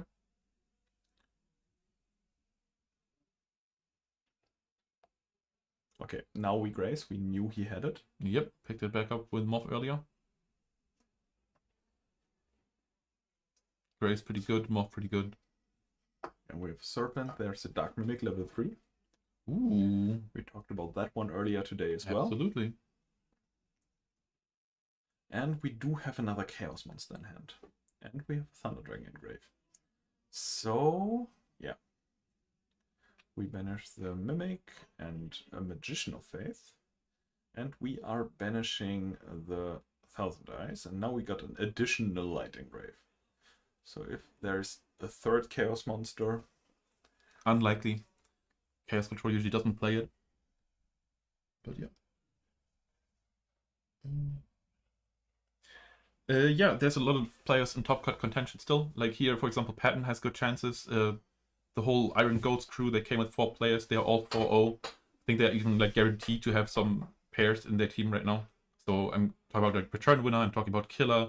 I'm Fabian, and who am I forgetting? Joker, right? Yeah. Yeah. Yeah, I believe Killer and Return Winner are playing right now. Yeah. There's also Dennis H, who's he's played War League in the past. He has, I think, 2 GGP tops. I'm not sure if it's only 1 or if it's 2. He's also is X0 player right now. So it's really a lot of known names. Yeah, and the X1s are all crazy as well. Like, Yeah. I'm not that in the scene, and even I recognize like half the faces of the X1 players. Yeah. We got Amma, we got David, who you probably don't know yet, but he's also like a very important member of the GOAT community. Very important in the background, organizing stuff. I'm not sure how Dutch is doing actually. Dutch got, I think, 4th in Dortmund, which was really rough because there were 3 invites and he lost. He basically had 2 game shots for, not game shots, like he had 2 matches that he just had to win one off to get into Worlds and he didn't make it. Again, today we have 3 invites. Yeah. I just noticed that one of the magicians down there is a Japanese copyright. Possible, yeah. But you're not allowed to play OCG and TCG cards in the same build, right? Okay, so we is leave that this- up to the TOs, but like Yeah. the general thing that we've been doing in Germany this year is that we allow it as long as it's double sleeved. Okay. Like I was just maybe all of his cards are Japanese. Possible. I don't know, but I just noticed that one of the magicians should be Japanese, and like the OG print Japanese. But in the end, it's just store policy. We don't involve ourselves. Yeah, I just noticed. We try to, but in the end, like the thing is that America and Europe have like very different approaches to how you handle OCG cards, and in the end, like there's no reason to enforce it if people don't actually need it. What is that? What is that? It's Tsukuyomi. Oh, okay. Form of. Oh yeah, I think this is over, right? This is. Yeah, we nobleman the set card, and then we don't have enough damage yet, though. No, but the card advantage is ridiculous. Yeah, the card. I think this is the advantage third great. Grace he's played. Yeah, and pattern is dry. Pattern is dry? I think. What do you mean? What's dry? He has no cards in hand, no Okay. cards on board. He's Never heard that before. He needs to top deck. There's a lot of OCG cards, yeah. Dual and Thunder Dragon are OCG as well, apparently. Yeah, like I said, I just noticed the moth because it has the text box and a separate box for the attack and defense stat. And Which is actually kind of nice. Is there any reason why they didn't do it over here? because the text box is very small. Oh, and I guess kanji is more efficient in like space Yeah. stuff. Okay, so this is game 2, I think this was Yeah, game 2, game so it's 1-1. so it's 1-1 now. Patton starting game 3 most likely because he just lost. Yes. Yeah, honestly, just a lot of graceful decided this match, Yeah. and that's how it goes. That's how it goes. I really like the Thousand Eyes OCG, like the fusion. It looks very good. I picked one up when I was in Japan, and I spotted one in very good condition in a card shop, and I paid like 240 What? yen for it. Oh, yen, okay. So it's yen, like alright. €1.50. Oh, whatever, yeah. Sure. And it's like one of the most beautiful cards I've ever seen in my life. I think the only OCG card I own is a Gatling Dragon because they are just too expensive in TCG. Like it's, I think, like €30. Yeah. What the hell, man? I mean, it should be cheaper now, right? I don't know. I think it got a reprint recently. Possible. Like, they are kind of generous with the reprints. Like, Book of Moon. I just read it in chat. Metamorphosis just got reprinted. I saw the tins in store today, so it should be out by now. Right. Yeah, and now we are approaching the all-important game number 3. Exactly. For one of these players, this could already be the final match because one of them is X1. I don't know who it is, but if they lose now, then it's unlikely that they make the top cut with X2 because we're only gonna have one X2 in top cut. So the losses are probably too early and your tiebreakers won't be good enough. Yeah.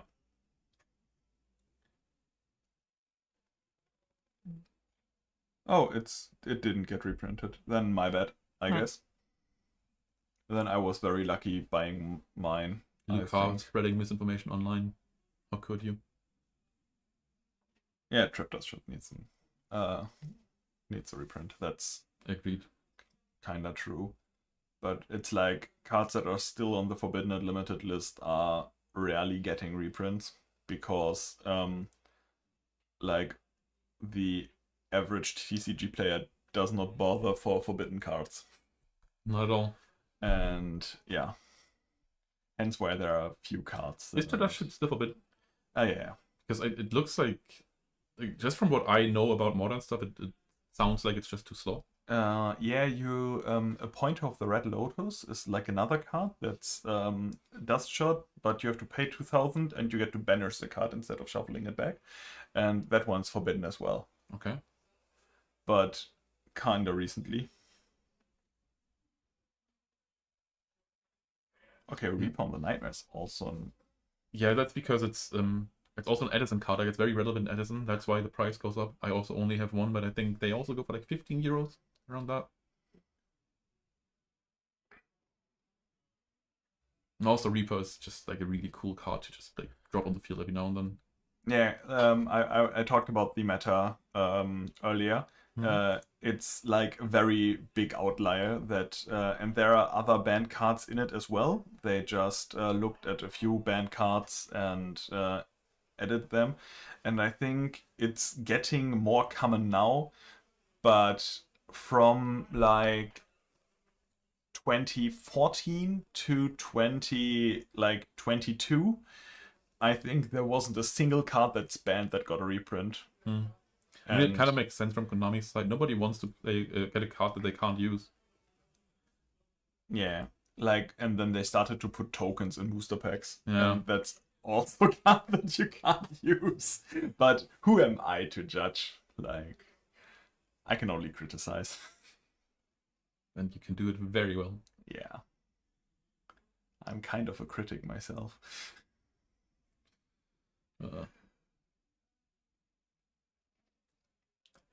So yeah, we see like a typical T set on the side of Pattern, and then we have the Thunder Dragon into Nobleman combination on bonus side of the field. Yep. And yeah, opening Nobleman is always good, and then activating Graceful after you know that you've already banished a good card.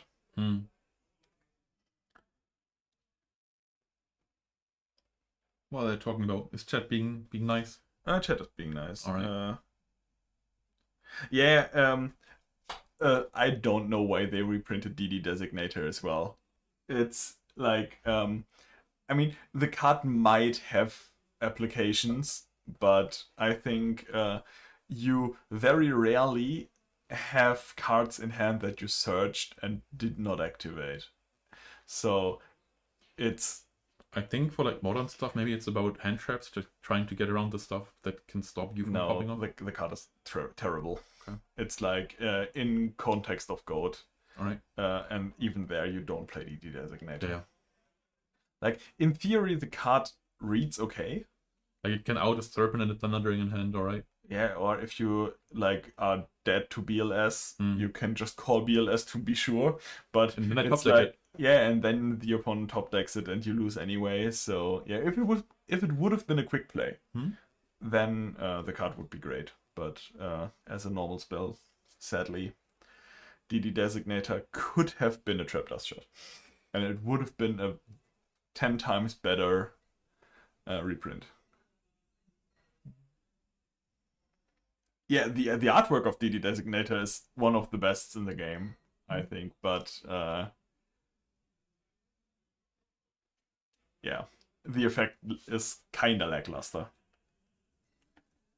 Okay, so what's actually happening on the board? We haven't seen many warriors post side from Pattern. Maybe he's even voted out of the entire package. So both of them activated Pot of Greed, both of them activated Nobleman. The Nobleman on a bonus side caught the DD Assailant, and the Nobleman on the side of Pattern caught the Spy. And now time has been called, so they are figuring out how the Goat time rules work. So if you are new to Goat format, and if time is called, the turn player ends his turn, and then they play 3 additional turns. So now that time is called while it's Pattern's turn, Pattern finishes his turn, and then Bone has 2 turns and Pattern has 1 turn to finish the game. Yep. Both still haven't taken any damage. Both at 8k. Yeah, they are just poking at each other. This could be a long one. But both have activated a lot of Noblemans. Yeah. They are both kinda noble. And yeah, I'm not quite sure what happened there. Okay, we are thinking about the attack of Magician of Faith and are breakering Magician of Faith. This is what time does to people. Yeah. And then Magician of Faith got banned. Like, you prevent the damage, and there's a Tsukuyomi. in hand of Patton. So I'm It's not also sure if it's difficult. known, but the Tsukuyomi into set Moth is like terrible for a potential game shot. And now you have to set up your game shot because you have another turn if you are Boner. And you have to prepare yourself this turn so that you can win the game the next turn you get because it's your last turn. And a big part here also is like both of these players are on control, so goats can really stop a lot of damage. So if you can push those 300 through, that's a really big deal if you have goats to back it up, because it basically means that it's impossible to do damage to you and you just kind of win by default. Yeah, you need like Azura and a second monster to be really sure, and the back row needs to be away. So this is the first turn of overtime then. First turn overtime, we are investing in our Blackluster Soldier, and we are banishing a monster, which I did not catch because we had like a 2-frame lag and the card was away very quickly, and now I'm seeing only white. Warrior Lady. And we are pushing for the Warrior Lady, and It connects. I think that's over. That is over. We are setting 2 back row cards. There's only one turn for Patton. What is that? Patton seems to have Exiled Force, Grandmaster, Metamorphosis. None of this does anything. And 2 cards I can't quite make out. But you could kind of try and save yourself by like getting meta onto BLS and then running over Warrior Lady, because then both players are at the same LP again. But yeah, this doesn't look too good for him.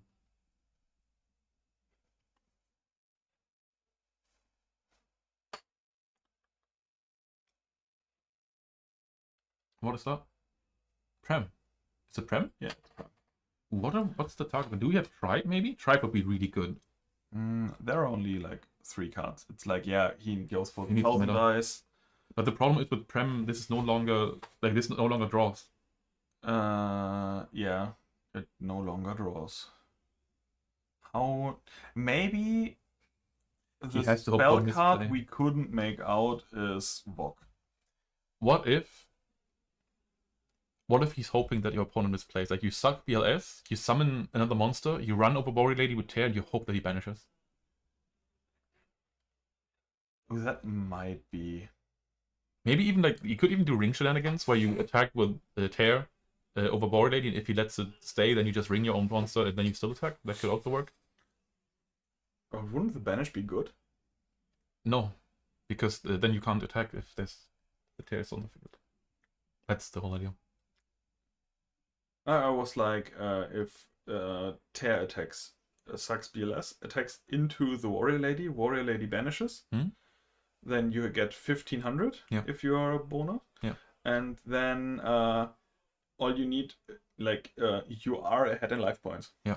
So Yeah, exactly. That's why you don't banish, because you don't want to have another attack. But where's the other attack coming from? Yeah, I'm talking about like a theoretical summon if by. he summons another monster. Exactly. Ah, yes. You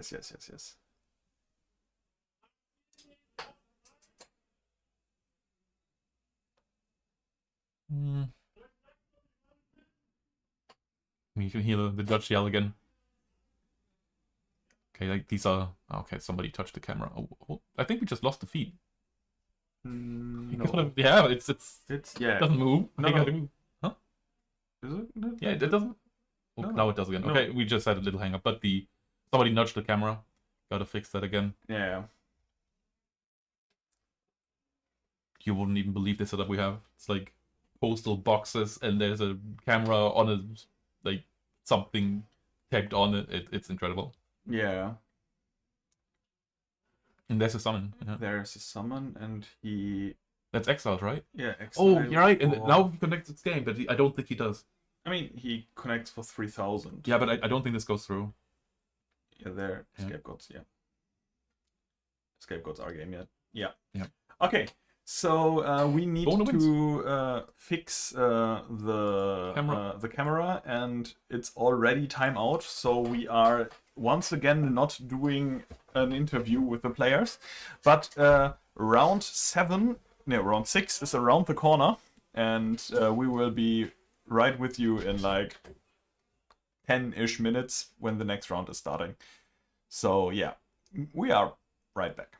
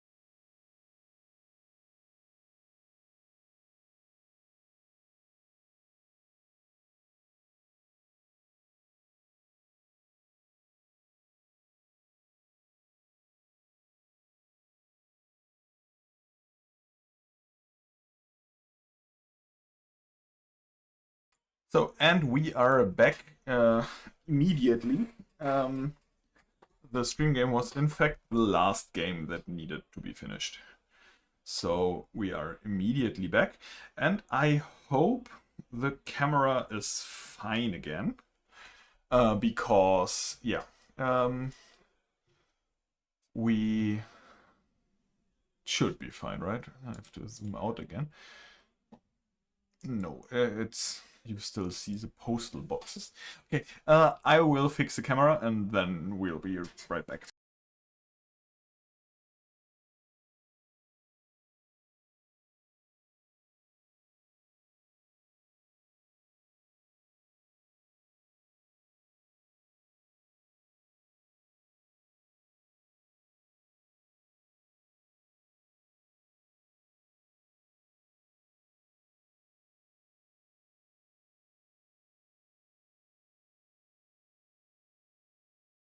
So now it should be good.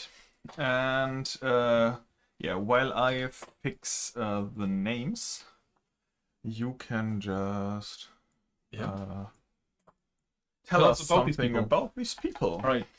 These are Dennis H. and who's the other guy again? You put it down. Yami Burak. Yami Burak. Dennis H. is an Osnabrück local player and also played War League for Team PRA at some point. You've probably seen sometime in War League channel, War League chat if you hang around there. Has played a lot of stuff, MT Jar, Turbo, and Warrior as far as I know. I don't know what he's on today. We're gonna see. He has, I think, one GP top. At some point, I think it was Osnabrück.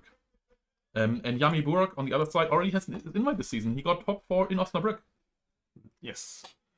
And So also is apparently came in second as a German championship at some point in 2011.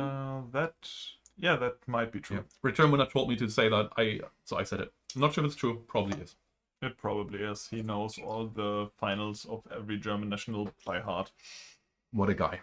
If you wake him up at 5 in the morning, I don't think that's possible. Put a gun. Yeah, he's already awake. Exactly. Yeah, but if you wake him while he's sleeping and you put a gun against his head and ask him who won the German national, like 2007 whatever, he will know who won, who played the final, and which 2 decks were in the final. Probably also like the Swiss record and all that kind of stuff. Yeah, probably that as well.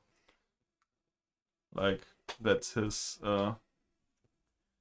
You know what? I think I'm gonna Google what Burak played in Osnabrück, because that's interesting. He got top 4. I mean, it should be in our handy fancy document. Yes. Let me see.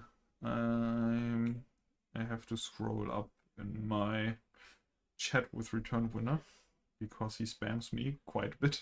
Well, the only spam thing with voice messages. Yeah, most of the time.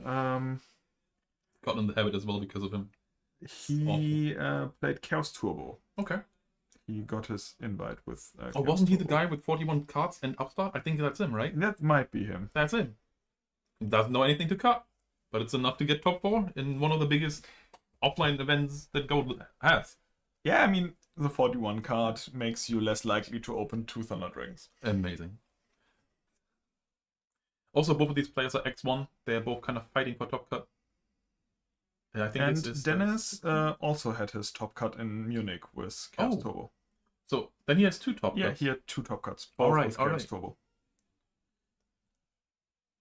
So yeah, some high quality names there. I think Yami Burak also the brother of Joker, who's a somewhat popular Yugi tuber from Germany. I think he's mostly focused on Master Duel. I'm not really familiar with all that stuff. Yeah, he makes a lot of like time travel goat format stuff, like with the goat on Master Duel. Yeah, I know he also like has tournaments on there. For example, our head judge today is playing there a lot with like Horus Reasoning Gate. Incredible, man. Yeah, I mean it's one of the. Why are they both using Neuron as well? Why not? As long as they use the thing. But like your eyesight is bad, but my eyesight is not good enough to see the live count on Neuron. Wait, but they're using the iPad, right? Yeah, but they put Neuron above it. That's Who why cares? I'm a little bit Just ignore it. confused. Just look at the iPad thingy. So it looks like Yami Burak won the die roll. Actually, And did he? There's a Thunder Dragon in. Oh yeah, never mind. I just mixed up who's on which side. I mean, they both got the invites with Turbo, so like not No. Dennis doesn't have an invite. Dennis, yeah, they both topped their tournament with Turbo. That's what I wanted to tell. Yeah. Dennis also kind of a freak. He's an empty jaw enjoyer. I remember like the first times he came to locals and he just came with empty jaw. People were so pissed off, and he did it for like a month. And he only stopped when people starting playing Neko thingy, you know, the thing that just ends the turn when something gets discarded. I also I have a playset of Neko Mane just because this guy exists. Yeah, I mean, it was one of the most popular side deck cards in 2021 because there was like a deck that heavily discarded your opponent or milled. Like it works also when milled, right? I don't think so. Something like that, but yeah, a lot of people boarded it to. Yeah.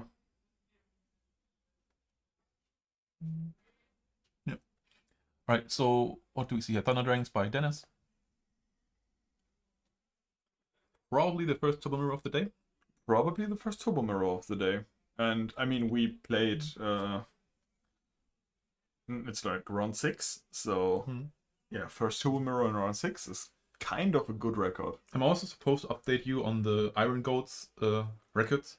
Return Winner played against Killer just now. Return Winner lost, so now Return Winner is X1. Killer is XO, and the other two players from Iron Goats are also XO. So they literally have the perfect match count that they could have with the matchups that they got. Yeah, without facing each other. Yeah. Yeah, that's quite impressive. Quite impressive. Scrubbing in War League and then showing up in person. Yeah, they literally just got kicked out of wildcard contention this week.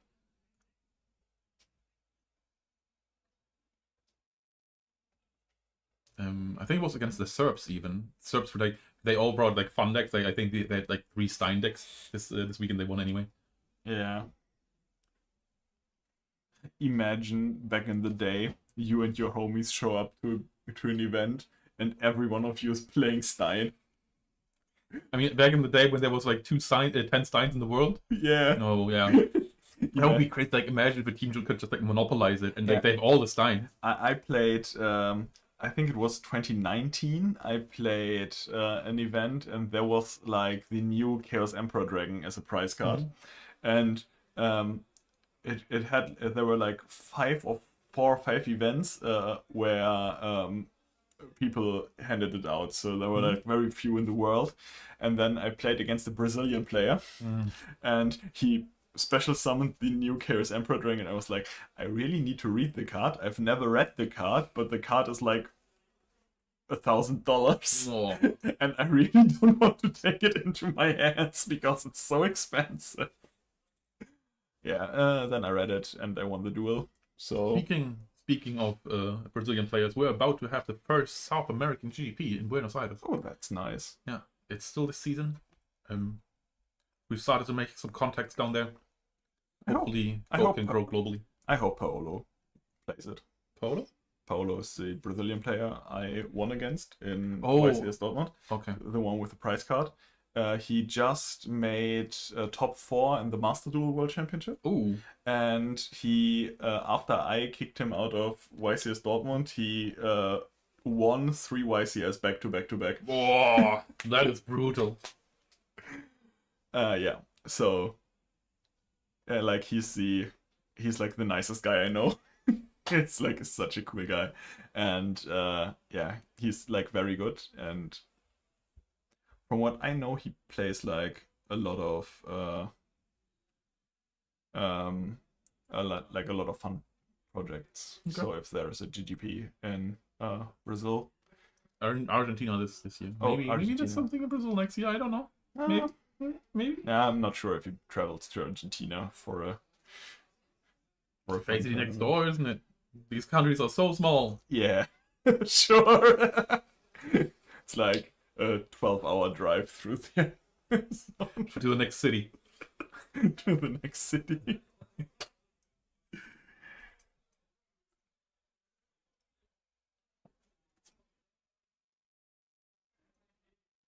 Are they complaining? Are they talking about something? They Give are me the talking about shiny cards. Shiny cards.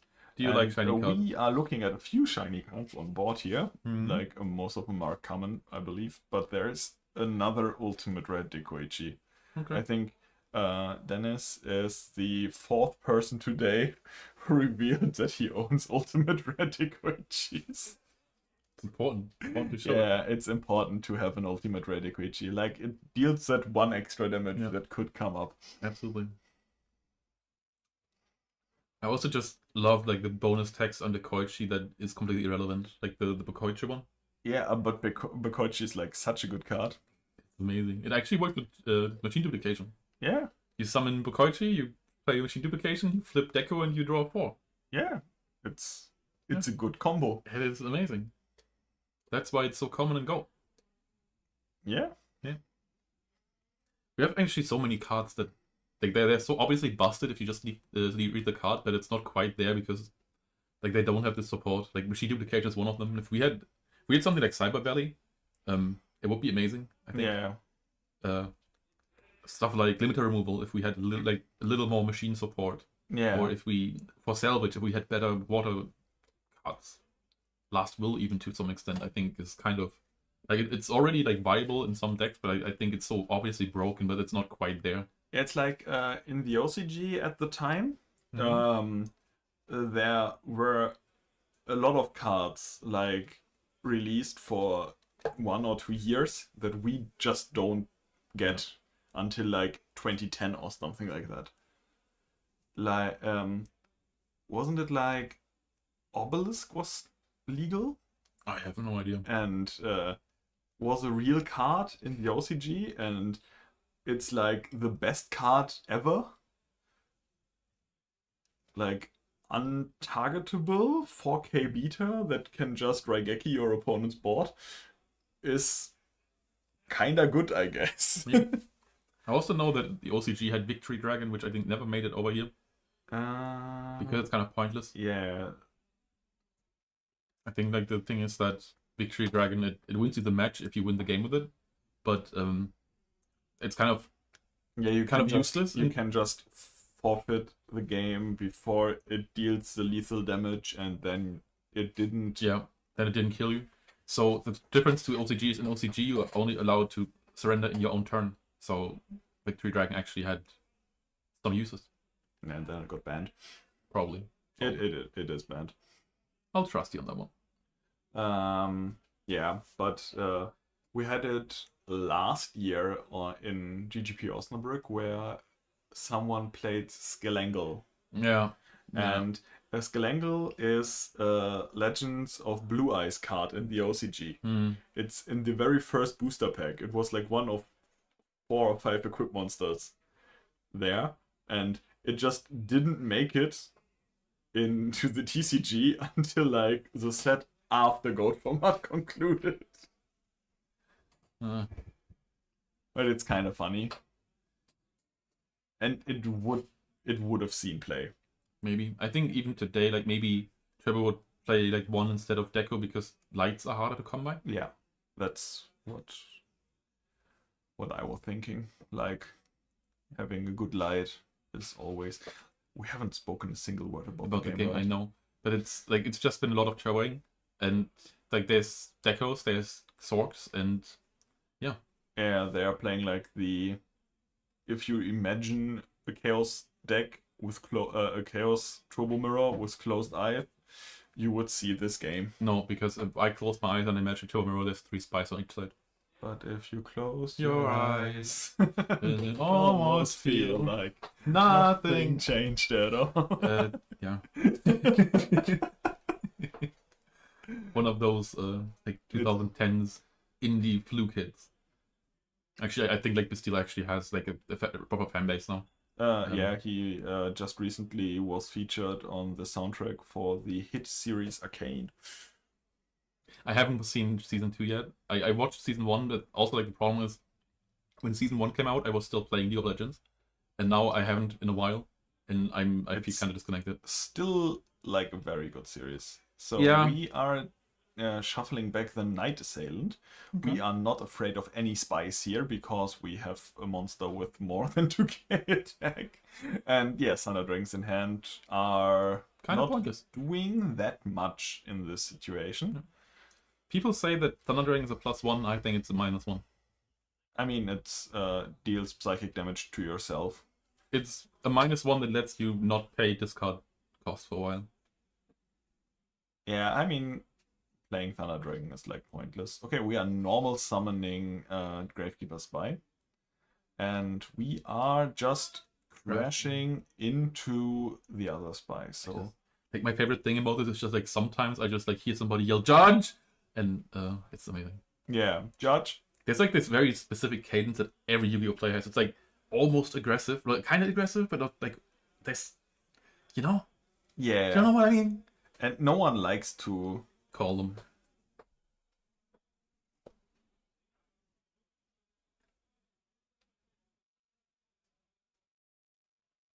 Yep. Right, so this match obviously still ongoing, still in game 1. 7,100 for Dennis, 5,000. No, I just mixed up again, didn't I? No, it's 7. No, never mind, I didn't. 7,100 for Dennis and 5,900 for Burak. Yeah, but Burak has like 12 million monsters with 14 million attack points on board. So yeah. Turns out that dealing damage deals damage. Yeah, and now he's ahead. Now he's ahead. It's just like that. Yeah. Yeah, and activating Pot of Greed in the meantime when you're ahead also brings you further ahead. Because there's a head on it. Yeah. Is it? Yeah, kind of. I mean, pot is literally ahead. I mean, if you smoke enough pot, maybe Everything is ahead. everything is ahead. Okay, we are jarring.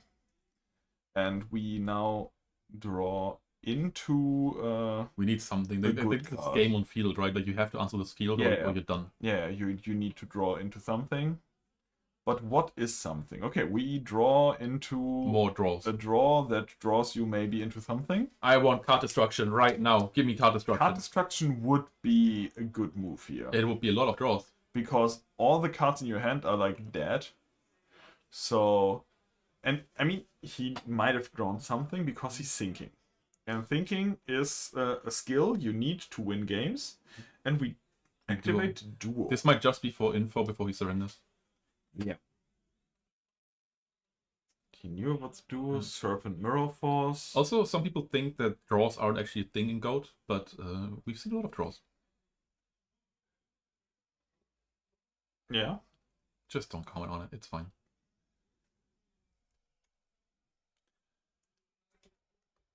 And we just set. We know that there's no back row, right? For who? For Dennis. Like, Well, there's one. We saw but the didn't hand have for with... oh, we are still going for the... Okay, yeah, we are just packing. It was nothing. He's not revealing what got destroyed. So, yeah. So this is game 1 for Burak, right? We're Yeah. going to game 2. We are going to game 2.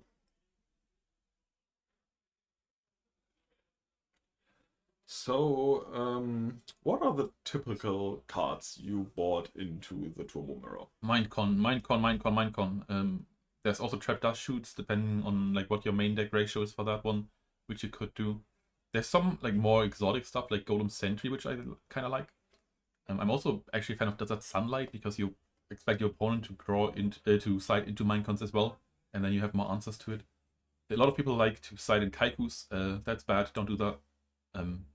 Yeah. Why don't we want to board into Kaikus?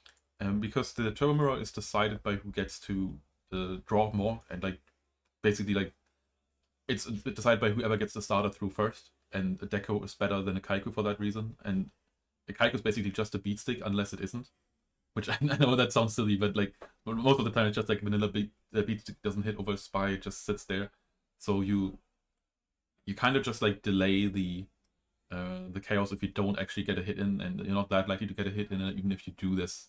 Like they can just discard the Thunder Dragons if they need a light. They have enough darks for everything. It's just not that good. Like it doesn't help the game plan in the way that you want it to. I know like the card effect reads like it's an anti-turbo card, but the cards that Turbo already plays are just better. Yeah, so if you are playing against the Chaos Turbo, you know what to side and what to don't side.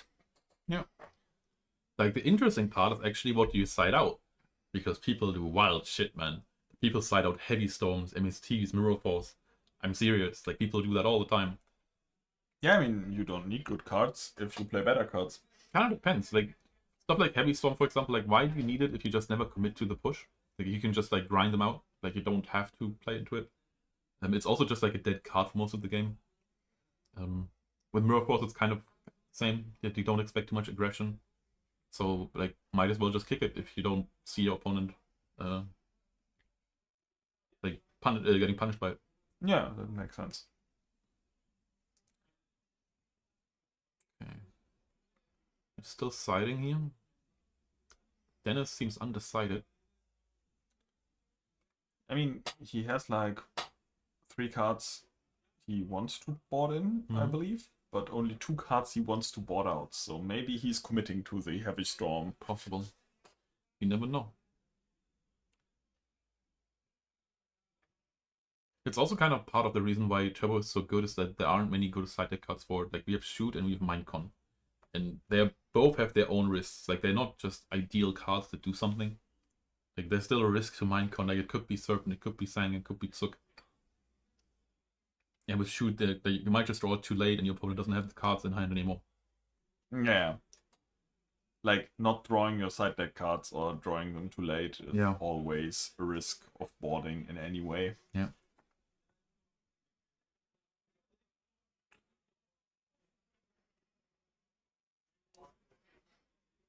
I really like the idea of boarding another Chaos piece. Really? So that you just have one more. Okay. I've seen people kind of do the same idea with Return, where that's kind of, like the other card on top, where you just try and increase the ceiling a little bit. Yeah, like if you for example discard one, the opponent doesn't expect the additional one in the end. Like it's like a mind game for the end game. But you can say that for any card. Like people won't expect you to have Wall of Illusions face down. Yeah, but people don't play around Wall of Illusion. But if you're playing Turbo, you never play the maxed out copies of Chaos Sorcerer. Yeah. So if you like got rid of 2 Chaos Sorcerer and the BLS, he's not playing around the next Sorcerer. I think the Manju decks kind of like to do that, like the triple sword thing, because they have such an easier time getting to that chaos because Manju searches push straight away. And that's basically the setup already. You have 1 monster setup. Yeah, when I played Krish, I also played 3 sorcerers. I think like a dead sorcerer is a good card for Regeki breaks, and but in the regular turbo decks you like never see 3. Yeah, I'm still. I think I've talked about this before, but I'm really disappointed in Manju because when that popped off, like when Waveman got that like 2 GGP wins in a row streak with it, I really felt like we had a new meta deck in our hands, and it really didn't do that. I think the only player who still plays it is Pike Freak, and I don't think he's even that active right now. It just feels like suboptimal turbo when it used to. I don't know. It used to feel like a breath of fresh air that just also plays different because it's way more aggressive than regular turbo. Just like it plays around Nox, it has the monster in attack straight away. It's like having the deco and not having to flip it. If I would want to play like a turbo-esque deck, I would prefer the Krish. But control is more fun in my opinion for me personally. But if I would play any other tournament, I probably would run Krish back. Okay. Like I bubbled Osnabrück last year with it, so yeah. Like Quish also suffers from just being weaker to the random aggro decks that you encounter in these kind of wide fields. Yeah, Like a random Earth aggro that just crashes a red in is disaster. that's true. Also, I haven't seen any Earth aggro today. Like even like by just looking over the tables, I haven't seen anything. Which I'm a big fan of not seeing Earth aggro. But I spotted one, I believe. Like I saw a Goblin Tech Force. Like it could have been anything. It could have been Burn even. They do that sometimes. Yeah. But it might have been an Earth aggro. We even had a player play like 2 Goblin Attack Force and like a skill drain burn thing. Shout out to Gulas, by the way. Yeah, like my friend group is like casually playing Goat, and one of them is playing Earth aggro. Oh, okay. It's like his deck, and then one of them is playing the hand control warrior deck. The Jiragumo one? Yeah. Mhm. So yeah. Yeah, we still haven't settled on a name for that one. Like we really should have. I mean, some people call it hand control warrior, some people call it Gumo Sumo, some call it the spider web, but that's just shifty. I don't know. Maybe we should start having a name for it.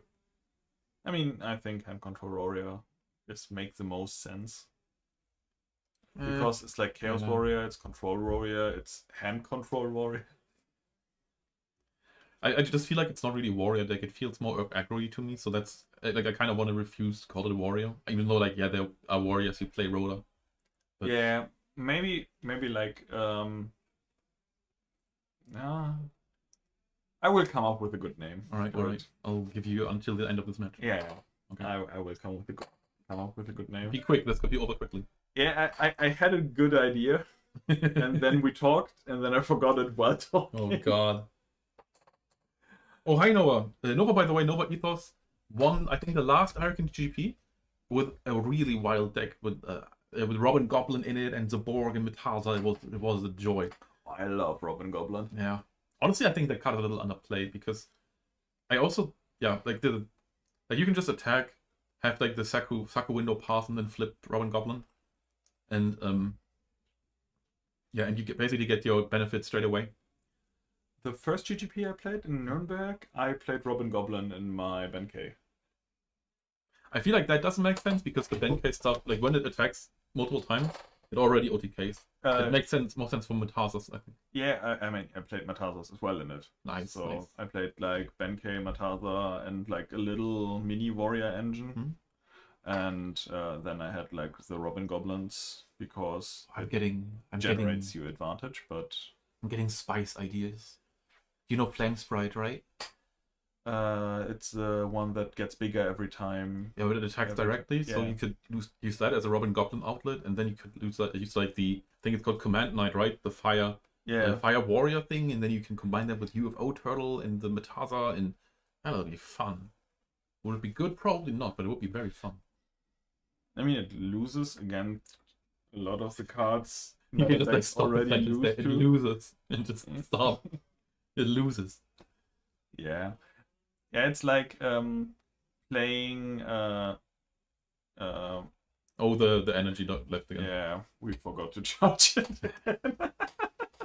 That reminds me of like maybe that's just like a pet peeve of mine, but like back in the day the Back Eyed Peas made an album which is called END, like the end, as if it's like the last album of theirs, and no, it just wasn't, and it was just like an acronym for the energy never dies, and our energy got died, so I got reminded of that. And our energy died twice today. Yeah. And Twice is like the K-pop band. Is that even okay? Okay. I was gonna say something. Yeah, isn't like it's technically impossible for energy to leave, right? Like where did it go? Where is it? We used it. It's in the air now. It's in the air? Okay, can you... Yeah, Phil Collins told us it's in the air tonight. But it's not the energy that's in the air tonight, is it? It's like what else? It's something else. There's something. It's literally just says something. Yeah, I can feel it. Yeah. In the air. God damn it, man. Yeah. We see spies on board, and the attack position spy is like the good spy. And there are just more set cards on on the side of Burak here. This is probably gonna be the spiciest the match is gonna get. Yeah. There could be more spice on the board. Yeah, true.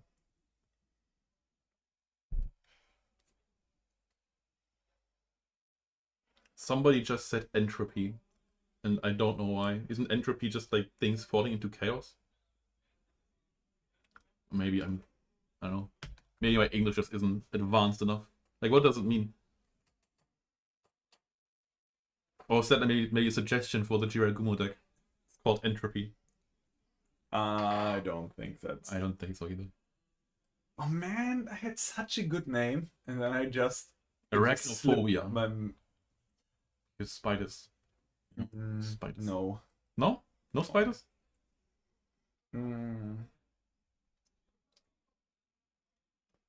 I think my fear of spiders comes from seeing Lord of the Rings too early. Like, I really don't like spiders, and the layer of What did you call it again? it's not Attercock, is just spider in Elvish, right? I don't know. Like, the only thing I know in Elvish is melon, which because it's like part of the plot. What it means? Yeah, it means friend. Exactly. Yeah, I had a German Elvish dictionary when I was a kid. So because it's like a fully fledged out language, you can speak it, and so little me thought it would be really funny to just learn Elvish, and Be as pointless as possible. the grammar was hard. The what? The grammar of Elvish. Oh, okay. I'm not gonna say what I thought you said, but maybe you can get the grammar. Yeah, exactly. Okay. Why did you have to say it, man? I literally didn't say it on purpose. Also, we mind comp this. We don't know what it is. We see the Night Silence. Yeah, at least we denied the destruction. I'm not sure why he... Maybe torrent this out and he will try to play around Mirror Force this way. What is it? Is it Mirror Force? No. Scapegoats. Yeah, unusual. Usually you don't side into goats in the Turbo Mirror. But I know that a lot of offline players swear by it. They gotta stop swearing so much. I mean, it's like the online versus offline debate all over again. No, it's literally just wrong. I don't think so. Yeah, it is. I think Scapegoats is a card that's better online than offline than online. I agree, because like time is a thing. But if if the goat package is actually better against Turbo than like the regular Turbo stuff, then why do you not play Chaos Control from the beginning? Because it's better against Warrior. If it's better against Turbo, then you should just play it from the beginning, and you don't. Yeah. Okay, that makes sense. Yeah. I mean, maybe it was the 41th card. The 41st. 41st. 41st, yeah. Card number 41. Okay, NA switches back. Yeah. I'm still trying to figure out the name for the...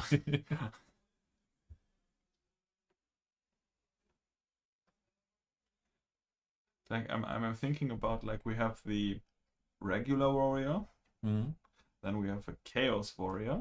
Yeah, I just don't want to call it warrior. Then we have the control warrior. Yeah. And then we need to it's not like hi, it kinda locks you. It's like... No, it's not a lock. It's not a lock. Yeah, no, I was for the name I was like something witty, like the bouncer deck. Yeah. Because you don't get into the club of the players who play the game. It's kind of like a game destroying thing, right? Yeah. Kind of like the football player who just kicks his opponents until they can't play anymore. Yeah. Maybe we should like find like a real brutal 6 and just call the name after them. Maybe. Barkfriede. Also, by the way, known by Werder fans as Graf Derbe, which maybe you can figure out why, but yeah, It's an acronym for his name. And it doesn't make any sense for you English guys. I'm sorry, but I had to talk about Berdering.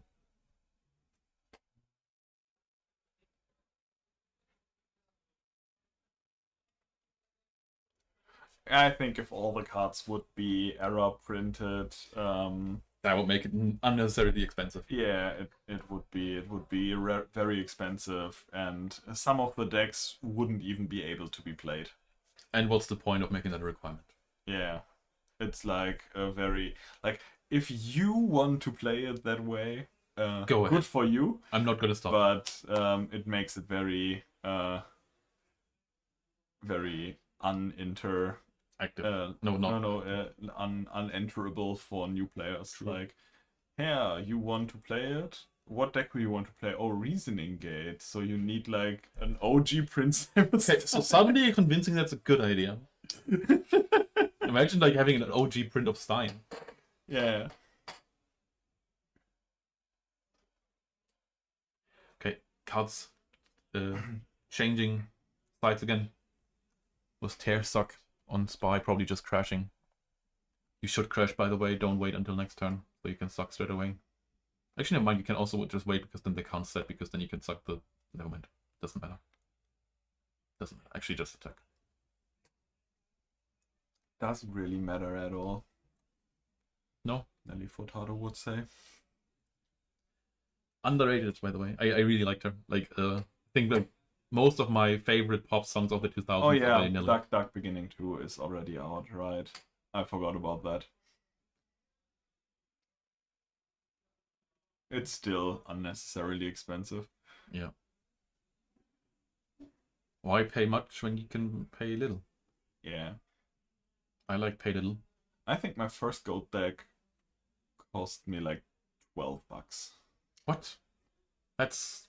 What did you play? I mean, The standard control list that everyone played back in the day. Yeah, but like Duo is already 15. No. Yeah. In 2014. Okay, maybe it was different back then. It was like €3 or €4. Probably because no one was playing gold.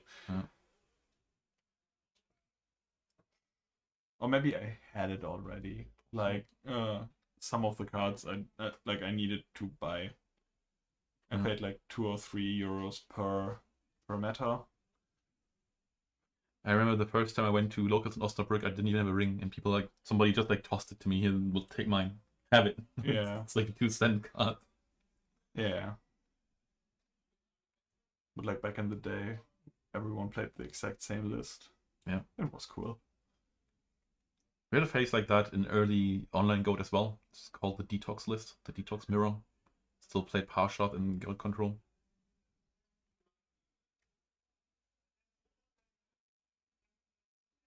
Okay, we ring for 1200 here. He liked it, so he put a ring on it. And if I would see the Spy, I would put a ring on it as well. But he ringed the Tear. Oh. I'm not really into that. Into the Tear thing? Too many eyes, right? That's too kinky for me. Too many eyes. What's like the maximum eyes you're willing to deal with? I mean, 1,000 are a bit much, like 500? Yeah, 1,000 are a bit much. I think like 3 is okay. 3? Okay. Okay. 3 is okay. Alright. I'll take it. Okay, we nobleman the Spice away. Mm-hmm. But yeah. It's one less card to deal with. Okay, we have 3 spies on the side of Dennis and 2 spies on the side of Burak here. Now, yeah, banished. That's also a sign that Burak was on Chaos Control from the beginning, because they usually play 2 spies instead of 3. It's possible to play 3, but most of them to play 2.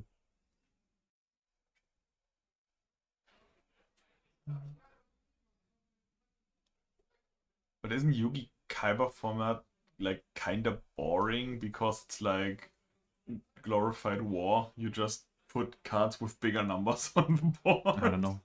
I haven't played it. I know that Critter has a fan base. But as far as I know, like the best way to play Critter is also like stall, and you either win by deck out or Exodia, which doesn't seem to be appealing to me.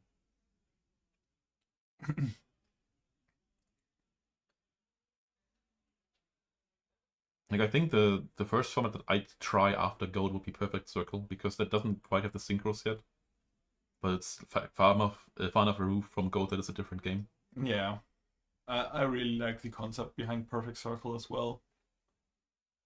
Like, this commander is such a cool card. It commands discs. He commands discs. Yeah.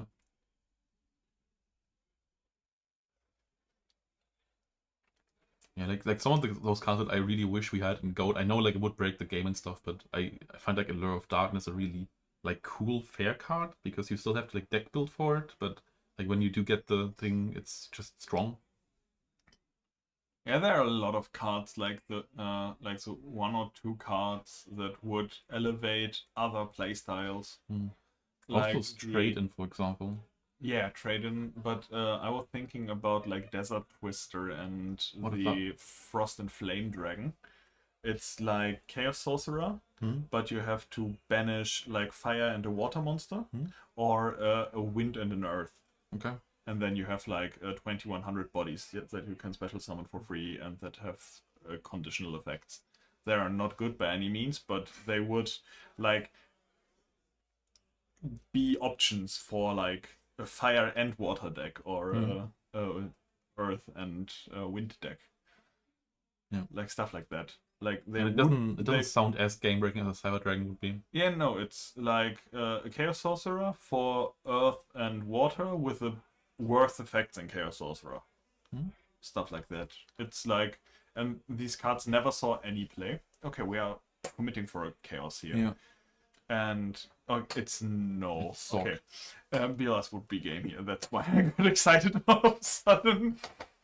But it's just a Chaos Sorcerer. But still a really good spot for Burok. On its way to another top, maybe. Yeah, Mizuki would also be a card that's totally nice. It would elevate Zombie to playable. Master. No, just Mizuki. Yeah, but just give me Zombie Master. Yeah, Would be incredible. Zombie Master is also Would be a incredible. card. Yeah, all the gadgets. Yeah, but I think the gadgets would be a little too broken. Like I talked to somebody about it yesterday. Like the problem is that we do have 3 limiter removals, and I think. I mean, gadgets are a thing in the OCG at this point. I know. But still, like I think they would be too dominant.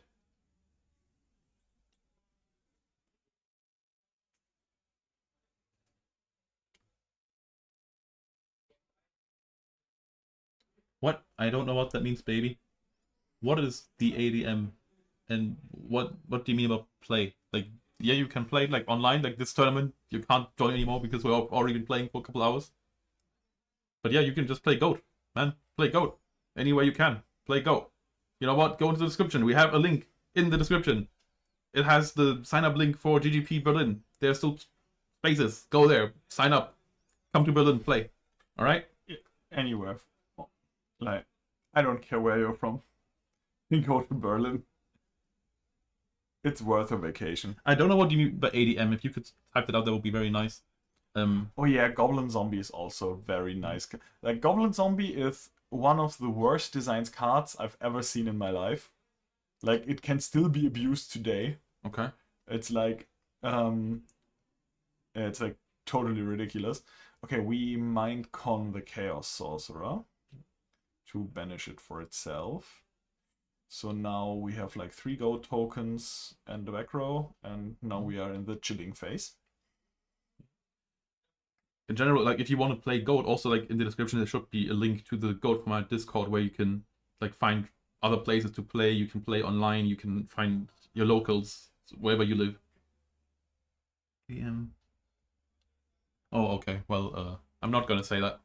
I'm not really sure what the point is of you being here, but that's all right. Play Goat. Yeah, right. Play Goat. Stop being weird. Actually, that's not really the way that it goes most of the time. Like most of the time, you play Goat and you get weird. And I mean, how many eyes are too much? That's the question. Too many eyes are too much. Too many eyes are too much. No, how many? Like maybe we can find a like formula for it. I think 3 is okay. If you have 3 eyes, that's okay. If you have 4 eyes, you are wearing glasses, and I don't like you anymore. If you don't see us right now, we are both wearing glasses right now. He You're hates still- me. and He you're hates me. still And blind. he hates me, and he hates himself. Yeah, I mean, what's wrong with you if you don't hate yourself? Good point. Who's not hating themselves are our two competitors in the game right now. Well, we don't know. Maybe they are. I don't think so. We Oh, have, nice! Tried really good. And BLS. Is this that game? maybe Depending on what it is. we have Yeah. 2100. Yeah. So it's That's game 3. game I 3. think there was a really long game 2. I'm not sure what the timer is like, but I'm quite confident that game 3 is going to go into time. It could be, yes. I'm while casting, I lose any time, any sense for the time. It's Especially when you just start talking about stuff that isn't the game. yeah, You kind of just lose the contact to what's going on. and our intelligence agents all got banished last game. Your So intelligence agents? yeah, the spies. So that's why we're so dumb.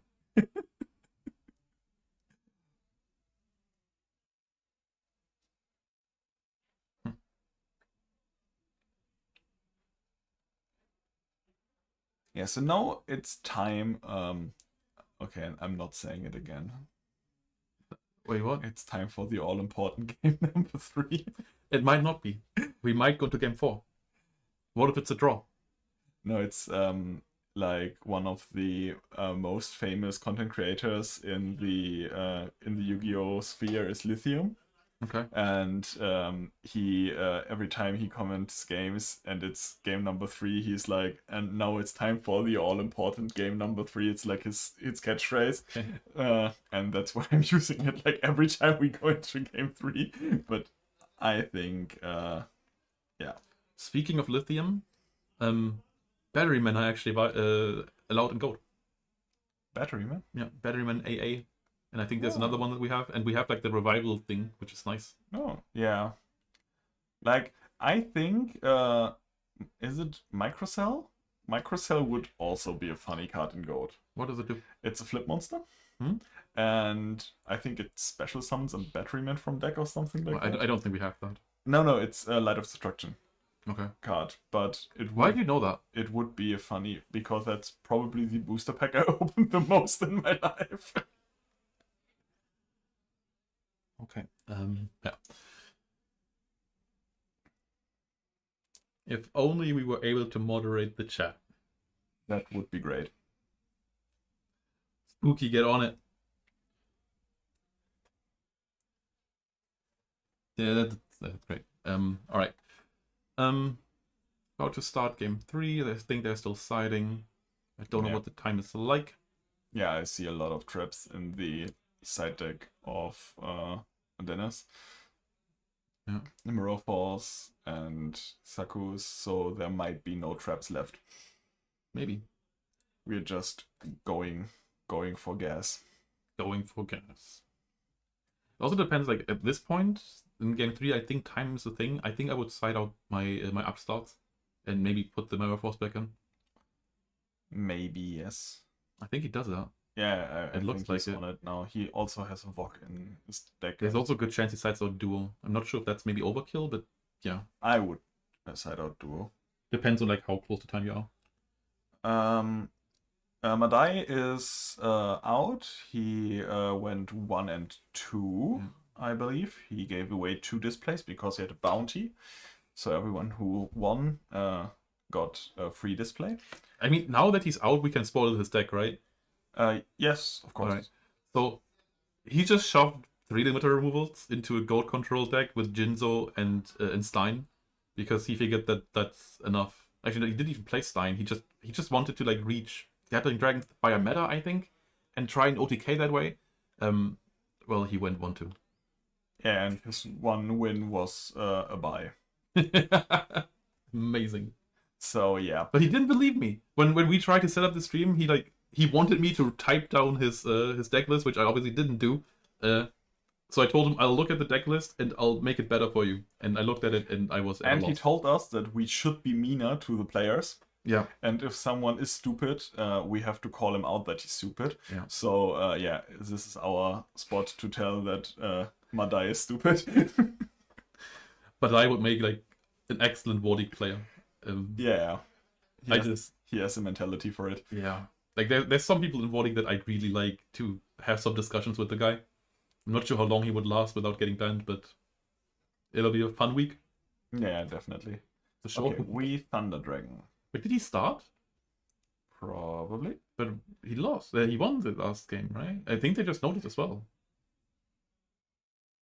I think they know. Yeah. I'm not sure about Vittorio Victor if he's still in it. I didn't saw his name on the top tables, but maybe he's playing.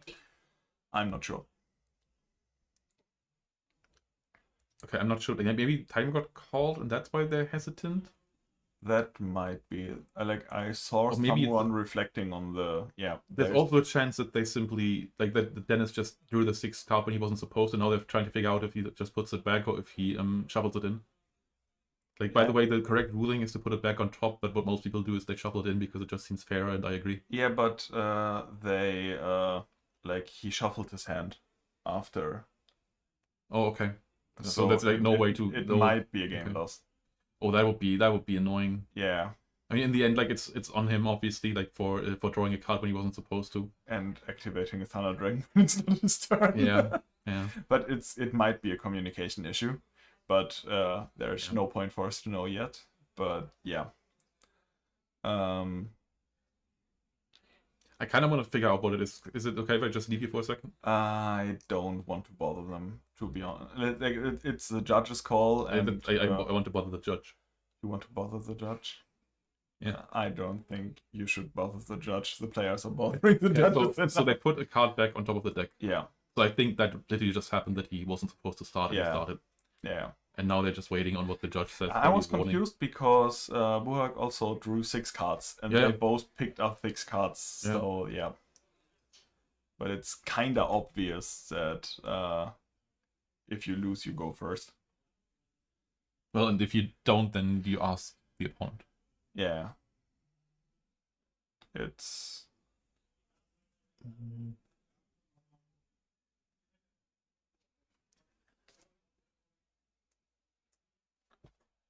I really love ads. Ads are amazing. Ads are amazing.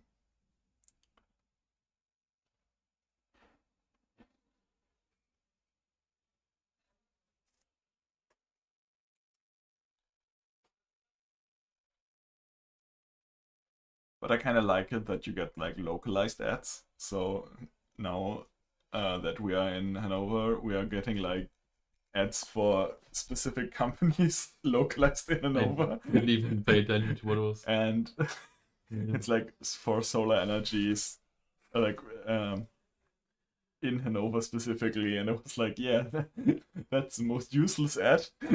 I always get like an ad from an energy company, and like like their slogan is like from Bremen, where I live, to Würzburg, which is the south, which is where I visited like a couple months ago, and of course, like I think it's literally just them checking my phone. Yeah, obviously. Which is a little creepy. Yeah, it's like there's a pot. It's a good pot. Yeah. And it was Thunder Dragon. Then pot, yeah. And we have a monster on the side of... it's a Kaiku. Yeah. We can see it whenever he puts sand like that. Maybe we should shut off the lights after the match. Like we have specific lights there to make it easier to see, and I think now that the sun went down, we no longer need them. Yeah, probably. Like it's... Oh, there's the Zombira. Interesting. Maybe this is literally like a time play, where Zombira is like a wall that you can't get over for a while, so if it is about just punching 1 damage, then it's worth it. Wait, where energy goes is entropy? Yeah, but it doesn't just disappear, right? It just like goes somewhere else. Maybe, I don't know. I'm not a physician. Oh, that's not what you say. Physician or like doctors? Yeah, it's physicist. Physicist. Yeah. I know that because I watched Big Bang Theory. I'm sorry about that. But hey, I was 14 too, and I thought it was funny. But you know, no, actually, I didn't find it funny when I was like 14, 15. Oh, so you digressed in your development. I think it's like the nerd jokes are not funny, but the science jokes are pretty funny. I don't know, man. Like to me, it just seems like. But I don't like making fun of people with autism. So yeah. To an extent, it's obviously fine, but that's not even my problem with it. Like, I just even like the science jokes. Like, to me, it kind of reads like the Rick and Morty copy pasta. No, like I don't need to know what Schrodinger's cat is to like. I don't. Why is that a thing that makes a joke better? Like, it's actually not that funny. It's just not that funny, man. No. I mean, humor is And like things subjective. don't become funny just because other people don't understand them. And even then, like, Schrodinger's cat is such a like basic thing that everybody has heard about. Yeah.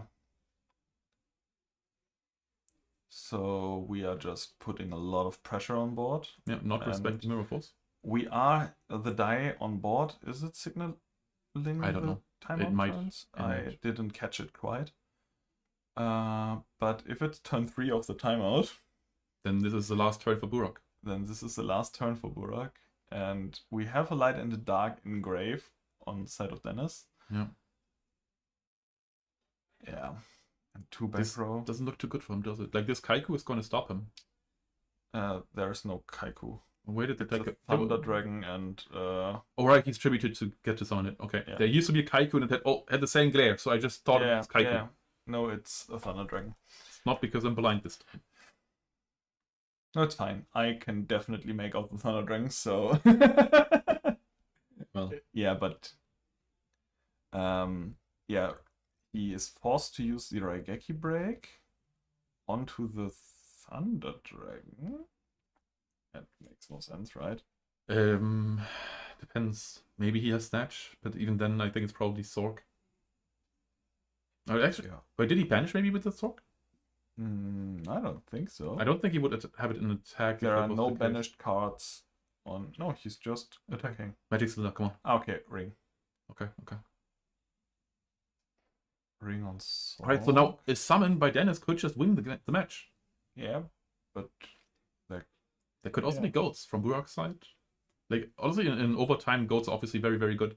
Yeah, and we already know he's playing the goats. Yeah. Okay, we are setting another card. So it's 2 back row. Yeah. And we have light, dark, and gray for a potential next turn. Heavy, Asura, and a Chaos Monster. That's what we need. Heavy, Asura, and a Chaos Monster would definitely be good. Yeah. On hit. He has like 3 or 4 cards in hand. Okay. So they haven't turned the dice, so I don't think they're actually in time yet. No, I don't think so as well. Maybe it's just the die they put on the token to signal how many goals are still left.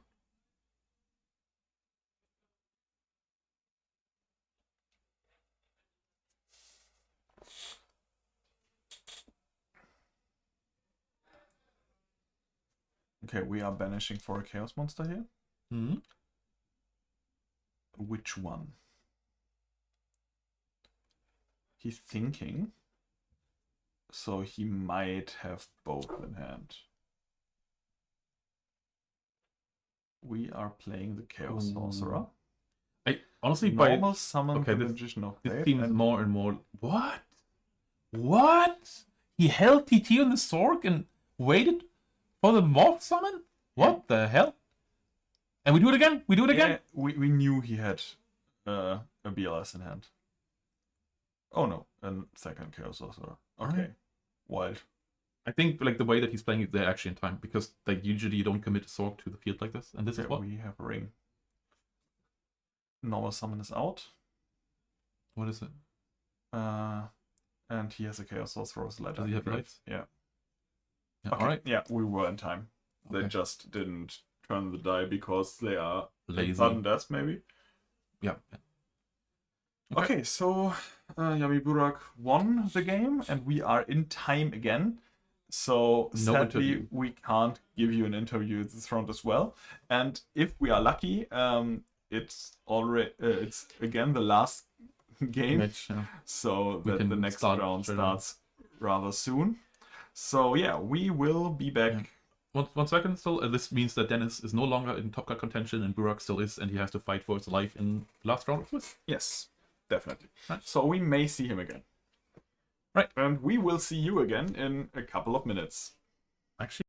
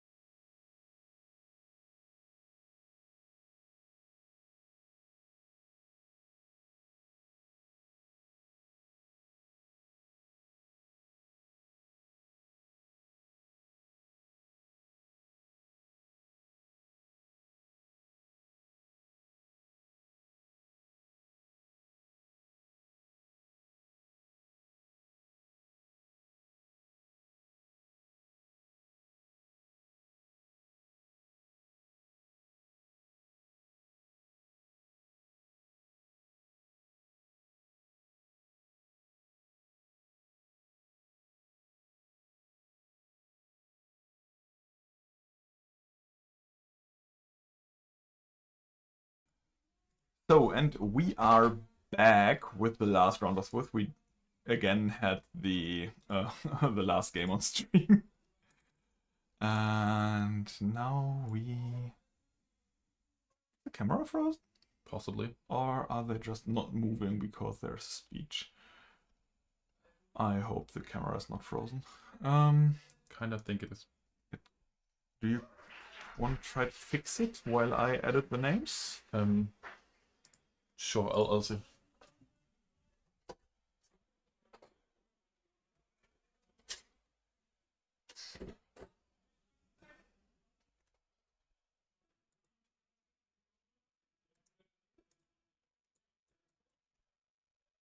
So we have Johannes on the one side and Jet Set Mehmet on the other side. He was very excited about getting a feature match, so I hope he plays it all today.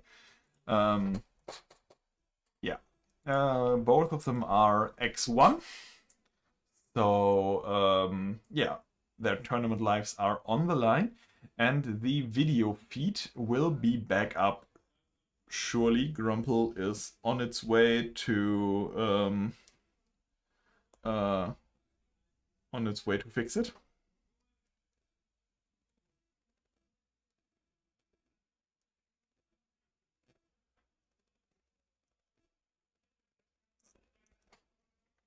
Okay, yeah, we are trying to fix the come on, Grumple, you can do it. I think the webcam froze. Yeah. He surely will be able to do it. And we can watch him while you do it. Yeah, it's like kinda scuffed with the setup, and we had to that's not, yeah, you have to, yeah, perfect. And now the camera is a little bit bugged. Then I will have to fix that while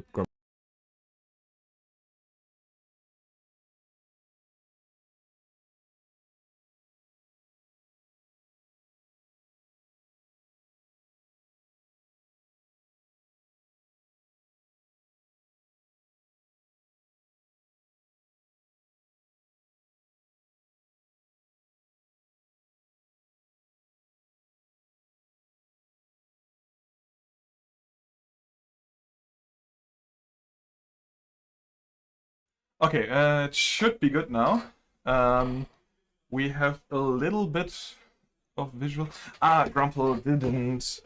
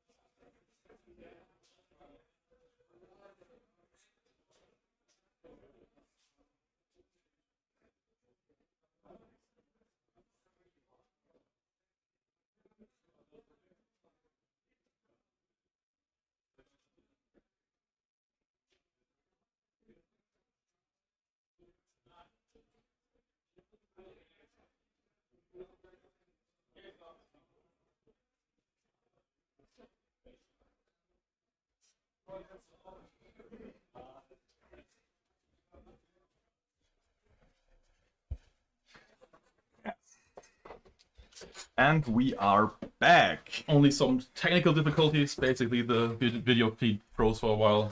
We had to figure that out, but we did. And yeah, it's, every time behind the counter someone is walking, there's the immediate danger of the imminent danger of someone touching We really should make the wires and stuff. we should really take some pictures of our setup that we're using.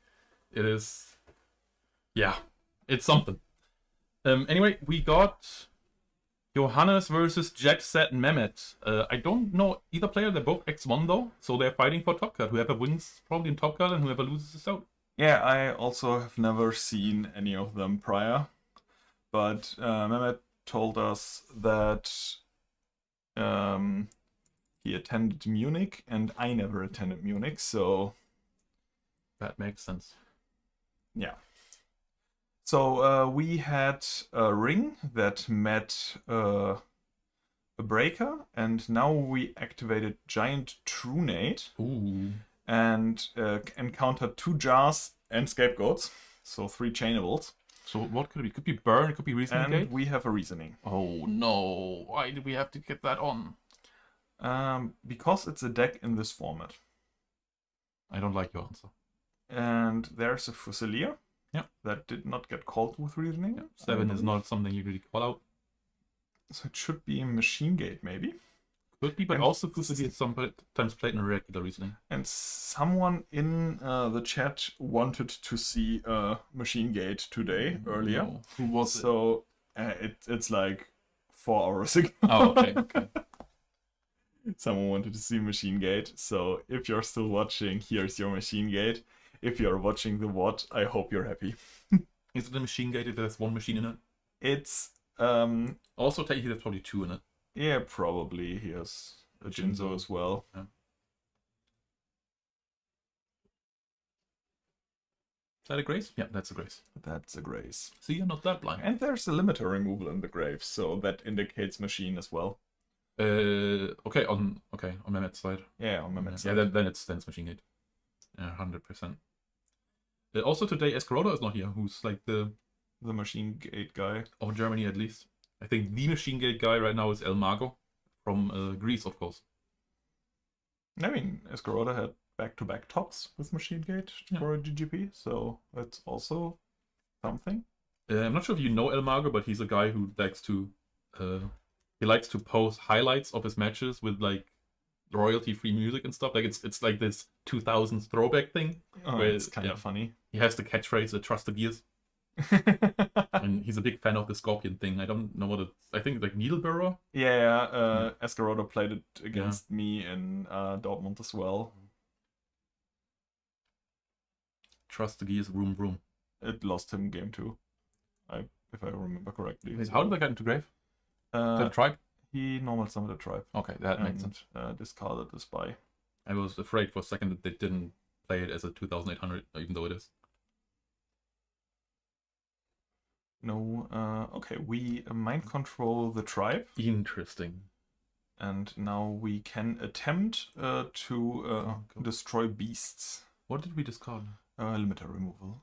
Or no, a Dark Magician of He Chaos? discarded twice because he wanted to kill the tribe. So Ah, yeah, okay, then he discarded the Dark Magician of Chaos. I think no cards in hand, right? A 1 card. Not card. Okay.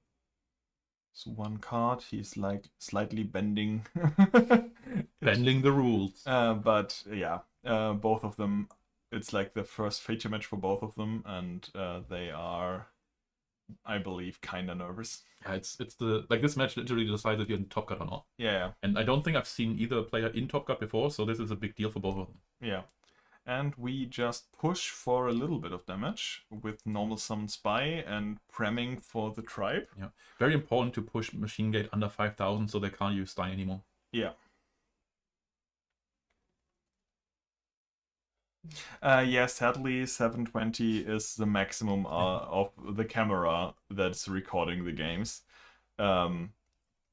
We We gotta can't- use what we have. Yeah, we have to Um, use what's here.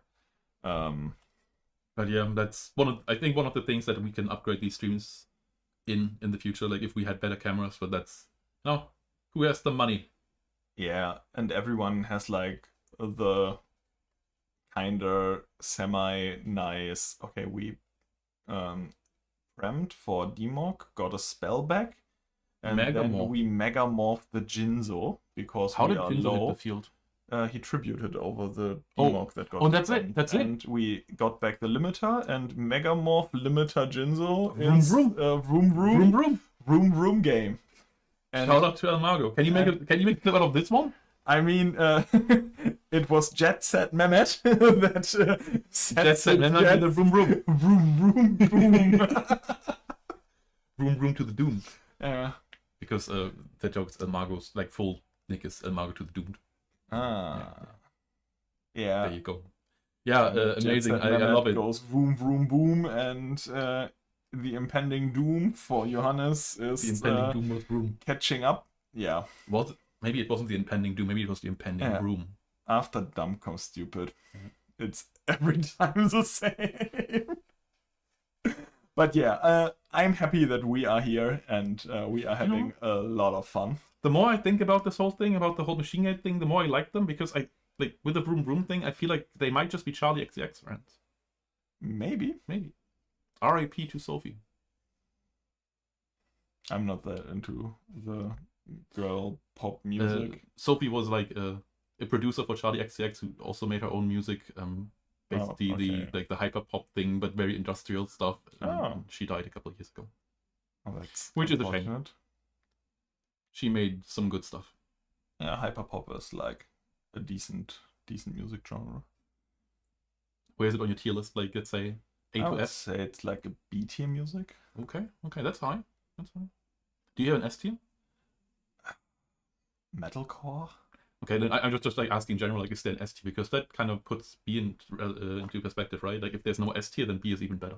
Yeah, no, I think it's like classical rock music and metalcore are like my S tiers, because classical rock music, it's like very skilled artists. Very skilled like musicians in general. Like, that's my take for music always is like, I don't actually care how skilled the person is. Like, that I actually get kind of annoyed when people talk about it. Like for example, in hip hop, there's, at least in Germany, there was like a conversation for a long time where it was about like rhyme technique and stuff like that. Yeah. And I don't think that matters at all. Like, I don't care how well of a craftsman you are. I just want to hear good music, and I don't care if you're good at it, as long as you make good music. Yeah, but if you are like listening to like Sting or something like that, if it's like the music is better if you are like very good at what you're doing. So I think it's kind of like with like cooking, right? Like, the more ingredients you can use, the better, like the more stuff you can make and the like greater stuff you can make. But if you have like 10,000 ingredients and somebody else has 10, and they both make a dish, like, it still has to taste better. And if it doesn't, then it doesn't. So I personally, I don't care about skill at all. I think if you're a skilled cook, it's not about how many ingredients you can, but how much flavor you can get out of the ingredient. Yeah. I'm like trying to say it as like a skilled musician has like more tools in their belt, you know? Yeah. And I don't care about the amount of tools you have, I just care about what you do. Yeah, but if you're like very good at what you're doing and you do it better than everyone else, and I think the quality of like music did not improve since the 80s. I disagree. I actually think that we've just had a really strong pop music period at least. Yeah, of course, but the quality of vocal songs, sure, but like the band music, like I still disagree. Today you have like producers who artificially create like the backing tracks, and I like got into a rabbit hole of like a drummer content, and the drums that you use today oftentimes can't be played by a human, because. But why does that matter? Because if you perform live, you have no live drums. Just use a backing track. Yeah, but it's like, I think it makes the quality of the live performance worth. I don't think so. If you have no. Wait, what is that? Is that a... It's a Master of Oz. With oh yes, fine. Oh, he probably has. And that's it. And that I hate it. I hate it. Please have Kuribo, man. Oh no, it's not. Anti-YuGiOh. Right. So, and Jet Set Mehmet set his sights onto the top 8. So we're gonna have an interview because this was like 2 minutes. Yeah. You gotta do it, man. I will. I love it. I can't contain it. I can't contain myself. Right, If you have it, you have it. I'll get him. Escarota, this is for you. El Mago, this is for you. Vroom, vroom! Vroom, vroom, boom!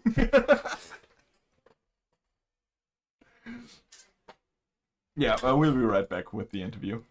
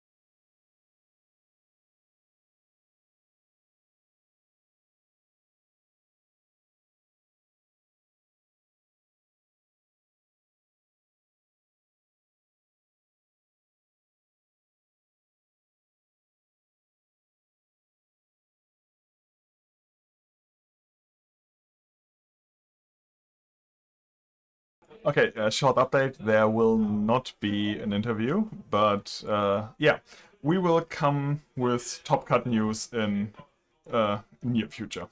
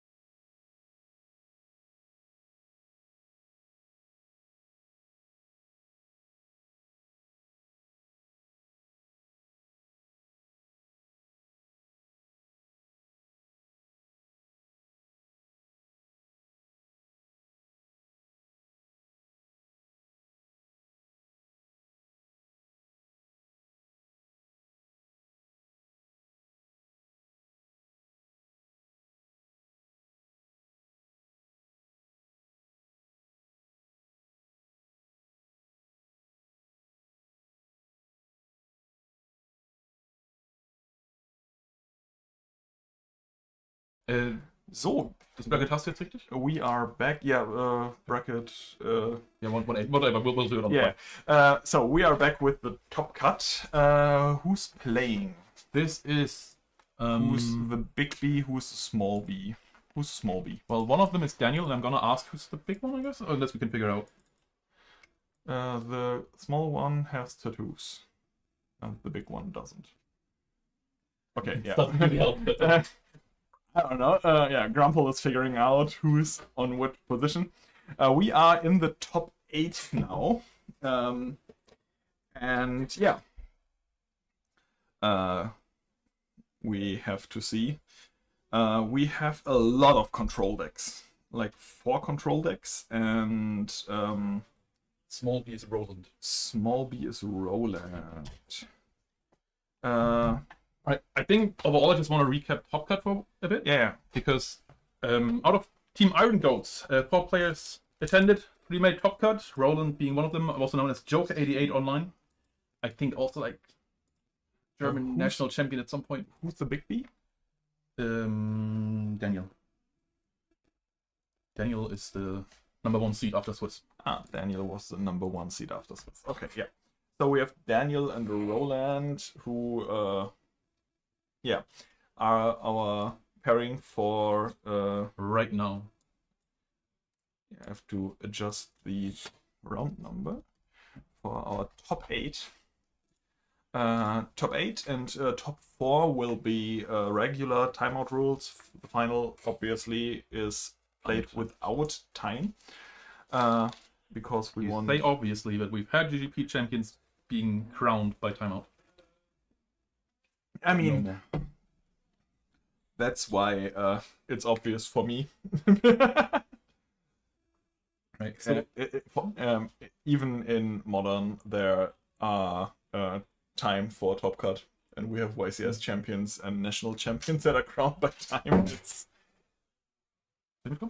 Right. okay. Yeah, we have additional pauses and infos, but I can our top 8 content of 1 turbo, 1 warrior, 1 machine gate, 2 decree. Right. Decree goat control. Decree goat control. One of the decree goat control plays like 19 warriors. No, it's not that many. It's like a Blade Knight and this Grandmaster Sasuke, So and I feel like I have to give some background lore here. Luca was complaining about me classifying it as goat control instead of warrior control. I don't know, like I don't know where warrior control starts and goat control ends. It's hard to tell. To me, it's goat control. Doesn't matter. In the end, it's kind of the same thing. yeah. But in my opinion, when half your monster count are warriors, and But you that's play not roller, true. it is. No. He has Ninja Grandmaster Sasuke, Blade Knight, Amazon is Archer. Maybe you shouldn't spoil the entire thing on stream. Yeah, maybe. I mean, Just a thought. yeah. Just a thought.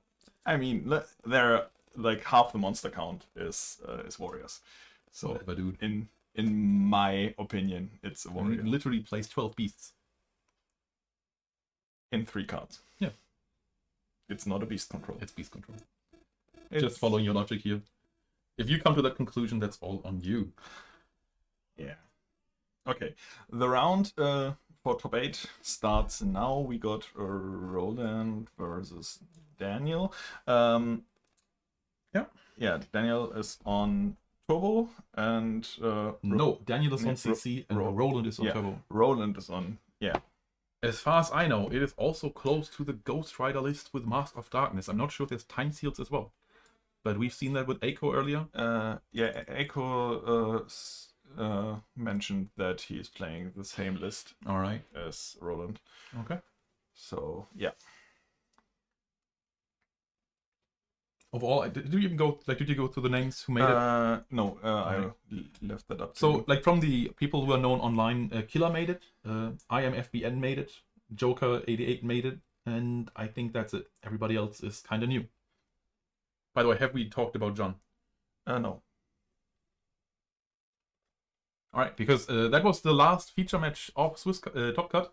John was in there with Machine Gate, and we just learned that he came all the way from Augsburg without having a ticket, and just got lucky that somebody didn't show and he was able to play. No, actually, we exceeded the player. Yeah, but it's a better count. story if we pretend that that somebody didn't come. Yeah, but It makes it the more generosity of the store owner.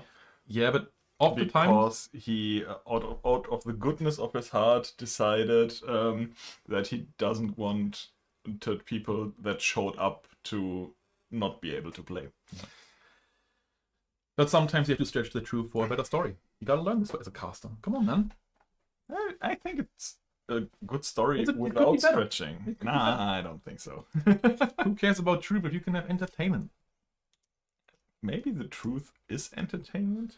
It could be better. Right, we're starting.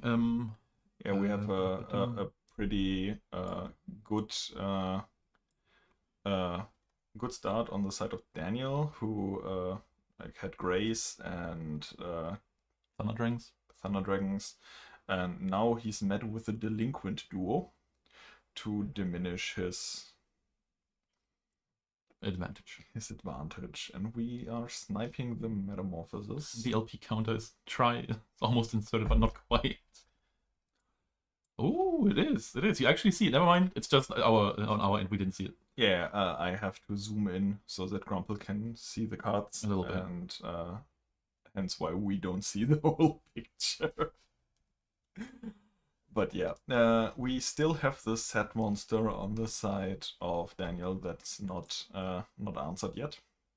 And we are trying with the tribe, and we are hitting over the Dekoichi. Okay. Probably hoping for a spy. Wasn't a spy though. Yeah. And now we are setting 2 cards. And yeah, tribe is like, if you don't hit the spy specifically, I think it's not that good of a beat stick to just play, because it easily gets answered by the Tsukuyomi. And it's kind of fragile, and it's such a good card to... Such an important out to anything. Yeah. Especially here with the opponent on control, committing it early and not getting to destroy goats is pretty massive. Yeah. Also interesting use of book here. Did it on Tsuk. Let's see if we can connect. Because temporarily he's minus. Yeah, and we are... Played around Dust Shoot there, setting a card first before we jog. Yeah. I mean, these players do have their sequencing. I mean, they better do. If they don't have the sequencing down by now, I don't know what they're doing yet. And we are passing with a set tribe on board after getting rid of the Tsukuyomi. And that's like a good card to get rid of if you... Like, it's such a good stall piece, and it's a good out to your own 1000 less restrict.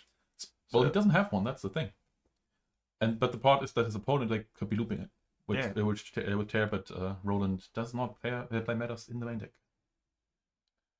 I'm not sure if he does in the side deck. I could check that, but I'm not going to tell you. Right. We committed to the Breaker.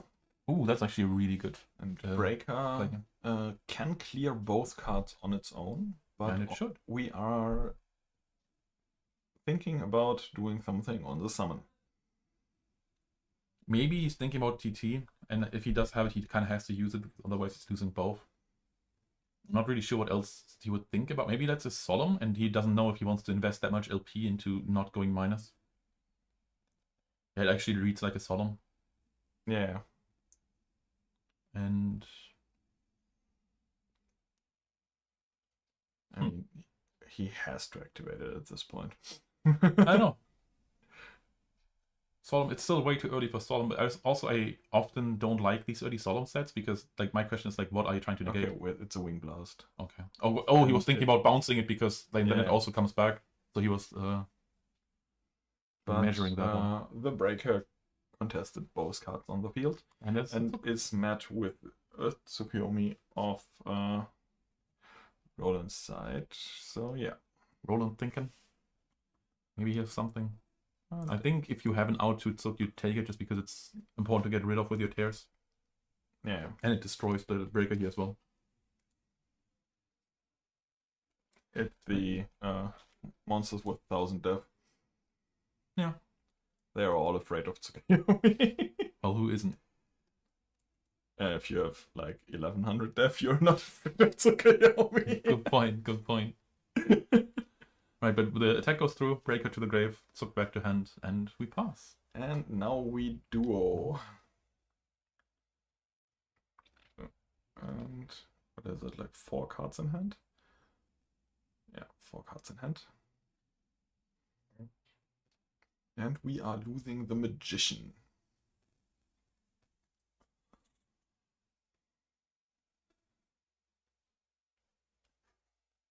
So, and we are getting rid of the Tsuk on side of... Interesting. Usually you don't do that against control. Maybe he needed Dark Engrave? And I think he just drew the second spy. That's okay. Probably has third.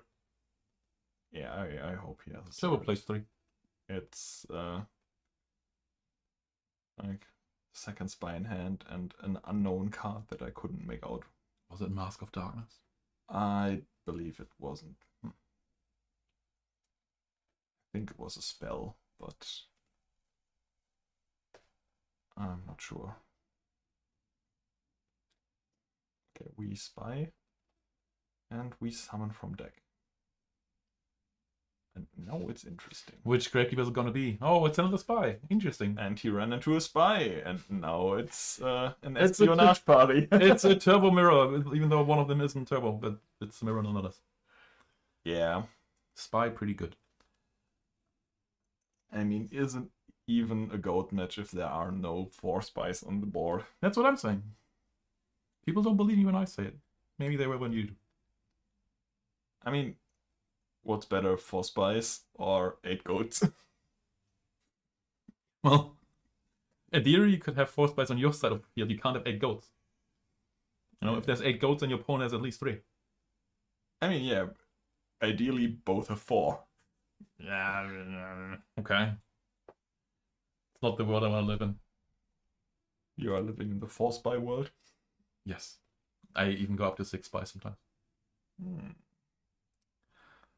I didn't think they made a 6 Spy Kids movie. They only did 2, I think, right? No, there was Spy Kids 3D. I think it was the third Right, one. I confused them with the Shark Boy and Lava Girl. They did a second one of those? Yeah. Crazy. Yeah. Nobody knows why. Yeah. Dreams. Yeah, and now we noblemanned all the magicians away. Did we see any Thunder Dragons so far? No. Okay, because that is now the light access that both players need. Thunder Dragon, whoever draws it first wins. I mean, Thunder Dragon isn't helping if... Okay. I think we're trying to crash. We are swinging. Yeah, we're crashing this the Snatch spy. I would have preferred if he attacked with both spies. There's no extra punish here. There's no Isura in game 1. Yeah. I mean, yeah. He is ahead now. Yeah, but he could be further ahead. Maybe. Being further ahead is better than just being ahead. And we've already talked about being ahead and being ahead earlier. Yeah. Don't have to retread that. It was a terrible joke to be I honest. know. Like, sometimes bad jokes just become better when they last longer, but I don't think this is one of them. Yeah. A friend of mine has this really long and dragged out joke about koala bears. And Is it about chlamydia? it isn't getting better. It's about chlamydia, isn't it? No, it's about weed. Okay. For those that don't know, like 80% of all koalas have chlamydia. If you see one, don't do things to it that you shouldn't. It's not gonna be nice for you. Yeah. Probably not. Okay, we are setting a back row and we commit to a monster.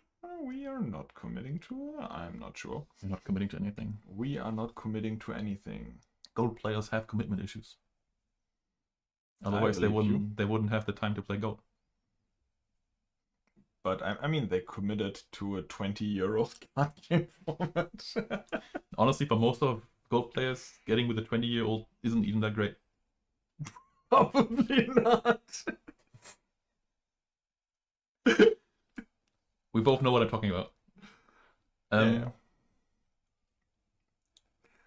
Yeah.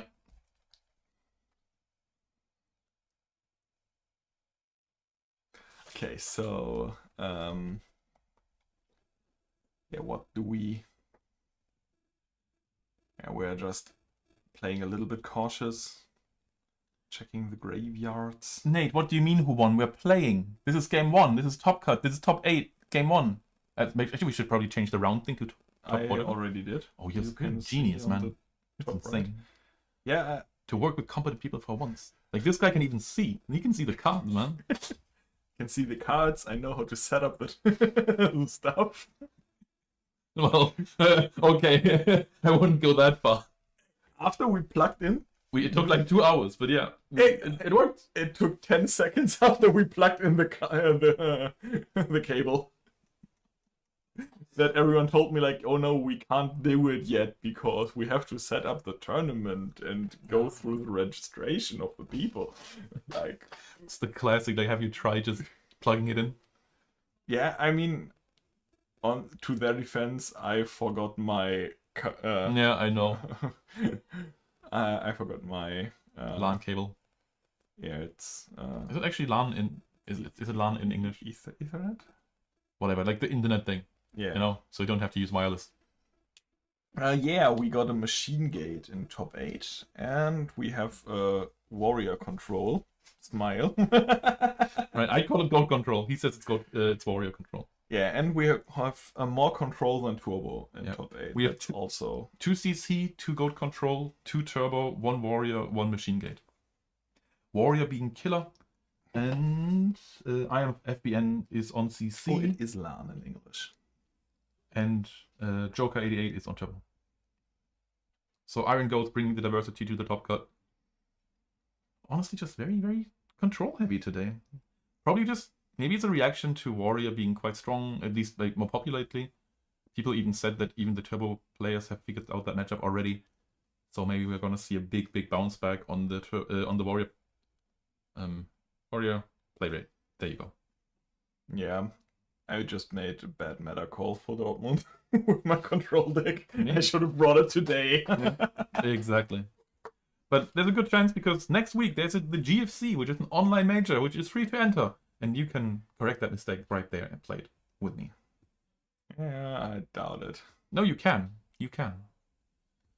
And that's also true to all the viewers. It's free. It's on the Goat Format Discord. It's probably somewhere in the description. The link, you can find it. We play on Dueling Book. It's a big event. It's going to be like 100 people plus. Invites are going to be there. It's going to be a stream. It's going to be great. Be there or... Be square. I didn't want to say it. I wanted to go for the triangle, but Yeah. you had to be boring like that. Be there or become the Millennium Puzzle. Yeah, but Because that's not it's a a triangle. No, triangle. it's not. It's not. If you look at it from the front, That's it's a not. That's not triangle. how it works, man. Like, no. Like a, whatever, man. Like a cylinder isn't a circle. If you look at it from the top, But it isn't though. It's more. There's more to it. if you have a two-dimensional image, But it's not a two-dimensional object. it is. If No, it's you not. Look at it from the front, Buddy. Like if we look at a whatever a cupboard, it's not planks. It's a cupboard. if you look at it from the front, It's still a cupboard. yeah. So we are in game 2. Really? There is a time seal activated. In Yeah, the that is- graveyard, that and is we what are we- seeing spice. Spice or spice? Spice. Okay, yeah. The time seal again, like probably an adaptation from the Ghost Rider list. Yeah, we saw one earlier today. As Well, that was a Minecraft Serpent, right? That's awful. no, it's Creature swap. It's a creature swap. Okay, it's not awful actually. Then it's pretty good. And now the spy. He just got in. tosses it back to him. You have to take it. And you just love these like little emotional flashes you can see when people say, Yeah. like, not happy about it. He's angry. Yeah, I mean, Roland came here with the intention of getting an invite, and losing top 8 is not getting him any closer to that. So now that he's down a game, the emotions might get him. Losing his nerves. Yeah, I can't I've never lost in my entire life. I can't comment on that.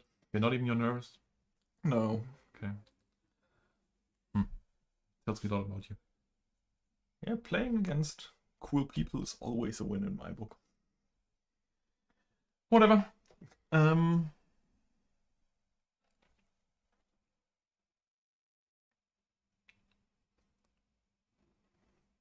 Okay, what are we searching? What's going on here? We drew a card.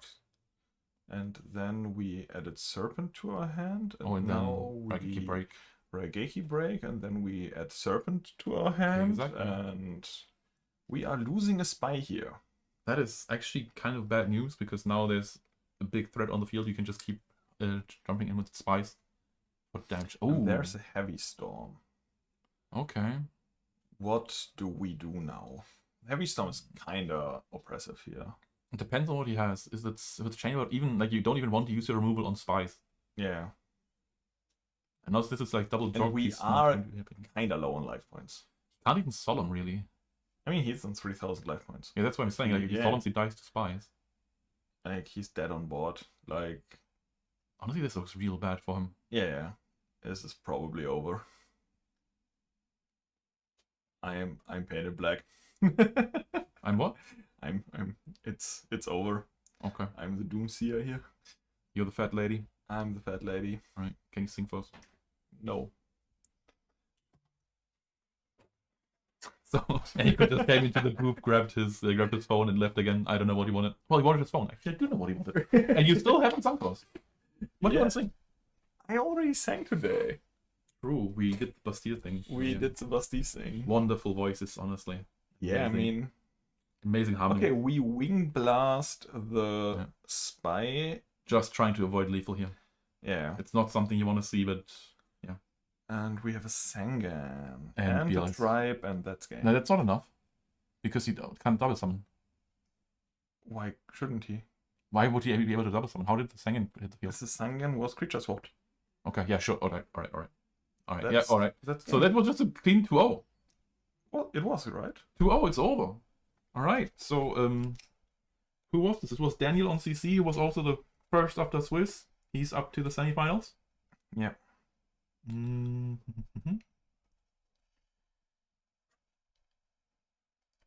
And I'm gonna see Oh, if we can get somebody else. They are boarding, right? Are you sure that that Roland lost game 1? Or are they just thought ordering so. back? They are like with closed deck. Yeah, I mean, it makes sense to not give away info, but I'm gonna ask him, but I'm pretty sure it was a 2-0. yeah, I mean, we can just wait and see. True. if I'll they- just wait. We are so quick to bother the players. Players deserve bothering. I mean, they play Top Cut right now. Yeah, they deserve bothering. I mean, if you can't perform under stress in Top Cut, do you even deserve being in Top Cut? And we're think putting so. stress on both of them. Like it's literally fair. It's like, you know, when you play football and the pitch is ass, it's bad for both teams. It doesn't matter. Not an I excuse. don't think it works that way. It literally does. If it's your home pitch, you have an advantage if the pitch is bad because you're used to it. No. But I see you're a huge Bielefeld fan. Actually, I don't.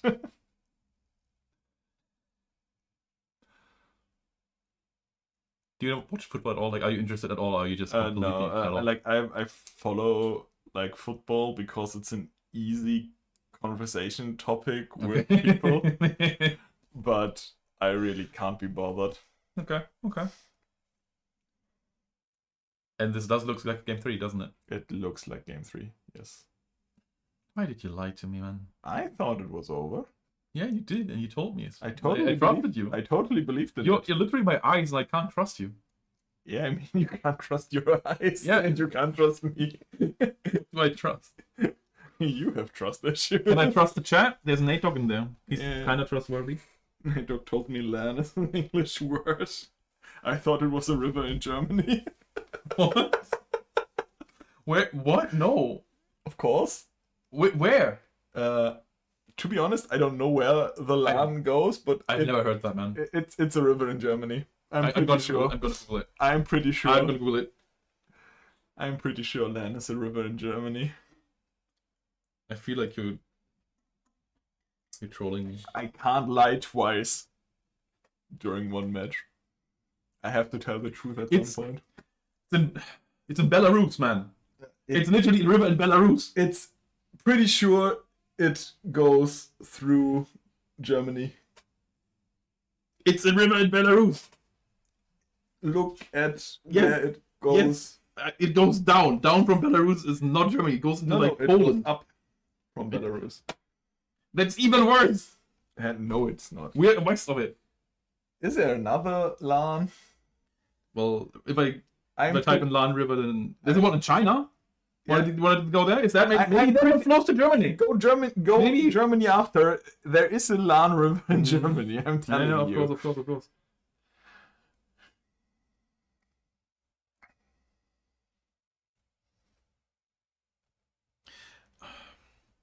Okay, you're an idiot.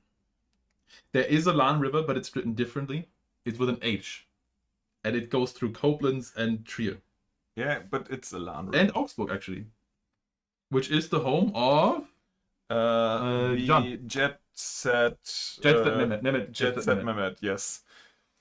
Why does he call himself Mehmet if that's not even his name, man? I mean, it's a common courtesy, I think. What do you mean? With Ali Muto. Yeah, but that's a different thing. Like that's reasons for that. Yeah, But maybe he has reasons as well. I doubt it. I don't know him. I doubt it. Alright, we're going into game 3 after we already saw the 2-0 that wasn't a 2-0. Thanks for that again. Yeah, it's definitely... We are professionals. Professional dumbasses.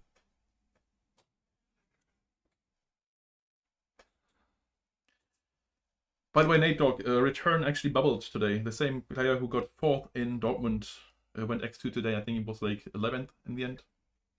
And Christian Böttcher was the hardest double at 9th. Always rough.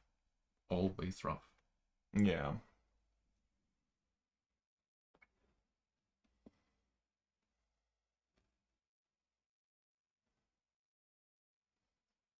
I bubbled a regional once, and I won against Return Winner in the last round of Swiss. And you kicked him out that way? He had the better tiebreak, so I beat him, and he got in? No, we both didn't get it. Dragged him down with him. Yeah. Kinda deserved. Probably played some stupid deck. Yeah. I think we played a mirror match. Exactly. And it was the first time for him playing the deck at all.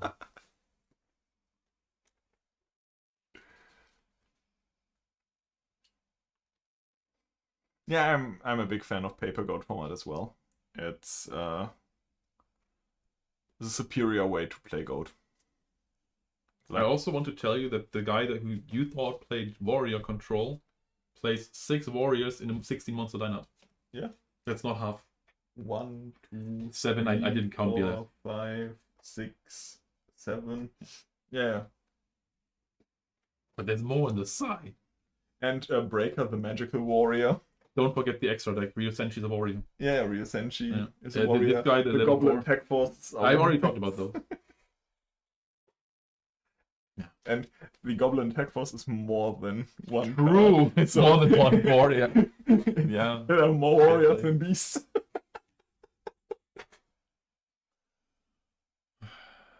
Maybe we should pay attention to the match. Yeah, just playing spies on the board. Yeah, but spies are good, man. Yeah, no. Don't hate on spies. I'm not hating the spies. Yes, you are. I'm just... Right, so... Nice. Okay, There are goats. I love it. But I'm not sure if these goats are even good, because we know about Zog, so Tear isn't even great.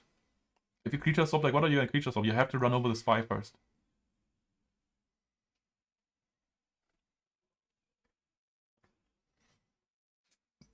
What did I set there? Hold on. Where did my 4 face down monsters? There's a warrior? I didn't resolve Cyberjar.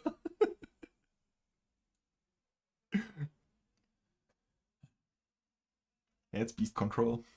It's Beast Control. Beast Control. Have you played Cat Control before? I have not played Cat Control. Do you want to? No. Okay. I want to talk about it. Like, Rescue Cat has a nice artwork, but that's about it. Okay. It topped in Dortmund. I can't be bothered. I mean, it didn't. Cat Control didn't, but Cat did. Yeah, but I'm a big fan of the swag deck. Mr. Morb, top 8. This is by the way, Roland, you should probably make that Joker.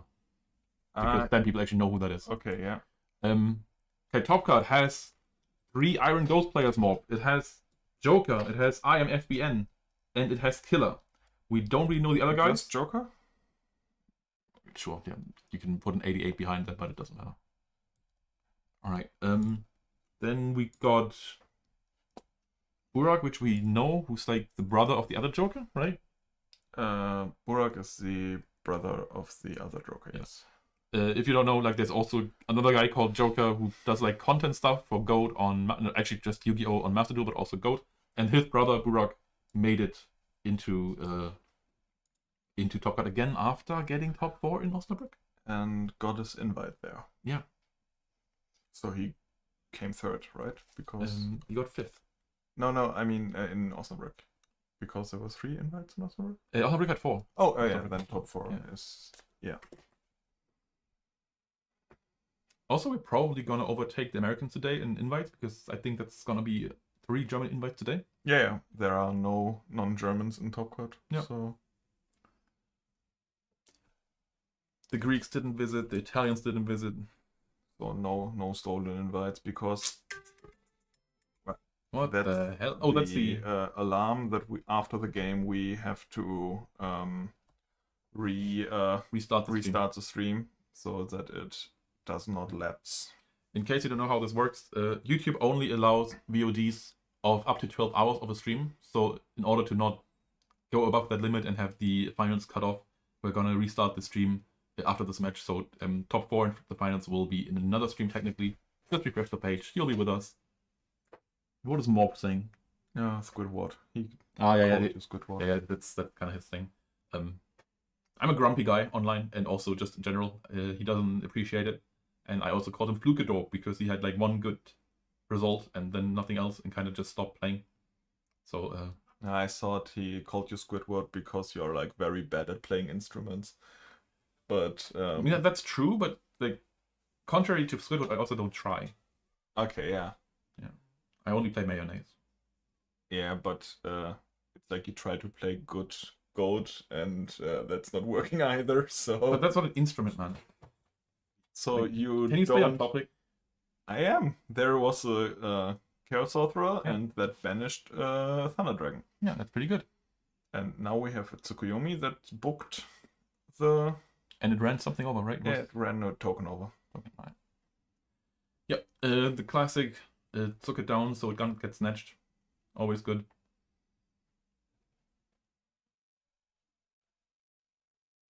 Well, you didn't know what? SJC co-commentator? What? What are we talking about?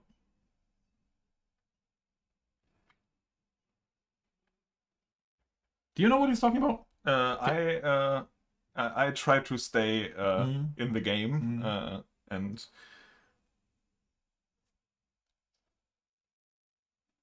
I think he I think it's about the instrument stuff, right? Yeah. Okay, alright. I think we are making you two more of a Squidward. Okay, we banished a token and then we ran over the last token with Suk. Yep. So we got rid of all the Go tokens now.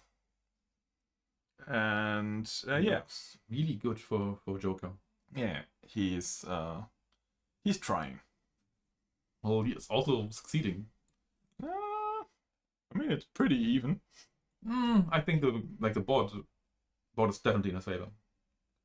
To be fair, he hasn't attacked in a while. Like maybe there's a mirror force waiting for that sword. And he has 1 million cards in hand. Yeah. Maybe it's ahead a little bit. He's just been looping that sword over and over again. Yeah. I mean, that's how you play the game, right? Protect your boss monsters. I guess. Now the question is, do you still took it down or do you just set a monster? Because you've been playing around Snatch for so long that the likelihood of your opponent having Snatch is quite high. Yeah, but now he can attack and book it in main phase 2. But that's what I'm saying. Like, what if he, like, because of all the cards in his hand, maybe he doesn't want to do the Zug play anymore. Maybe he wants to set a monster. And maybe he's he just sets a monster. Yeah, Shingo, I've decided not to play GGPs anymore because it's just too easy, and I want to give some other people a chance. Says the person who scrubbed out of everyone. That's not true. I only scrubbed out of one. Yeah. Osnabrück last year? No, I never played Osnabrück. Yeah, you're casting, Yeah. right?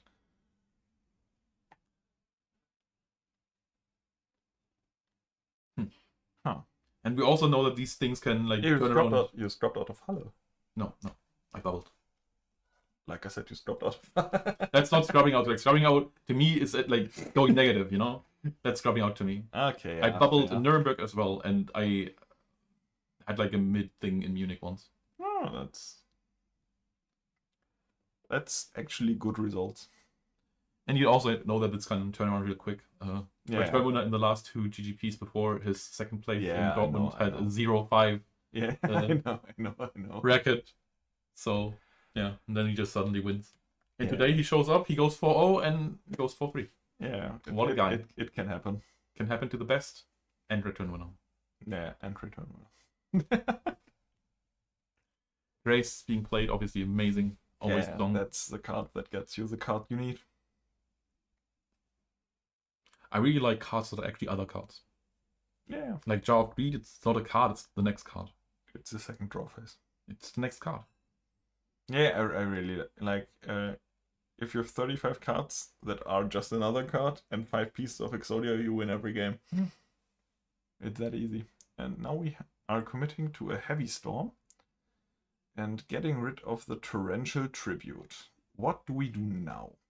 Good question. Okay, we nobleman the set Blade Knight, getting rid of yet another light target. But we still have like 2. There was a Blade Knight? Yeah, set Blade Knight. Interesting. That's not something you commonly see in these kind of decks. Probably sided in, but still, even then it's unusual. But it can come in Now sometimes. we are banishing a light and a dark. That's a lackluster And soldier that's game. and a snatch steal and a dark mimic level 3 with 1000 attack. It's 5. It's ring or game. It's already game over. It's ring. 3. Okay, He has then he has ring, right? 3000 He left. has ring. There's no way he doesn't have ring. Yeah, there has to be a ring. 2-3? Yeah, with. Okay, misplay. Wait as long as you can. It didn't matter in this case, but wait for your opponent to set back or something, or do it in the end phase. Delay it as much as possible. Maybe like this, the Snatch LP mattered. Never mind. If the Snatch LP mattered, then I'm not saying anything. The Snatch LP did literally matter. Yeah. Right, he did it right. I'm just complaining for no reason. And now the 2-0 is actually a 2-1. Yeah. A 2-1 for the other. No. It's the right one. It's the same one. No. Yeah, you're right. So CC goes into semifinals. Again, like first after Swiss semifinal, he has 2 chances to get his invite. If he wins the next match or loses and then wins one, he has an invite. If he loses twice, he doesn't. It's kind of simple, actually. Yeah. And I think we don't do interviews in Top Cut. So I think I'm just gonna see when the next matches are starting and like how the other results are. yeah, and we'll be with you soon in the top 4.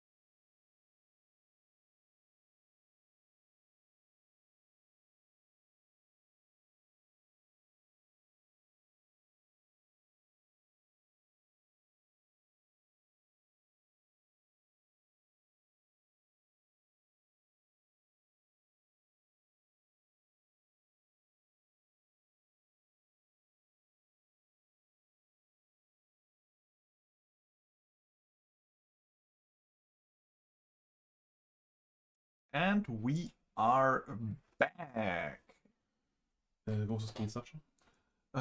with The IMFBN is Sasha, that's on the right here. We're back with the semi-final, one of them actually, at least, between IMFBN and Marcel. Marcel with a very interesting control list. Just beat Killer, one of the best warrior players in Germany. And yeah, as far as I know, what's IMFBN is on CC, so we're gonna have a control mirror. who's on the other side again? Marcel. Yep. I think we featured both of them already during Swiss. Yes. By the way, did we reset the stream? No, we didn't. I forgot. We should probably do that. Yeah. Round number top 4. Okay. So yeah, we are back in 15 seconds.